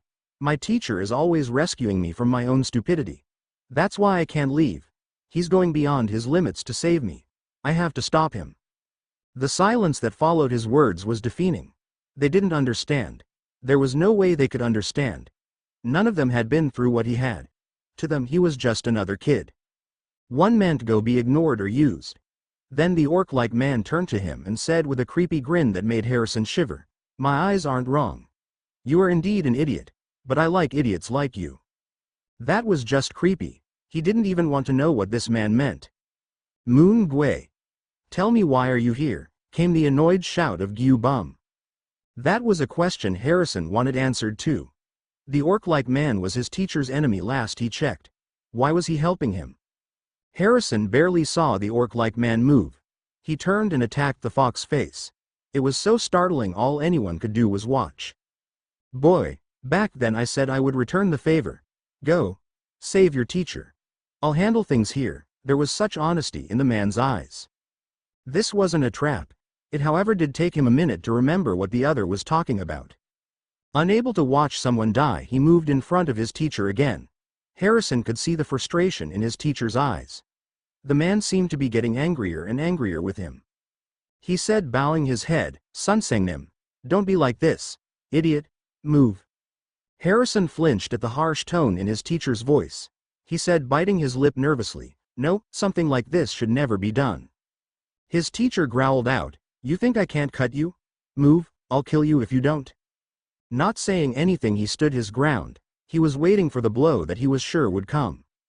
He said, ready to say one last thing before he died, "You said this once. True courage is being determined and not backing down something you believe is right. Even if you don't have the power to fight. This is definitely not okay." His teacher said angrily, "You little fuck." His teacher raised the sword again, and Harrison met the man's eyes determinedly. He would not back down on this issue, even if it cost him his life. The sword was thrown, it going right past his ear. His teacher said finally, "You were lucky." With that he began to walk away. Harrison breathed a sigh of relief. His teacher wasn't such a bad person. Harrison said to the orc, "He's letting you go, as you see. Hurry up and go to the hospital. If you hurry, they might be able to reattach your arm." The orc said, getting to his feet, "I'm in your debt, boy. I'm Mamungi of the Torrent clan. I will definitely return the favor one day." End of flashback. That's what he meant. It was because Harrison had saved him that day. Was this similar to a wizard's life debt? The attacks began again, and Harrison could see the difference from that day. Moon Gui was using both hands. There was still damage done to his opposite arm. The arm he cut off in compensation. He wouldn't let the man's action go in vain. Spinning on his heel, he ran towards the stairs. He had to get to the elevator. From there he would find his teacher. Behind him, the men in suits tried to chase him down. All his focus was on trying to reach the elevator. He would trust Moon Gui to watch his back. Cries of pain could be heard behind him. The stairs shook with the force of the attack. Gu Bum chuckled, causing Harrison to draw to a stop. "Do you really think that you can just waltz up to Gumunryong in here? You truly have not thought this through. This building is state-of-the-art. Nothing opens without the control system's approval. Add the elite fighters that are here. You simply walked into a giant trap. Just as your teacher had done." Moon Gui questioned, "Are you trying to scare me? You really have gotten a big head." The elevator doors opened and more men in suits came out. There had to be at least 24 of them. With only just Moon Gui and himself. They were severely outnumbered. Gu Bum inquired, his eyes cold as they lay on Harrison. "Do you understand now? Resistance is futile. Boy, we've come this far. How about surrendering now? There's no shame in admitting defeat. Giving up? That was never an option. It wasn't when he risked everything to fight that boy. It wasn't when he faced off against the old man in the alley. It certainly wasn't now. He would fight to the very end." A quiet chuckle entered his mind. "You are certainly the most interesting vessel I've had. That fighting spirit of yours will get you into trouble one day. However, today is not that day. This is not an activation, child, but it's a glimpse of your power. I gift some of my powers onto you. May the lightning protect you and those you call you preciosu persons." He bit his lip when the burning in his wrist increased. Then as quick as it came, it faded. Harrison snarled, his ki sparking around him in blue lights. "I started learning martial arts so that I wouldn't bow down to others. I will not give up even if I were to lose this fight." It was almost imperceptible, but the man twitched. Whether it was in anger or something else, it was hard to tell. The man snarled, "Take them into custody. Wait. There is one more thing I wish to ask. Moon Gui, why are you here? Why are you not taking care of Our Lady?" Moon Gui let out a chuckle and said, "Now that is a story to tell. However, not one that can really be answered by me. Why don't you ask our young friend here?" "Huh? What was he talking about?" Koa Business Tower Part 4. Thanks for your reviews and support. Dark Ravi. Thanks for your review, my friend. White Elf Elder. Thanks for your review, my friend, because it will be needed very soon. Gu Bum is not the one he should be worried about. The true enemy lies just ahead. Yusuke-kun. Thanks for your review, my friend. If those two were to take this fight seriously, they would bring the whole damn building down. Not to mention a certain dragon would want in on that fight. Glad you enjoyed it. Chun's Pav. It was getting difficult to breathe in this room. He didn't know how long it had been since he entered the room, but it seemed like hours. The members of the Muram Alliance seemed endless. Back to back with him was Shiho. She was holding her arm awkwardly at her side. No doubt broken or close to it. This battle had been difficult on both of them. He questioned, glaring at the men surrounding them once again, "Are you okay, Shiho?" She replied, "Of course. I'm with the invincible Gumunryong." Bodies of the fallen lay all around them, but more only kept coming. Even with only the use of one arm, Chun pushed through. He killed any who dared get too close to him and Shiho. He knew, however, that he would soon reach his limit. Not even he had the sheer amount of ki needed to keep this fight going. One man said, "They're wasted. This is the end of Gumunryong. At my signal everybody attacks." Shiho pants, "Those guys are like a pack of hyenas. Chun, should I tell you something fun?" He glanced over at her. "This jacket is made of flammable materials. It gives off miasma that would fill this room with poisonous glass in seconds. How about we make them our comrades in the trip to the underworld?" That made the others begin to question attacking them again. Is it possible? I'm not sure. She has been using poison on her weapons so far, so I guess it's possible. A new voice asked, poison? Do you really think that will stop us, Gumunryong? Long time no see. Are you filled with despair now? Chun turned to see three men that were about his age. One was short and skinny with messy black hair. He was one who spoke. For some reason the man was familiar but he couldn't place it. Shiho inquired, who are they? I have no idea. They look familiar but I can't quite place it. The messy-haired one laughed, you don't remember us? That's rich because we remember you. A nobody who took our titles. I am Dang Woha. I battled you for the seat of the Dragon Step at the last, Shenmu Jengpei. Over there is Cha Ji I Jun, who you fought for the seat of the Dragon Key. Finally there is Min Yun Ji I, who you fought for the Dragon's Stealth. We have waited for this day to get revenge for our loss to you. Huh. He still couldn't remember fighting them. Maybe it was like with Moon Ji I. He didn't remember the man very well either. Besides the fact that his brat of a disciple got in the way of him killing the man. Chun said, shaking his head from the thoughts, humph. It's going to be tough to keep going at this rate. Shiho's reply startled him. I'm already resigned to it. The one thing I regret was that I never got to kiss you. He could feel his face heating up at those words. Of all the times to say such things, now was not the time for it. Then again, they were most likely going to die here. It wouldn't be realistic to think they were going to get out of this alive. He knew that the moment he arrived. It was why he tried to stop her from coming with him. He didn't want her to die alongside him. Maybe this was the perfect time for such things. TCH. Never one for indecision, he spun on his heel so that they were facing each other. Chun? Came her soft, surprised question. Green met sky blue as they stared at each other. It was now or never. They weren't getting out of this building alive. So why not? Chun gently placed his hand under her chin and lifted it as he leaned down. The surprise was clear in her eyes. He spent the entire time denying his feelings for her. No more. They were both startled when the elevators dinged open. Out stepped a familiar black-haired boy with an idiotic look on his face. How in the hell had he gotten in? Chun growled, pulling away. You? How and why are you here? The brat, Shiun replied a little sheepish. I came because I was worried. Maybe I'm being a bother? This brat was worried about being a bother now. He had been a pain in the ass for nearly a month. Now he was worried about it? The nerve of this little shit? Chun snarled like a rabid dog. Idiot. Why would you be a bother? Is this really the time for such leisurely talk? Get them, came someone from the crowd of Murim. Shiho ditched her jacket as the two of them ran for the elevator. They definitely didn't want to be in there in a few seconds. He grabbed the brat's collar and hauled him along inside. Once they were safely inside, Chun yelled, You good-for-nothing little idiot.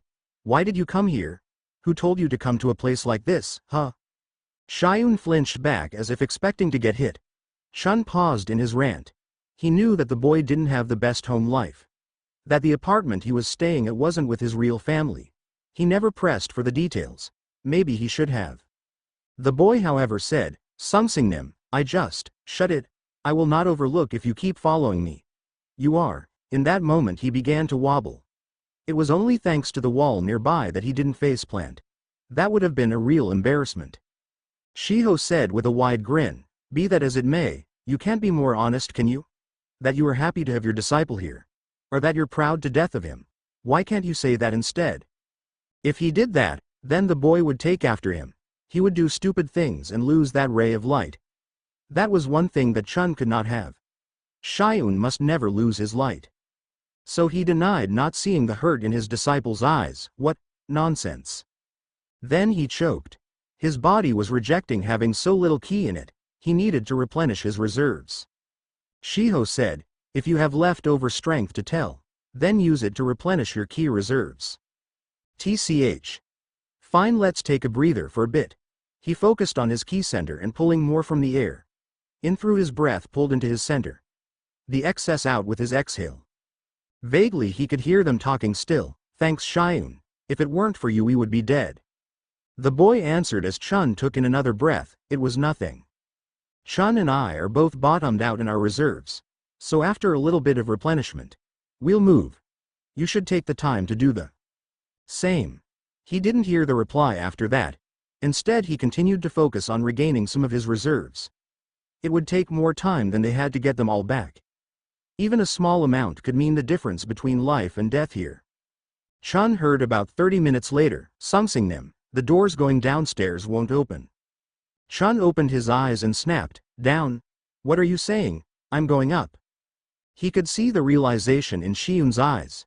Despite what most people including himself at times, the boy wasn't stupid. Shiho inquired, her pale features showing some shock. "Are you really going to fight the alliance to the end? Now that we have Shiyun, let's stop." This was why he didn't want her to come along. It wasn't just about getting the kid. Though if he was there it would have been an added bonus. No, this was about getting revenge for what they did to his own master. Chun sighed. "I thought I told you. The reason why I came here." She tried to cut in, "Someone like you." He didn't let her finish. "They've already taken a critical hit. If I continue circulating the replenished ki and recover myself, it will be easy to take them on again." He stopped with a long-suffering sigh. "Shiho, you take Shiyun. Find a way down from here." "I thought I told you before as well. I'm going with you to the end," came her reply. It came with a gentle smile. One that he did not deserve. They both exchanged a glance before giving a chuckle. It was so wrong to do it this time, yet so right. Then all hell broke loose as the fire alarms were tripped. Flame retardant powder rained down upon them. There was little hope of being able to replenish more ki there. They needed fresh air. Resonance Part 1A, N. Thanks for your reviews and support. Dracos. Thanks for your review, my friend. This is where we finally get to see the Guardian come into play. You are right in the fact that they are similar to Biju and a Jinchuriki. We are finally going to get a taste of their power. I promise you won't be disappointed. If you liked The Breaker, then I suggest going and reading Veritas. It is similar, and what this is also crossed over with. It was where the original idea of the Guardian came from. There must be a balance of power here as well. We have already seen one of the balances. Just as there are 5 Guardians, there are 5 balances. White Elf Elder. Thanks for your review, my friend. He's not the only one with one last trick up his sleeve. Though Harrison's isn't exactly known to him yet. Dark Ravi. Thanks for your review, my friend. Harrison's POV. They could barely see in front of their faces as they ran. Every door they passed was checked. Not a single one opened for them. It wasn't until they reached the rooftop door that they finally understood. They were herded like cattle towards the roof. Instead of using their ki to break through, they followed like mindless animals. Finally they burst out into the night air, the smoke burning their lungs. Harrison grabbed lungfuls of fresh air, it relieving the burning slightly. In the next moment they were illuminated by spotlights. It blinded all 3 of them for just a fraction of a second. Behind the spotlights figures stood. Dozens of them that Harrison realized must be members of Murim. If not for the place they were in, he would have thought that they were regular people. Chun whispered, barely audible to even those closest to him, "Chief." A man with silver hair and a short beard greeted with a condescending smirk, "Gumunryong, welcome. You're a little late, I see." Harrison felt the hackles on the back of neck rise. No one could speak to his mentor like that. Unbeknownst to him, blue spark began to come off of him. Shiho said, the wind blowing her hair into her face obscuring her expression. "They were probably luring us here from the start. In our current state it will be difficult to take them on our own." Chunwoo? Shiyun? Master and student's expressions were perfect mirrors of each other. These people hurt his teacher and tried to hurt him. Harrison would not allow them to continue to do so. If it meant throwing away his fear and doubt, so be it. Chun snarled, "I was wondering where all the rats had gone. Here they're hiding away so cozily. Old fuckers, you don't have many days left. Why don't you attack me all together? That way I can send you off together." Harrison took a step forward so that he was just off his teacher's shoulder. The man stiffened with surprise and glanced at Shiyun. He asked, a voice barely above a whisper, "Are you sure about this? If you fight alongside me, this world will never release you from its claws." Harrison replied, his green eyes hard, "That time has passed, Sumsingnim. They won't let me go even if I don't fight here. They know I'm your disciple, that I fought in your name. I will never regret that decision. You gave me hope when I had none. When I was little more than a cowardly kid." The blue lights became more prevalent with the surge of his emotions.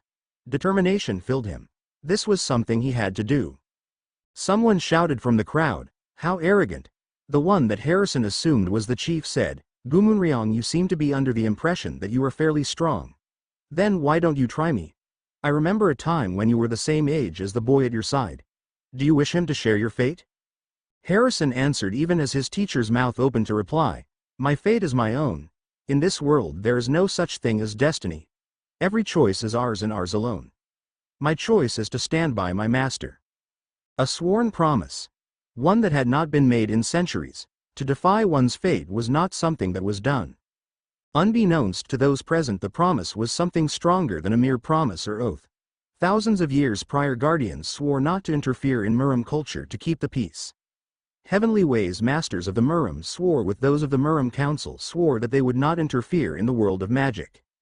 What had begun to crack years prior finally shattered. Seals that still remained on the young vessel broke fully, unleashing the full power of the guardian of the forest. Sparks turned into full-course lightning. A vibrant blue band encircled the boy's wrist. The members of the alliance took steps back, their eyes widening in surprise. Even Chun was forced to step away from Harrison, his arm raised to shield his face. "What is happening to me? What is this power?" came his fearful thoughts. It was different than when the guardian gave him a gift. The gift seemed to be amplified tenfold. His magic was reacting similarly, but it wasn't visible. He thought when he received power from the Moon Dan pill that was it. There wouldn't be any more surges in power. It seemed he and everyone else was wrong. The chief denied, his dark brown eyes widening with surprise. "That's not possible. The guardians were destroyed by the wizards centuries ago. They were labeled dark creatures by the ministry." Something inside him stirred as he said, "You can kill the vessels and destroy the bloodlines that we originated in. However, we will always return when the world needs us. As do your own 5. 5 to settle the world's affairs. 5 to defend those who need defending. Protectors of the forests, mountains, oceans, skies, and deserts. Heaven's chosen elements: fire, lightning, earth, water, and air." Where in the world had that come from? Those weren't words he knew, but at the same time they were ingrained into his heart. Resonance Part 2a. N. Thanks for your reviews and support. White Elf Elder. Thanks for your review, my friend. Also, you caught that. Good man. They definitely should run. Dark Ravi. Thanks for your review, my friend. Yuchun's Pav. The boy was more resourceful than he first thought. Chun was fighting with the Alliance chief. While the old man was showing why he was the chief, the boy was proving he earned his title of disciple. Yuchun couldn't hear what was being said. However, the blue lights that came off the child surprised him. It wasn't light as he first thought. Instead, it was purified ki. The child was doing what took most masters years to perfect on instinct alone. It was far from perfected, but for someone with minimal training it was intriguing. He could feel his own ki fluctuating in response to the battle below. This boy was certainly different. It was possible he was a guardian. If he was, it would have to be the guardian of the forest. Unactivated by the looks of it. The boy was just coming into his powers. Lightning was coming off the boy in waves now. It was fueled by the boy's emotions. Given what had been going on that night, he wasn't surprised that his emotions were going haywire. For now he would just watch and see what happens. If it came down to it, he could step in. Harrison's pav, he dodged to the left to avoid the old man that attacked him. The only thing he could do was keep the man's attention on him. Chun was struggling to fight with another one. The one he called chief. The other heads of clans had been told to capture him, that the chief would handle his teacher. It was taking all he had to stay one step ahead of the men. Lightning seemed to follow him in his very wake. It had to be his ki, but he wasn't sure how. Magic, while it held elemental properties, did not react like this. After the first person who tried to grab him dropped onto the ground in convulsions, no one else had tried. With his mind completely on the battle at hand, he missed that Shiho had snuck off. In turn, he wasn't paying attention to the two men fighting around him, until one was thrown straight into him. Both he and the man on top of him were sent into the wall of the stairs. Harrison coughed and blood wetted his lips. By the pain in his side, he had little doubt that there was a broken rib in there. Looking up, he saw that it was his teacher was on top of him. It seemed despite being an old man, the chief had skills. Chun grunted, regaining his feet. Good work softening the blow, kid. Next time turn off the lightning. It messes with my ki flow. As if he "Oh, If the lightning could disrupt with his teacher's ki flow, then maybe it could disrupt the others. Next to them the door burst open admitting Yu Bum and the orc man. Both of them looked at Harrison concern and an odd fire in their eyes. The chief said almost mockingly, "I suppose you both came because you were worried. There is no need to be worried anymore. This will soon be taken care of." Harrison regained his feet, wincing slightly as he felt his broken rib shift. Moon Ji asked almost equally as mocking, "So this was where you all were?" Someone he didn't recognize shouted, "Who are you? How dare you come up here?" The chief held up a hand silencing the man, "It's fine. It's a good chance for them to see." Harrison bounced up onto the balls of his feet. He glared at anyone who dared move. If this was where his teacher would make his final stand, then so would he. Chun growled, "Kid, don't forget what I taught you. It's not much, but with what you have inside you, it may just be enough. Don't back down. To give up now would make everything they had done up until this point mean nothing." Shiho had drawn ki from him during their break. It had been while his teacher was regaining his own. In terms of how much ki he had, she didn't take much. He wondered if it would help any. This would be the time to find out. He would just have to give his teachers the opening they needed. As the man went to strike his teacher, Harrison full body tackled him.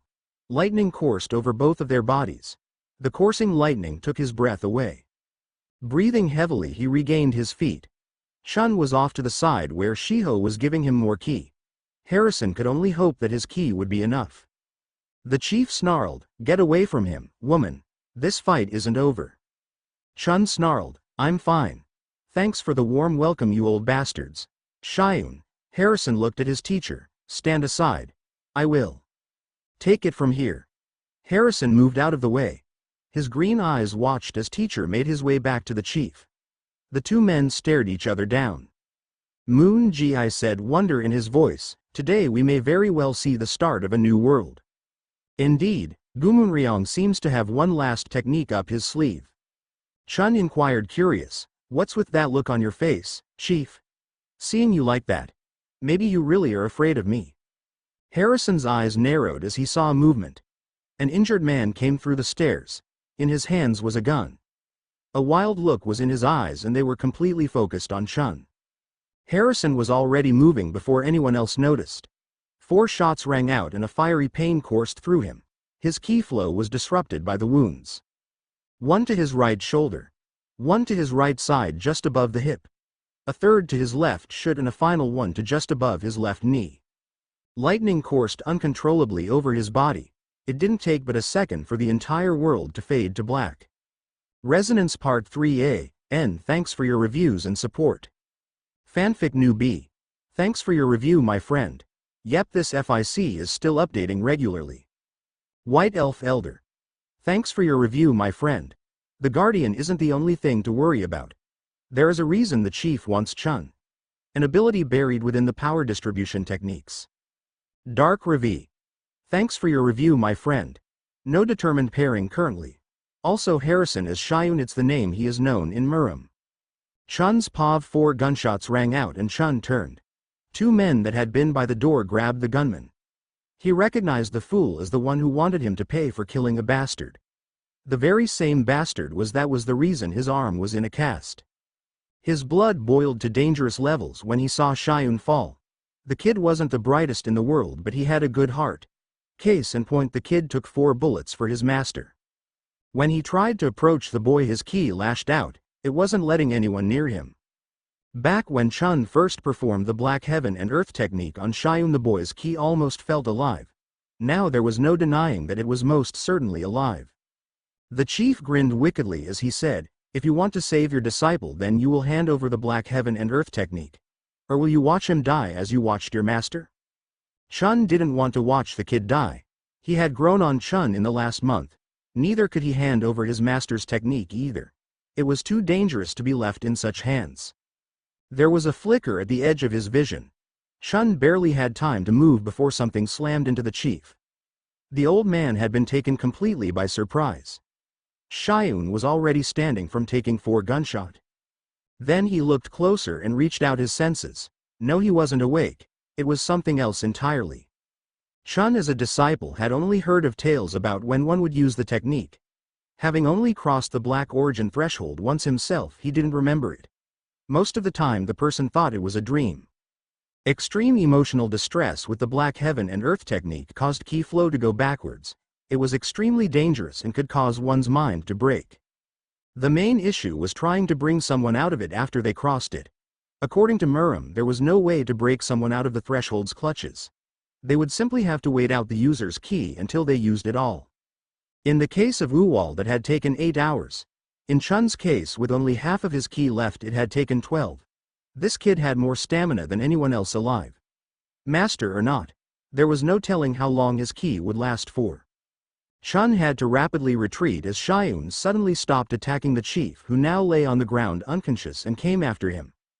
The other issue with Black Origin Threshold, one could not tell the difference between friend and enemy. To the kid they were all enemies that had to die. Tui and Wei would only get him so far. He knew that his ki would not outlast the kids. He did not have the one moon pill coursing through his veins.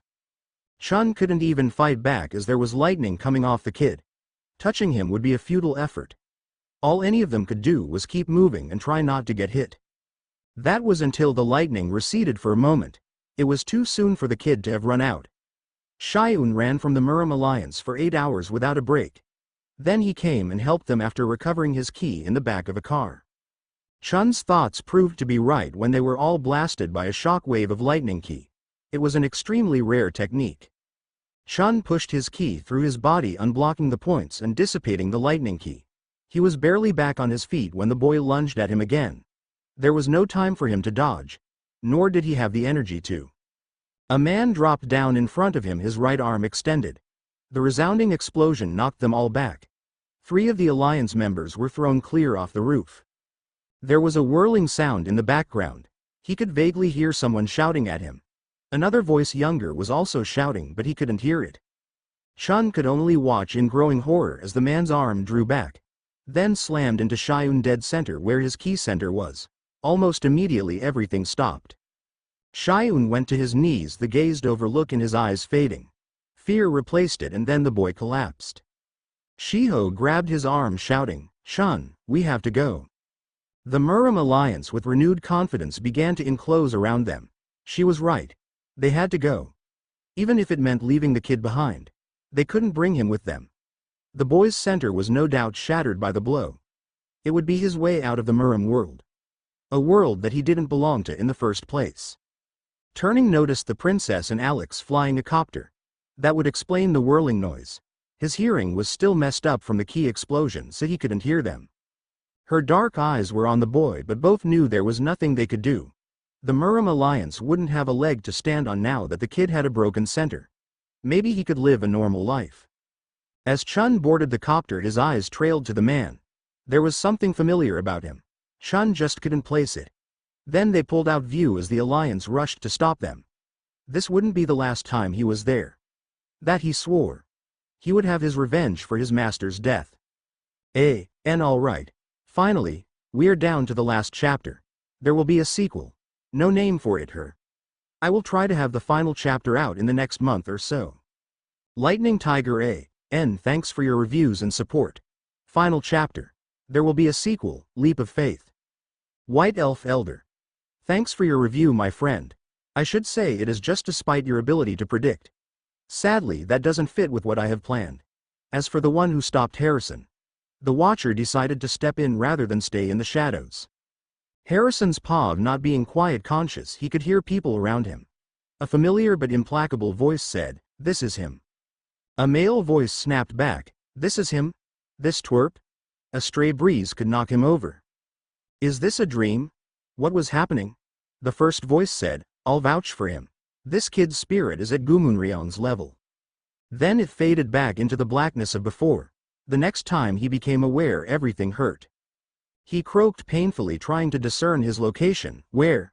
Trying to sit up, there was an excruciating pain in his abdomen. In the exact place where he was center was. Harrison tried to remember what happened. All he remembered was jumping in front of Chun. Then hitting the ground. After that there was nothing but pain. What happened? Where was his teacher? Looking to the side, he found his father asleep in a chair. The woman who practically adopted him was asleep uncomfortably, laying on the bed. He croaked out, "Father, Mom." Both of the adults started. The woman who was the closest thing to a mother he had ran to find a doctor. His father was moved to stand by his side. His father glamored his eyes into their original blue. Harrison asked unsure, "What happened to me?" His father sighed, "Officially you were in an auto accident. And officially the fight at Koa Tower left your key center destroyed. I was only told this after I proved that I was your father and a wizard. What were you thinking, Harrison?"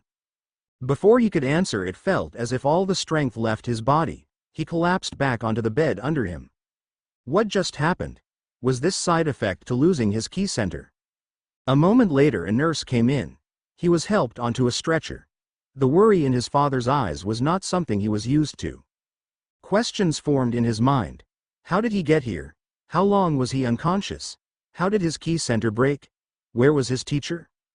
Harrison asked, "Nurse, do you know how I got here?" She said shortly, "An ambulance. You were lucky they brought you in when they did. Otherwise we would not be having this conversation. Don't worry, the physical will be over before you know it." They passed a man in a lab coat. It immediately set Harrison on edge. He didn't feel like a doctor. Just as his bed finished passing the man lunge. Before he could even blink, Harrison found himself on the ground with a thump. TCH. Not a regular nurse then. His nurse snarked back, "And you are not a regular doctor. Leave now before the Alliance comes. He is under their protection now. You can't just let him live. He's that bastard's disciple. He killed my master." An icy voice said from behind them, "I would think very carefully about what you are going to do. If you lay a hand on my son you will lose it." Harrison looked over his shoulder to see his father standing directly behind him. His eyes were no longer glamored blue but a blazing red. In the time he had known the man he had never seen such anger.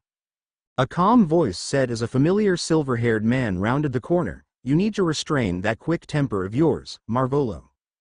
Gangsung stood there watching with a cold look. The nurse greeted, "Welcome Gangsung de Hung." The man dismissed, "Why don't you take Lord Slytherin back with you? I have some things to discuss with the boy." The nurse bowed lowly before grabbing the attacker. Marvolo left with a look over his shoulder. Harrison for his part allowed Gangsung to help him to his feet and over to a bench. How long had he been watching? He questioned. Come to think of it, this was the same man that chased him in the rain. The one that he had been defeated by. Out of all his chasers, this was the only one who treated him like an actual person. Once they were both sitting, Gangsung inquired, "Are you feeling well, Li Xiaoyun?" "Yes sir," he answered, startled from his observations. Gangsung sighed, "I told your mother that you were in accident. Your father, however, I couldn't lie to. If we had known you were a wizard we would have called the Aurors. There is a treaty between us and wizards. It hasn't been invoked in nearly a century." Harrison asked, needing to know, "What happened?" "I don't remember anything after being shot." Instead of answering directly, Gangsung inquired, "Can I take your pulse?" Warm hands took his wrist, 2 fingers touched his pulse point. After a moment he said, "It's just as I thought. Your center is destroyed by an unknown assailant. When you took those bullets for your teacher you collapsed. Then miraculously you got up. Only it wasn't so miraculous. You crossed one of the most dangerous thresholds in our world. The Black Origin threshold. A man who looked like he could be Gumunryong's brother stopped you when no one else could get close. Lightning Key came off of you in waves. He destroyed your key center in a single attack, then disappeared back into the night. I don't understand," he stated, trying to make sense of it. "You don't get it. That man, likely from the same organization as your master, tried to kill you. If the treatment had been even a little later you would have died. Sung Singnim wouldn't have done that," he snarled. "He believed in me when no one else did. Without my teacher I would have died months ago. Or I would still be the coward I was before." Gangsung sighed, "Whatever you choose to believe is up to you. Except that it is regrettable that someone with such potential will never again practice martial arts. You should put these last events as nothing more than a dream. When your body recovers you won't have any trouble living your life as a normal person." After that Gangsung left him there. A nurse came by and took him back to his room. His father tried to speak to him but Harrison ignored him. There was no way this was it.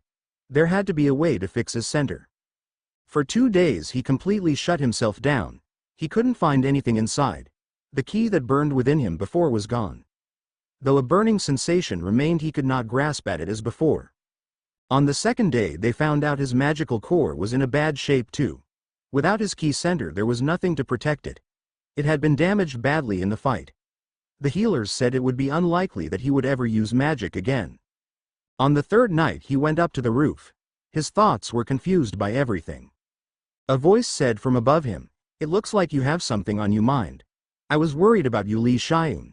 But you look better than I thought." Harrison would forever deny the half-yell half-scream that came from him. Moon Guy stood behind him and immediately rushed to quieten him. He whispered, "Don't do that now. This place is crawling with Murim Alliance members. Now tell me, kid, what the issue is." Moon Guy didn't have to come to him, but he did. So Harrison told him everything. The orc man sat against the wall drinking beer as he listened. Moon Guy let out a large burp as he finished a beer. "You sure you don't want one, kid?" Harrison snapped, "No, I don't want one. I'm underage. And who brings beer visiting someone in the hospital? What happened that night was done for your sake. I know who broke your key center. Gumunryong left you behind because his leader would kill you for being useless. The one who broke your center is known as the Lightning Tiger. He is your polar opposite. A Heavenly Paths master and an activated one at that. He could have killed everyone there including your master.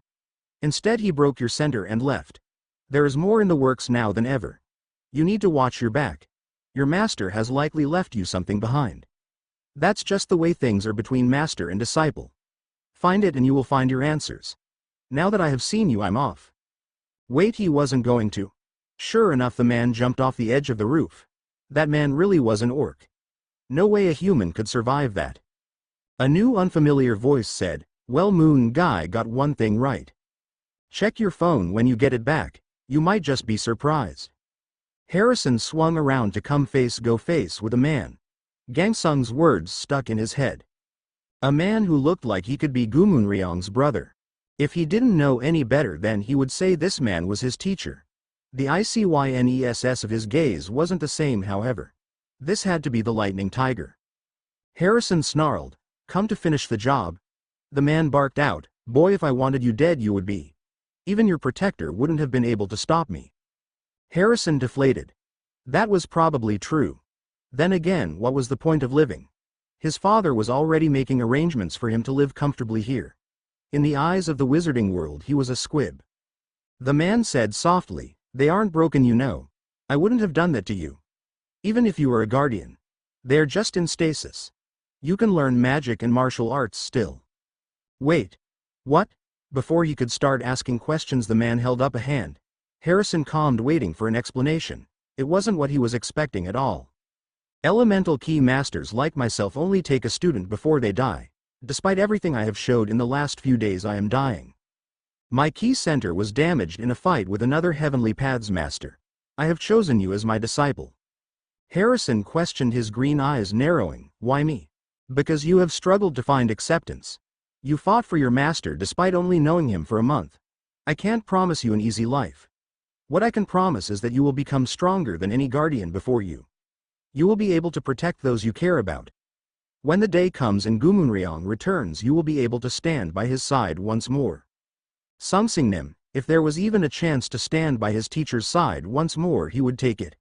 Even if he had to sell his soul to do so. Taking a deep breath, he said, "I'll do it." From there they worked out that once he was released from the hospital they would meet at the park near UIS apartment. Training would start there. Unlike with Chun, he would have to go to school and live his life like a normal person. At least until they were ready to reveal his center was active again. Yu-Chun, as the man was called, would teach him how to slow his ki down to negligible speed. It would fool most of the masters of Murim, but he shouldn't let them get too close. It wasn't until 3 more days had passed that he was finally released. Then it was another 2 before he could go to school. 2 days back at school and he still had yet to see the Heaven Paths master. Harrison was beginning to think that it was all a joke. As school was finishing up on his second day, he heard, "There's a whole pack of luxury sedans outside. Do you think it's the mafia?" Harrison kept his head down. This wasn't his problem. Ever since word had gotten out that he knocked out Chong Ho, students were challenging him left and right. It was hard to get any peace. As soon as the bell rang, he was out of the classroom and into the hall. He had to make it outside before he got caught by the newest set of bullies. He didn't want to fight anyone, especially normal people. It would draw too much attention to him. The moment he got to the gate, someone yelled, "It's him." Figures in nice dress suits came out of the sedans. There had to be at least 3 or 4 dozen people. Harrison got the strangest feeling that they were Murram. Even though he was told he would be left alone from now on. Every single person crossed their hands in front of them and bowed deeply. As one they said, "We, the retainers of the Sunwoo clan, pay our respects to the new clan head." Come again? They had to have the wrong person. There was no way he was the new clan head. "Did we surprise you?" came the soft question from behind him. That voice was familiar but far softer than he remembered it being in their last encounter. He turned to find Gyu Bum standing behind him. What in the hell was he doing there? The man said with a fox-like grin, "Forgive us. We decided to come in force today, since everyone wanted to pay their respects." The bullies who had been following him couldn't have left faster if they apparated. It was funny to watch, and he was grateful for the help. Harrison said, not meeting the other's eyes, "Not that I'm not grateful for your help, but I think you have the wrong person. I'm..." Gyu Bum interrupted with a small smile tugging at his lips. "No, I'm here to meet Gumunryong's disciple. That person is indeed Li Xiayun. Now then, shall we go?" "Go where?" Gyu Bum bowed again as he replied, "To the new world of Murram that awaits you, Xiayun Nim." "Hell no." Luna's pav tears were streaming down her face as she sat straight up in her bed at the manor. It felt as if her heart was going to burst from her chest. That had most certainly been a vision of the future, if the intensity of it was any indication, a near one at that. Xenophilius Lovegood, her father, was already in the room. As she was a seer, he was an empath. No doubt he had felt her fear. He asked, making sure she recognized him, "Luna, what happened? Did you see something?" She nodded, wiping away the tears that kept coming. "I did. It gave off a terrible feeling, but I'm not sure what it means." He sat on her bed and motioned for her to tell him, and so she did. "I saw a wolf with a phoenix medallion hanging from its neck. Its fur was as dark as night. At first it was battling with a tiger for dominance. Then the vision shifted, the same wolf was stronger now. Streaks of blue came off it almost like lightning. This time it was battling with a black dragon. They were trying to kill each other. One for revenge, the other for defense." Her hands shook. She could vividly remember the pain in the wolf's eyes. The sense of betrayal. Her father gently inquired, "And then what?" She replied, her gaze glazed over. "A black wolf, a black snake, a red dragon, and a white tiger all fighting. It could only be described as war. Daddy, I think something terrible is going to happen."